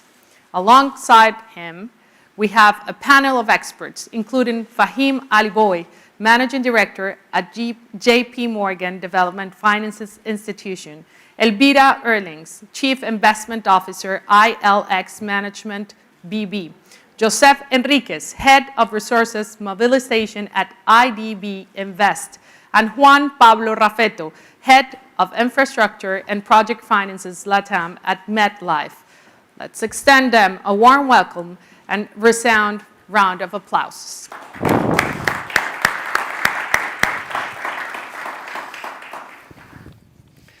All right, good afternoon, everybody. My name is Aitor Ezcurra, Chief Investment Officer of the IDB Invest, and I welcome you today to the private investment session of this Knowledge Week, where we are going to be talking about attracting private investors to address the developmental challenges that we have in our region. Let me make some introductory remarks before we go and start the discussion with the panelists. Since 2016, investment needs in the countries in LAC have continued growing. To give you a quantification of these investments, let me give you some figures that are significant in terms of magnitude according to some experts. To achieve the SDGs by 2030, the region must invest a minimum of $2.2 trillion in infrastructure in the next decade. In terms of MSMEs, they face a credit gap of $1.2 trillion, $1.2 trillion. And to close the digital connectivity gap that we have in the region will require approximately $68 billion. So on the other side, during the same period of more or less 10 years, the volumes of asset under management have been increasing also, and also has been increasing the appetite for sustainable finance from these investors. Let me also give you some figures, some numbers there. Global assets under management growing from $73 trillion in 2016 to a peak of $112 trillion in 2021. Last year in 2022, this number was reduced by 10% more or less to $98 trillion. Still $98 trillion of assets under management for private investors in the world, and many of them related to sustainable finance. No? Now, on one side, we have the sources, and the other side, we have the needs. But the problem in LAC that we have been facing is that there is no real connection between what we see in terms of the assets under management of private investors and the needs in LAC. To give you another number, the gap in LAC is only representing 1.6% of the global volume of the green bond issuances in 2021. 1.6, that's nothing, it's a very small number. No? So why we are not able to attract? Incredible barriers that we are facing in the region. Barriers that are related, some of them to the public, some of them to the private sector. What we see is a limited number of bankable projects because they lack efficiency, or they lack sustainability measurements, or they lack fiscal balances. We also see gaps in transparency and integrity. We see gaps in rule of law, in conflict resolution mechanisms. We see regulatory frameworks that are not sufficiently developed to promote the greater use of capital markets, both at the international and the local levels. Limited institutional capacity sometimes on the part of the sponsors that are developing the projects. Finally, a limited number of investment-grade economies, which you will hear today during the discussion, that is a significant part of what investors are looking for. In today's discussion, we will attempt to tackle the topic for how the financial innovation from private sector can accelerate the investment with impact in LAC. The emergence of sustainable finance represents a large untapped opportunity. There has been a lot of knowledge generated by the creation of innovative structures like B-bonds, sustainability-linked bonds, blended finance, something that at IDB Invest we have been working very hard on developing those markets in the last, especially 6-7 years, and all of them addressing the needs that we have to put on the market in order to attract investors. So now I have the pleasure to introduce to you 4 panelists that are bringing expertise on private sector investment in developing markets. To my left, I have Fahim Aliboy, JP Morgan, Managing Director and Global Head of Multilaterals and Developmental Institutions. Joining us upstairs in the screen, you see Elvira Erlings, ILX Fund, Chief Investment Officer. Also in the screen, you have Juan Pablo Raffetto, MetLife, Head of Infrastructure and Project Finance for LATAM. And to my right, our own Joseph Enriquez, IDB Invest, Head of Resource Mobilization. So let's go with the questions and discussions then. I'll start with you, Fahim. First of all, congratulations on your new appointment. Thank you. Very well deserved. But until then, you were heading the developmental finance institution within JP Morgan. Can you share with us what has been the motivation behind the creation of the DFI at JP Morgan? How has been the evolution during the last 2-3 years of the DFI for JP Morgan? No, thank you for having me, Aitor, and it's a pleasure to be here. And you're absolutely right. The JP Morgan Development Finance Institution is why I joined that organization. It's my baby that I'm kind of, it's grown to be 3.5 years old now, and I'm taking on a new role, but staying very close to it. I think JP Morgan really saw an opportunity to do more in development finance based on 3 factors. The first is that the firm has a very large and local footprint across the globe. It has businesses all over the world, and it really sees the emerging markets as the economies of the future. But it also realizes there are many gaps, right, in infrastructure, access to finance. And so how could we do more in the emerging markets was the first driver to kind of setting up the DFI. The second is that we, like many other financial institutions around the world, are very much understanding how we need to align to 2 major global agenda. One is the Paris Climate Accords, and the second is the SDGs. They both have 2030 deadlines and targets, and we as a firm have decided to align ourselves to these 2 agenda. So that was the second motivation. And the third, actually, we're an investment bank, we're an intermediary. We have clients for whom we raise money, and the people we raise money from are institutional investors. And we could tell that our institutional investor base was asking for more in ESG and impact, right? They wanted to have more data, more information. And so that was really those 3 things, do more in emerging markets, the global agenda, and hearing our investors was kind of the reason that we set this up. So what we did is actually we worked with IFC at the time to bring IFC's impact methodology to JP Morgan. And we applied that methodology to JP Morgan transactions. These transactions tend to be different. They're not just loans or equity investments in companies. First of all, we can work with sovereigns, SOEs, and private sector companies, so that makes it very interesting and much broader. And what we did is we helped them tell their development narrative, their impact narrative, to the investor base and to their stakeholders. And that had never been done. I think the product that's been out there has been green bonds, but as you noted, there are very few happening in emerging markets. So we said, what would happen if we had them tell their stories to investors, would we get more of an uptick in demand for those deals? So that's what we did, and we've now done over 51 transactions where we have been what we call development finance structuring agent. About 60% of that have been in bond transactions, but we've done loans, guarantees, even some derivatives. So it's really been nice ECA-backed transactions as well. So that's basically what we have done. And to your question on what we've learned and how it's changed over time is that we started doing it only for bond deals because you could have public disclosure that the market wanted to see, but we saw that it could be used in a wide variety of transactions. Secondly, geographically, we started doing more in what we call CEMEA, and now it's swung much more to LATAM, which is apropos to this conversation. And I think the third thing is that we thought this would only be driven by the investors.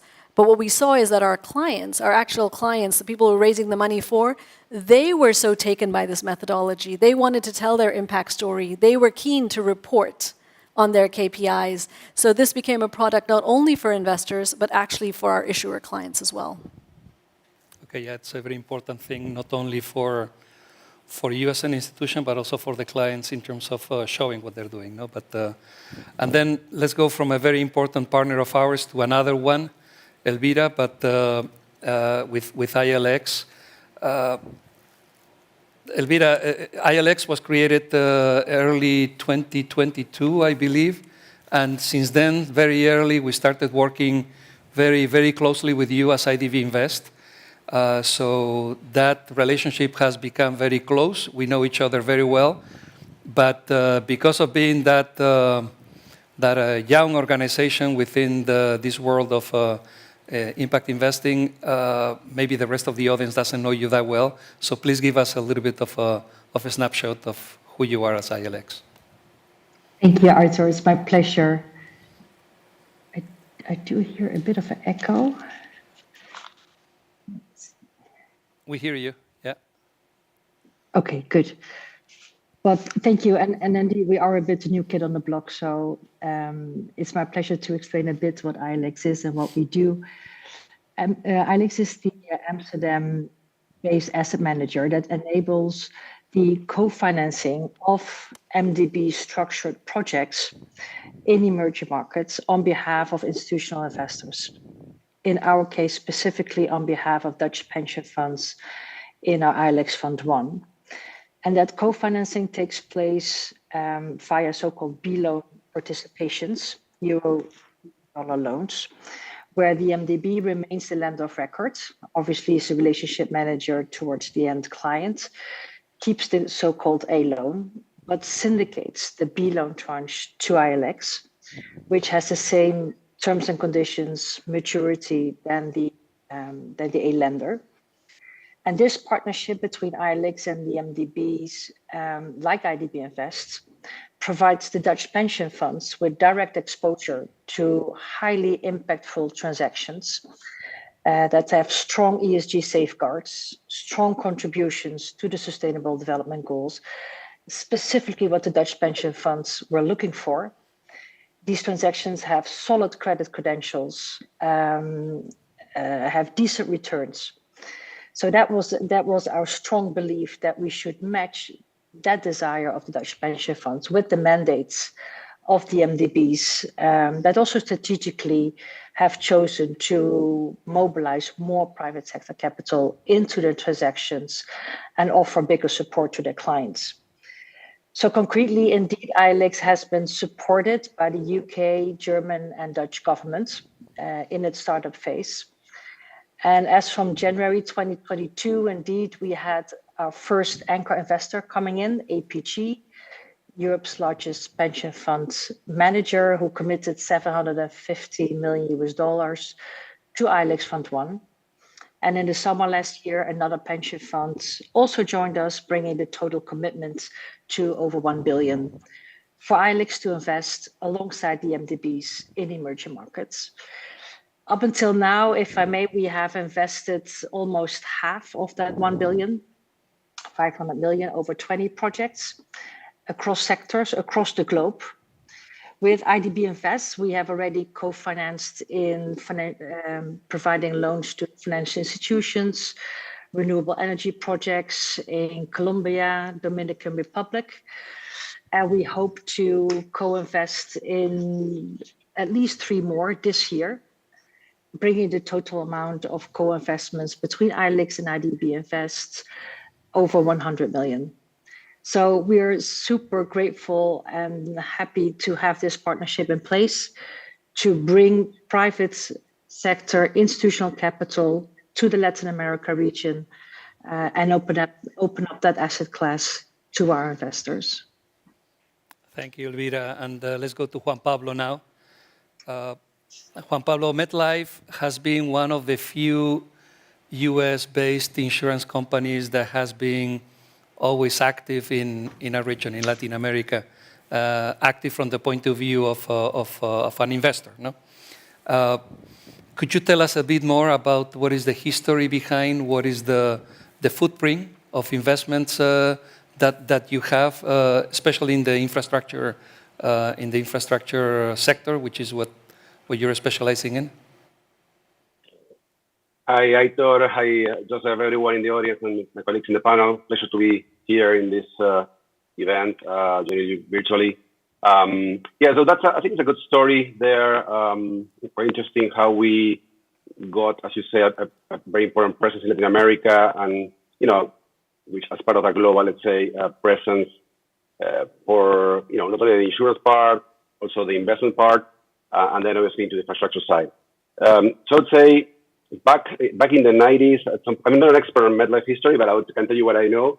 I've been with MetLife since 2006, sorry. And at some point in time in the 90s, the company started expanding into outside of the US, into obviously there was in Europe, but then moving into other countries, other regions in the world, acquiring local insurance companies and pension funds. So since late 90s, I would say more investments in business, in the business side, in the insurance side in Latin America. There was also an acquisition from Citi of the travelers business that also brought some assets in Argentina, other places in Latin America, Chile, Colombia, and then eventually later in the 2000s we also acquired Alico from AIG, also including new operations in Latin America and Colombia, Uruguay, other places. So in parallel, we were also investing from the US into the region. Initially, I would say public bonds, the more plain stuff, I would say, on the corporate side and sovereign side. But as we grow up more and more into the region and also in expanding investments, we as a company, as a group, we're very focused on credit underwriting and really doing the due diligence process very deeply, similar to a bank, let's say. So MetLife started opening up regional offices for investments in the different regions. Initially, Latin America. So we had a U.S. regional office for investments. We had a European one. We had one for Asia in Hong Kong, and then it was open in Latin America, which was initially in Buenos Aires back in the 2000s, early 2000s. Which then, with the crisis in Argentina, the default, and then combining the fact that we started growing very fast in Chile, acquiring Santander business in Chile, the local insurance business. Then we moved the office to Santiago, where I'm here right now. So then, as we were growing the investment office as well, we started first investing in project bonds, local project bonds, coming from the insurance side, particularly the Chilean toll road deals, some of the social infra assets in Chile, Mexico. So, having different operations across the region, local operations, that was initial investment. Myself, I took care of that role since 2006 and tried to develop that, also coming from banks, in the case. As we start investing more and more in infrastructure, we also start seeing project bonds on the cross-border side, working for Reg S transactions. And then, deeper into the sector, we start doing some syndicated loans with project finance loans with local banks in Chile, Mexico, as well. And finally, the sector that is more active for me right now, my focus is private placements, which we start doing jointly with the US team into the region, so cross-border dollars coming into Latin America. And again, we teaming up from Chile for the region, doing transactions on the private placement side, so fully private deals, long-term transactions in general, but also loans in dollars. And that's where we started doing transactions with the IDB as well, particularly in Uruguay initially. The first renewable transactions, the first B bonds there, that really met our needs in terms of format. And we can talk about that if you want more in detail. So we run the whole gamut of transactions from local currency, public, and then moving to cross-border and also cross-border private deals. And growing a lot there. Again, different. I can talk more about which are the zip codes, which are the places, what we need to invest, because as you said, many of our peers are not so active in the region or don't have local presence.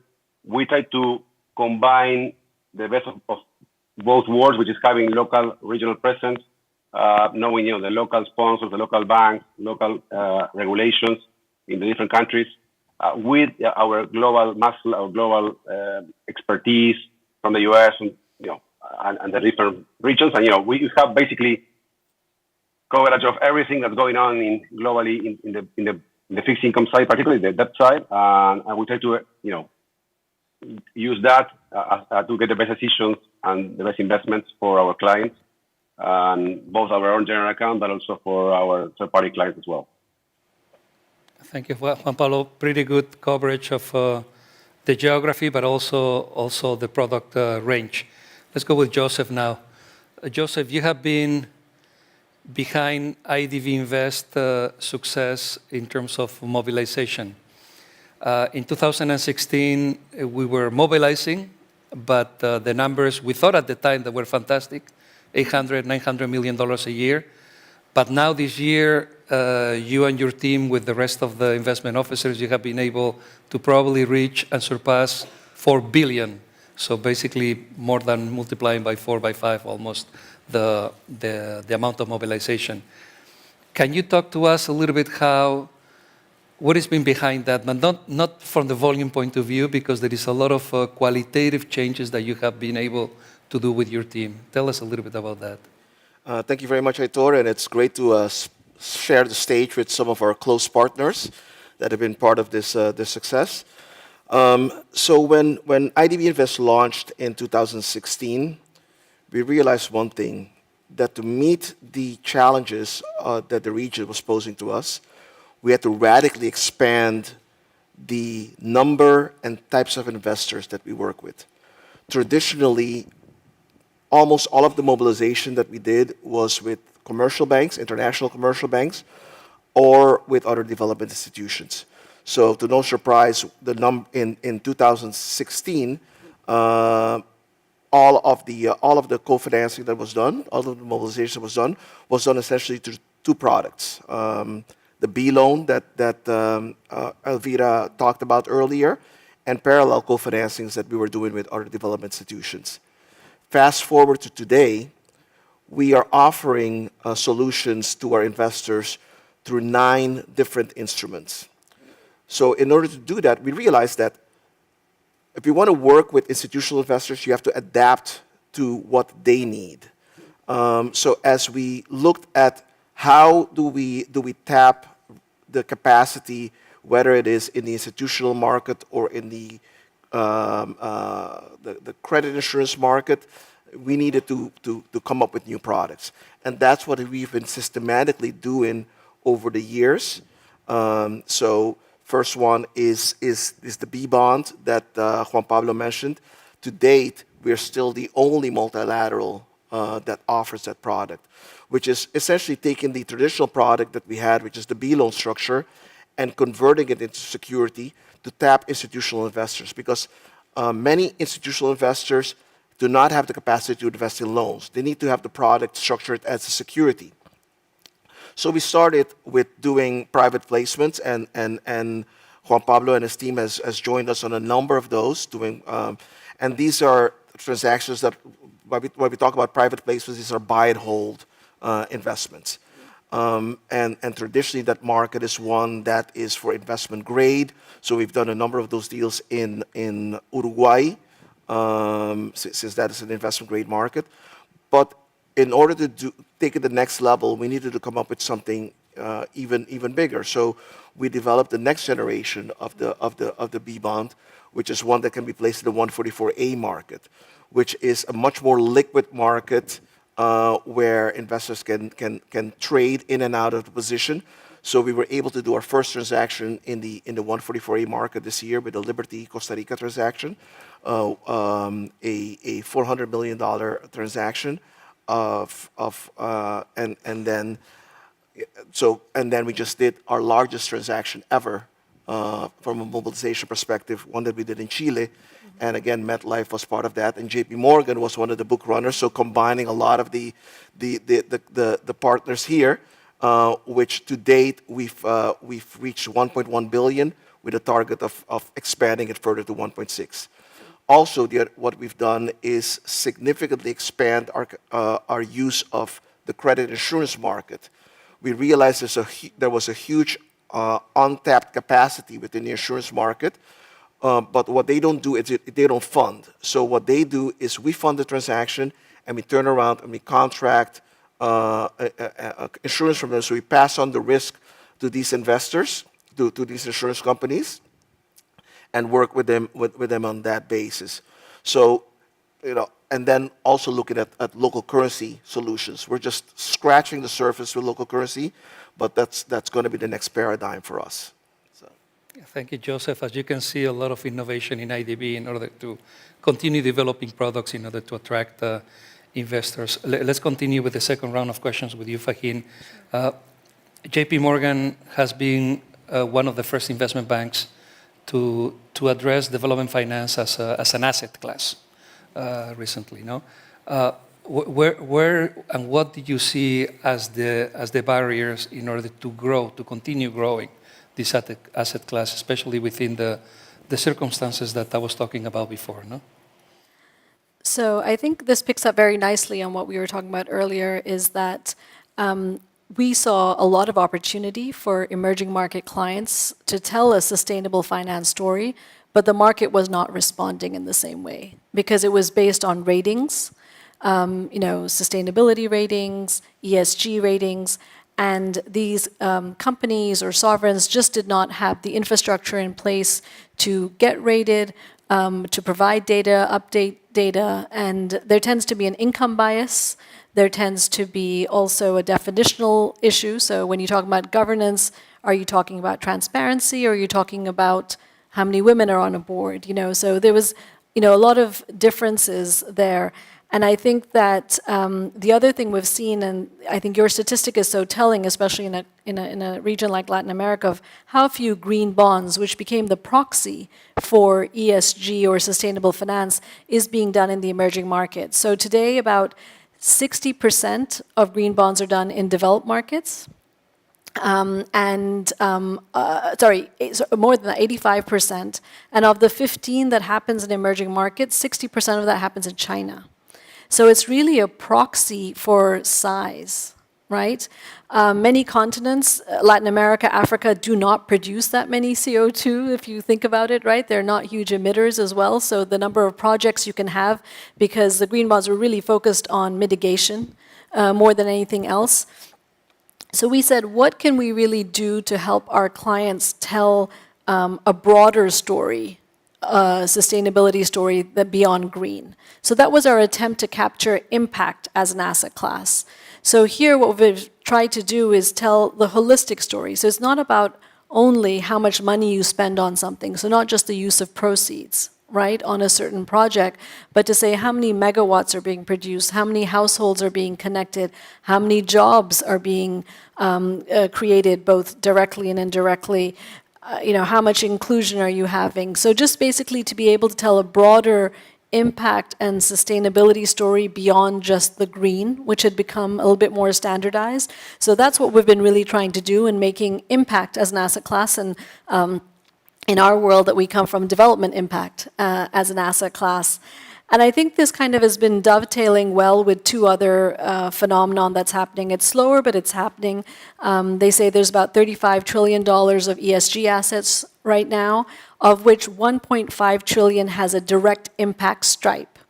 And we've seen, impact becoming a little bit more mainstream. The likes of Blue Orchard has been acquired by Schroders.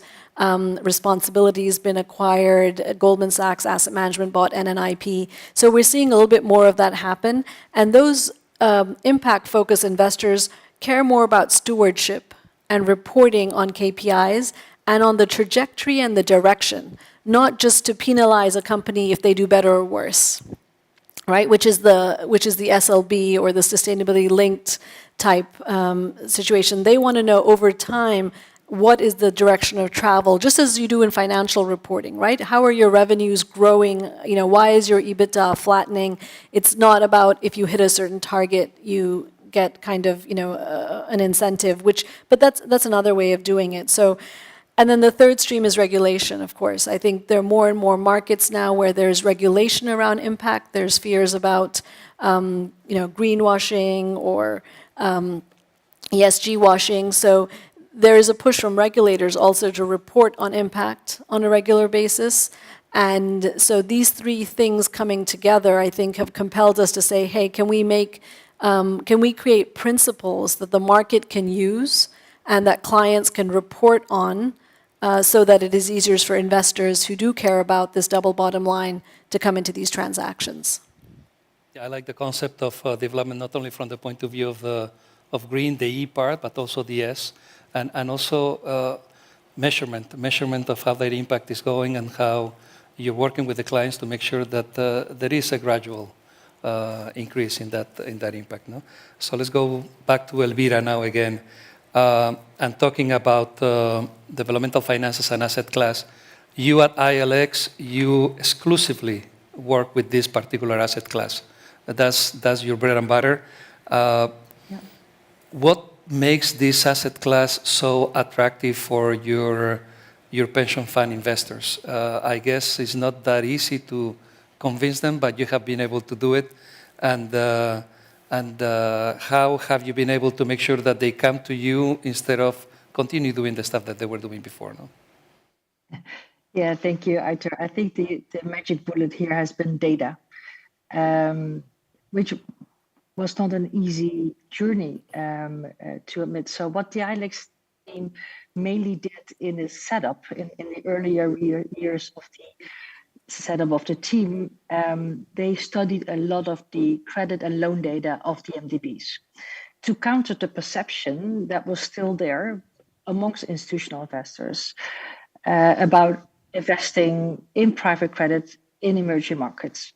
So the ILX team reached out to the MDBs, studied over a time period of 30 years the performance of the asset class, of the development finance as an asset class, and found that the performance of this asset class has been very much comparable to other sub-investment grade alternatives that the pension funds already had exposure to in their portfolio, like high yields, emerging market corporate bonds, government bonds, leverage loans.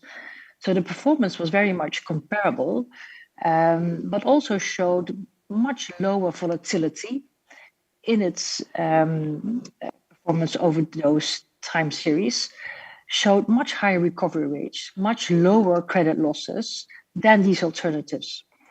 So I think that has been key for the ILX team to show to the investors. If you have already appetite for sub-investment grade in your portfolio, this asset class is a stable addition to your portfolio that yields very decent returns. And I think on top of, and I very much relate to what Fahim just said, we were able to show to the investors that by investing in this asset class, together with the MDBs, we also have a lot of non-financial data that we can share with the investors. How much megawatts are being produced, how much emissions are being avoided, how many jobs are being provided, how many loans to women are being provided in the markets in which we invest. So I think that combination of showing to the investors that this is a decent asset class that can stand on its own feet, can provide for a lot of non-financial data, which maybe as a final point also, Arthur, we were able to show to the investors we do not need any kind of blending, no guarantees, no first loss structures, because this is a decent asset class that can stand on its own feet, has decent returns. So not to say that blending does not have a role or a function. We strongly believe we should use those scarce resources to open up the markets where we are not yet willing or ready to go, to support higher risk technologies or other kind of more higher risk assets, but not to crowd out private investors' capital that is willing to invest alongside the MDBs in their transactions. So I think data has been very much important to convince the investors next to the non-financial contributions of the asset class. So Elvira, this is a beautiful story because it's not only about the fact of feeling good, how some of these investors in the old times used to say, okay, let's make an investment in this company, in this emerging market in order to feel good and show that they were doing these things. It's about the money.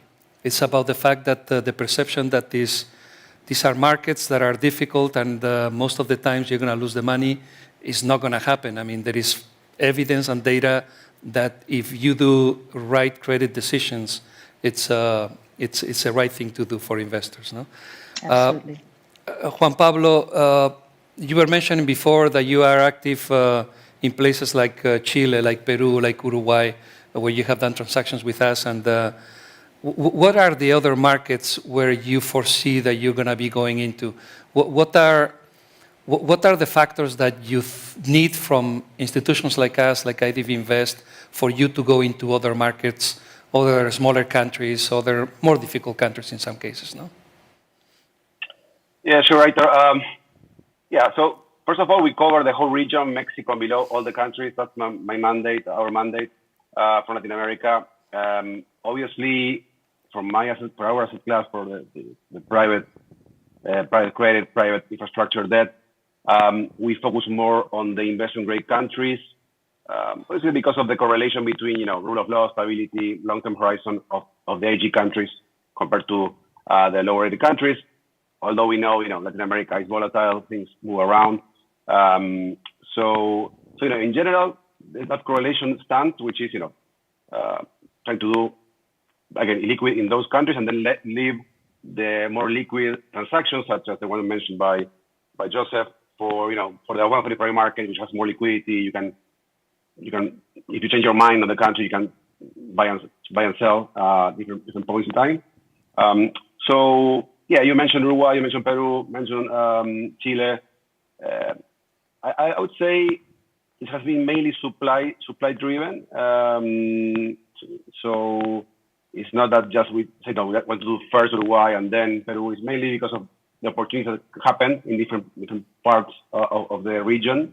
But I would love to see deals coming from out of Mexico, Panama, Colombia. We also, beyond the IG countries, we also focus on, I would say, double B type countries, double B countries. One we like a lot is Paraguay. We've done the first private placement in infrastructure side there a couple of years ago. So by general, we open to most countries. I would say it's tougher for us to do the B countries and below, given what I mentioned. But again, my peers on the public side are able to look at those. I mean, also myself, but in general, where our clients want for liquid transactions is more the IG or close to IG profile. And then, if you want, I can talk a bit about what I like about the transactions we've done with you, or the formats, or what the ideal private placement for a B bond, for example, or we can do it for later as you prefer. So.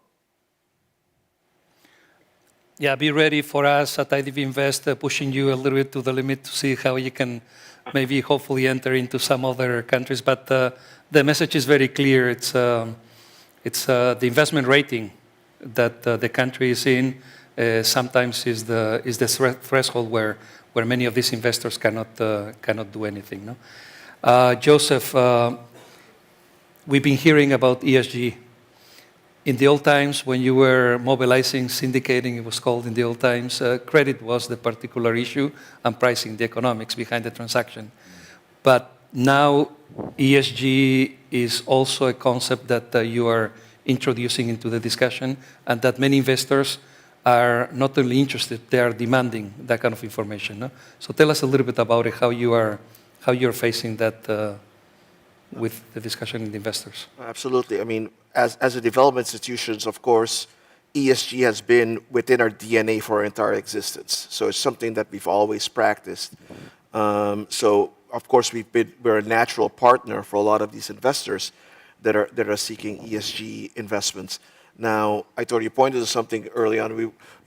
Before we were talking about credit metrics, et cetera. Let's be very clear. That has not changed. That is the key driver. So without the proper risk return, we're not even touching the ESG discussion. So it may have the best of impact, but if the transaction does not hit the risk return hurdle for these investors, they're not going to do it. So, I mean, but it's been an interesting evolution, particularly with the commercial banks. And Fahim, you pointed out as to what from in JP Morgan, as you started the development institution, it was driven by what you're getting from the investors. And we got the same thing because we started just for our own sake years ago when the SDGs came out. We said, okay, let's try something different. So within the information memorandum that we prepared, that we sent out to all the banks, let's tell everybody, what SDGs are being met. So because typically they want to know the credit parameters, but we're not getting much questions in terms of ESG. So suddenly it's kind of like, okay, well, tell us more about which SDGs the transaction meets. And then fast forward to now the regulations that have been introduced. We have a number of investors, European investors, ILX being one of them, that adhere to SFDR regulations 8 and 9 in Europe, where the requirement on these investors to show that they're speaking truth to power in terms of the ESG investments required them to get a lot more data from the investors. So it has become a much more fluid dialogue, where in the past our investors would have never spoken with their ESG and impact measurement teams. Now they are a key part of that dialogue with the investors. I'm laughing because I think it was like a couple of years ago when we brought some investors to discuss precisely many of these topics that we're talking about today with some directors. You were in that meeting, Fahim, and I remember that one director was asking the investors that were there, and the answer was not from Fahim. The question was, okay, if you see that there is more ESG in a particular transaction, if there is more development impact, are you willing to pay less for that asset?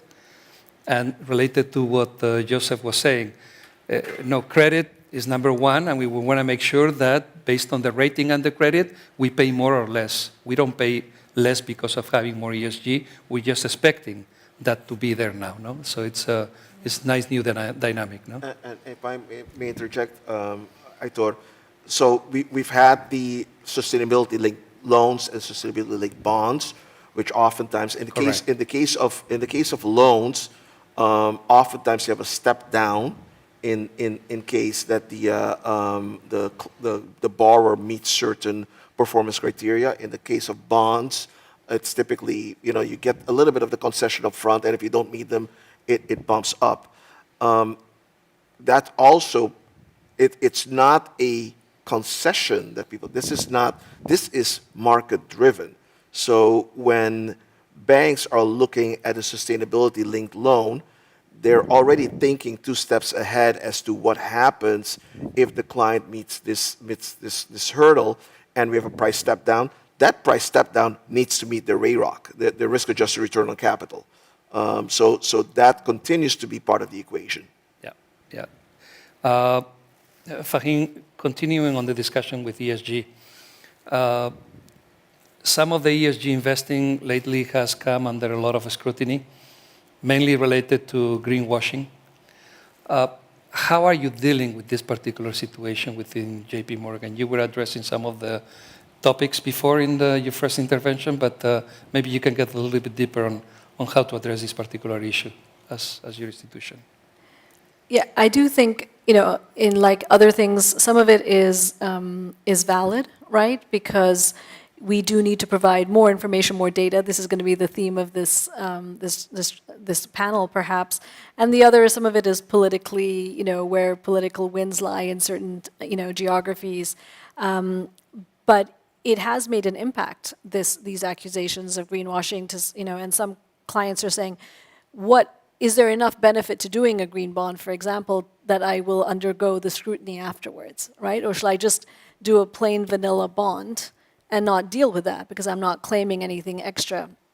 And I think this also has to do with the question, and it comes back to what you were saying, Joseph, is there a real pickup or premium?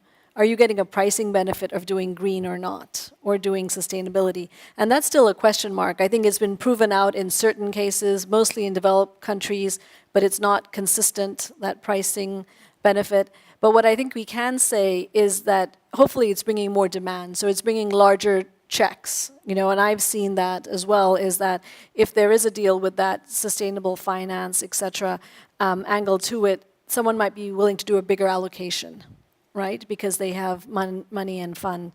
So I think what we're trying to do is sharpen the pencil, right? And I think that a lot of what was being critiqued in greenwashing is that we were only telling the positive story, and the additional money being spent, or what you would achieve positively, but to also spend some time looking at the negative impacts and doing a net negative kind of assessment, right? To say, look, this transaction definitely has benefits, but it may also have, negatives to it. It might have some environmental, aspects that, it might require people to be resettled, what have you, and to be able to tell that full story of the positives and the negatives to the investors. So I think that's one thing that we need to improve on, and that's something that we're doing in our impact disclosures, is to look at kind of a net positive, not just tell the rosy story. So I think this is a big part of what you're doing. Then, as I said, is consistent reporting in a way that investors can access. And this is where I think platforms like what you have with the Green Bond Transparency Platform, et cetera, are very helpful, and hopefully can be expanded globally and to do more than just green, and I think you guys are leaders in that space, is to say we don't want to have to, investors are saying we don't want to have to run to every single deal, open up the deal doc, see your reporting, click on the website each year. We want a standardized place where we can find all of that information. So I think that that's a second thing, to kind of have third-party services then to verify data would be another part of helping against greenwashing as well. So I think these are all the different things that we can do, right? Consistent, standardized data, eventually have verification. Mostly people are fine with self-reporting. And also to look at the net positive is very useful. And the last thing is people are now saying, listen, it's really nice to ring fence these assets and say you're doing something green, but then you can have Ecopetrol do a green bond, right? And so they're saying, can we now look at the issuer as well? And that doesn't mean that an oil and gas company or a mining company can't do positive things, but people are saying we also have to be realistic in looking at the whole of the company at the issuer level as well, if we want to be honest with the net positive of the story. Very valid points, are very comprehensive in the way you're looking at this aspect. Yeah, thank you. Elvira, we are extremely excited the way ILX has been growing and growing so quickly ever since a year and a half you started operating. And we would like to hear of what is next. What are the next thresholds that you're going to continue trespassing, and how are you going to continue growing?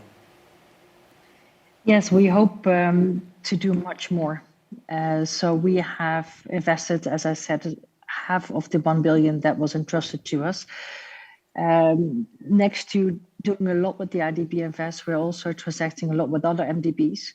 And we believe we have a portfolio of investments of around 800 million by the end of this year, meaning that we have almost come to our 1 billion of commitments that was granted to us initially a year and a half ago. So we're in the midst of fundraising for our next fund, ILX Fund 2, that we hope to have a size of 2 to 3 billion, which is not a goal in itself, but we strongly believe that our business model is scalable, that there's an enormous pipeline of transactions that fit the appetite of our institutional investors in the Netherlands.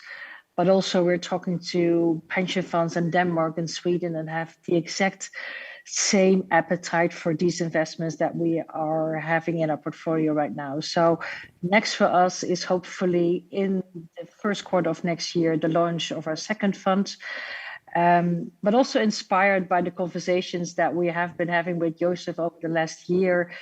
We are making amendments to our current setup to also be able in our next fund to consider investments in B bonds, to study the opportunities to provide local currency funding, because I think especially these two products are in great demand in the Latin America region. And it's our strong belief to also bring institutional capital into these products. So that's what is hopefully in store for us soon. Very exciting, Elvira, and looking forward to see how we can help with that. And talking about B bonds, Juan Pablo, you were mentioning it, how you were participating in some of them. Joseph was getting a little bit deeper into the different types of B bonds as an innovative product. But now, before I was giving you a hard time, now is your time to give us, as IDB Invest, a little bit of a hard time. What else can we do as IDB Invest in order to continue introducing new products, in order to start addressing the needs that you see in investors like you, or the other investors, because you are an asset manager. I mean, you have a very good visibility of what other investors that you're managing their money for are looking for, no? So what can we do as IDB Invest to continue attracting that money from investors? Yeah, no, sure, that's a very good question. I would say that, first of all, on the core product you have, it's a very, very good product. So really, the ones we have done together as partners, in different ways, sometimes with an agent, sometimes with a direct deal, sometimes with a club deal. Really the bond that we've been doing Latin America hasn't been offered by any other multilateral, which we haven't seen them that looking at it. But I think it's really taking that product that works for us internally. I'm just doing it in a B bond format. But in essence, it's basically the same private placement that we do in the US or in Europe or in Latin America without the IDB umbrella, but just within the structure. So that's a really very good format for us. We like the tenors, the fixed rates, we like the make-whole protection. We like that it has mainly the rated transactions, but you can do unrated, but in general, the rated. So I would say the one thing that's important is to continue having this closeness as partners, and you showing this very good track record in the market of dealing with investors and with issuers.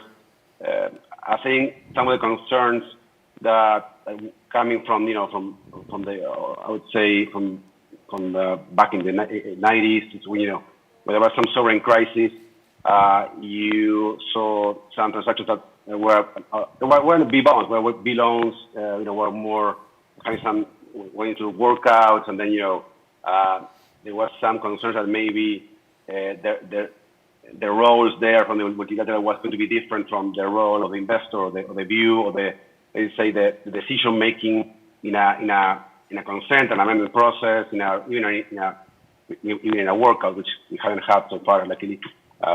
So I think if you continue to show to the market that you are thinking the way we think, and as Joseph was saying, the credit work comes first, and that one hasn't changed. So that is very important, because our committees ask about that, our investors ask about that. So I can show them, we've been working together for many, many years, and it has been a great track record. Very, very strong decision-making process, and in general, no issues. The other thing that, and going in line with also with the panel, is we have a huge ESG focus right now, and we do have special teams dedicated to that, applying policies and improvements to our processes across the board in investment. So, as also Joseph mentioned, you always focus on ESG from day one. So, to the extent you can share with us material, reports, due diligence on the ESG, to assist in our analysis and in transactions, that's great. And actually, that happened in Peru, for example, that we did last year. Where you share with us your ESG assessment transaction, and that was very helpful for us to get our ESG approvals and analysis in place. So that's important. And then, I think it's not that we have like a maximum amount or a budget to do it. We can do whatever makes sense to us and to our clients in the region. So working together in finding transactions in different ways, it's key. I think we like the umbrella you provide, and as for some cases, it's even more important than others. But in general, we like it. Both on the given the tenors, we go very, very long in some of these countries, so 20 years, 25 years. So that is important to have the umbrella there. It's a good feature, I would say. We can do it without it, but in general, in some places, it becomes very important, a very desirable feature. You have tax savings for some of the transactions of the countries, in general, because of the chart that you have. So those things we value, and also the issuers value. So that's why the company, the debtor, I would say, or the issuer values. And speaking about the issuer, if I were the issuer, one of the things that would obviously focus is in cost effectiveness, the fees, all of that, the time frames for processing and for approvals. Those are the typical things that the CFOs focus on when they issue a transaction. So I think, we work together and try to make this as with you and everyone as efficient as possible. But that's one of the areas where I think it's something to continue working on in the future. Yeah, I think it's a matter also of, we know you very well, so we know what deals we can bring to you, and that you're not going to have a big issue at understanding and analyzing. But at the same time, in order to see how we can push the envelope, I guess we can involve you early in the process of structuring a transaction to see if, with your support, we can eventually get your credit committee approvals. No? And a variation of the question to you, Joseph, as VidInvest 2.0, we're going to continue growing, and the expectation of attracting more and more investors and increasing our mobilization program is huge. Where do you see the key elements for that growth? Where do you see the key elements to continue bringing more investors into our transactions? I think for this one, I'm going to go back to something that Elvira mentioned earlier in her intervention. It's data, data, and data. So the perception of the risk that many institutional investors have about investing in emerging markets in general or in our region specifically is very different than the reality that we've had at IDB Group. I can share with you that we've conducted studies, we've looked at our portfolio and its performance over a 22-year horizon, and over 22 years, the expected loss on our portfolio is around 70 basis points. To put this in perspective, this is the measurement of a solidly investment-grade portfolio. And we know that our region is not investment-grade. But we need to do a better job about communicating this performance to the market. Not just us. I think all of the MDBs in general need to be better about communicating the performance, and that's something that we ask of. There's a consortium called GEMS. They manage all of this data. That data needs to become more public because oftentimes, people may take the solution of, provide for more first loss guarantees First loss guarantees are fantastic, but you cannot first loss guarantee your way out of this issue, because taking the number that you said, if there's a $2.2 trillion gap to meet the SDGs, conservatively speaking, if you put a 10% first loss on it, that's still $220 billion. There's not $220 billion of first loss out there. So we need to do better about truly communicating what the risks are and get people comfortable with that risk.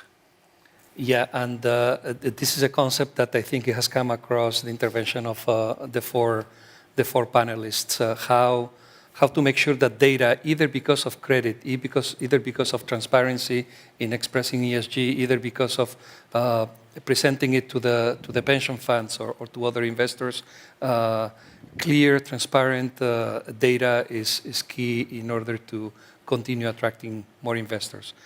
With this, we are done with the time. Thank you very much to our panelists, and a big applause to them, please.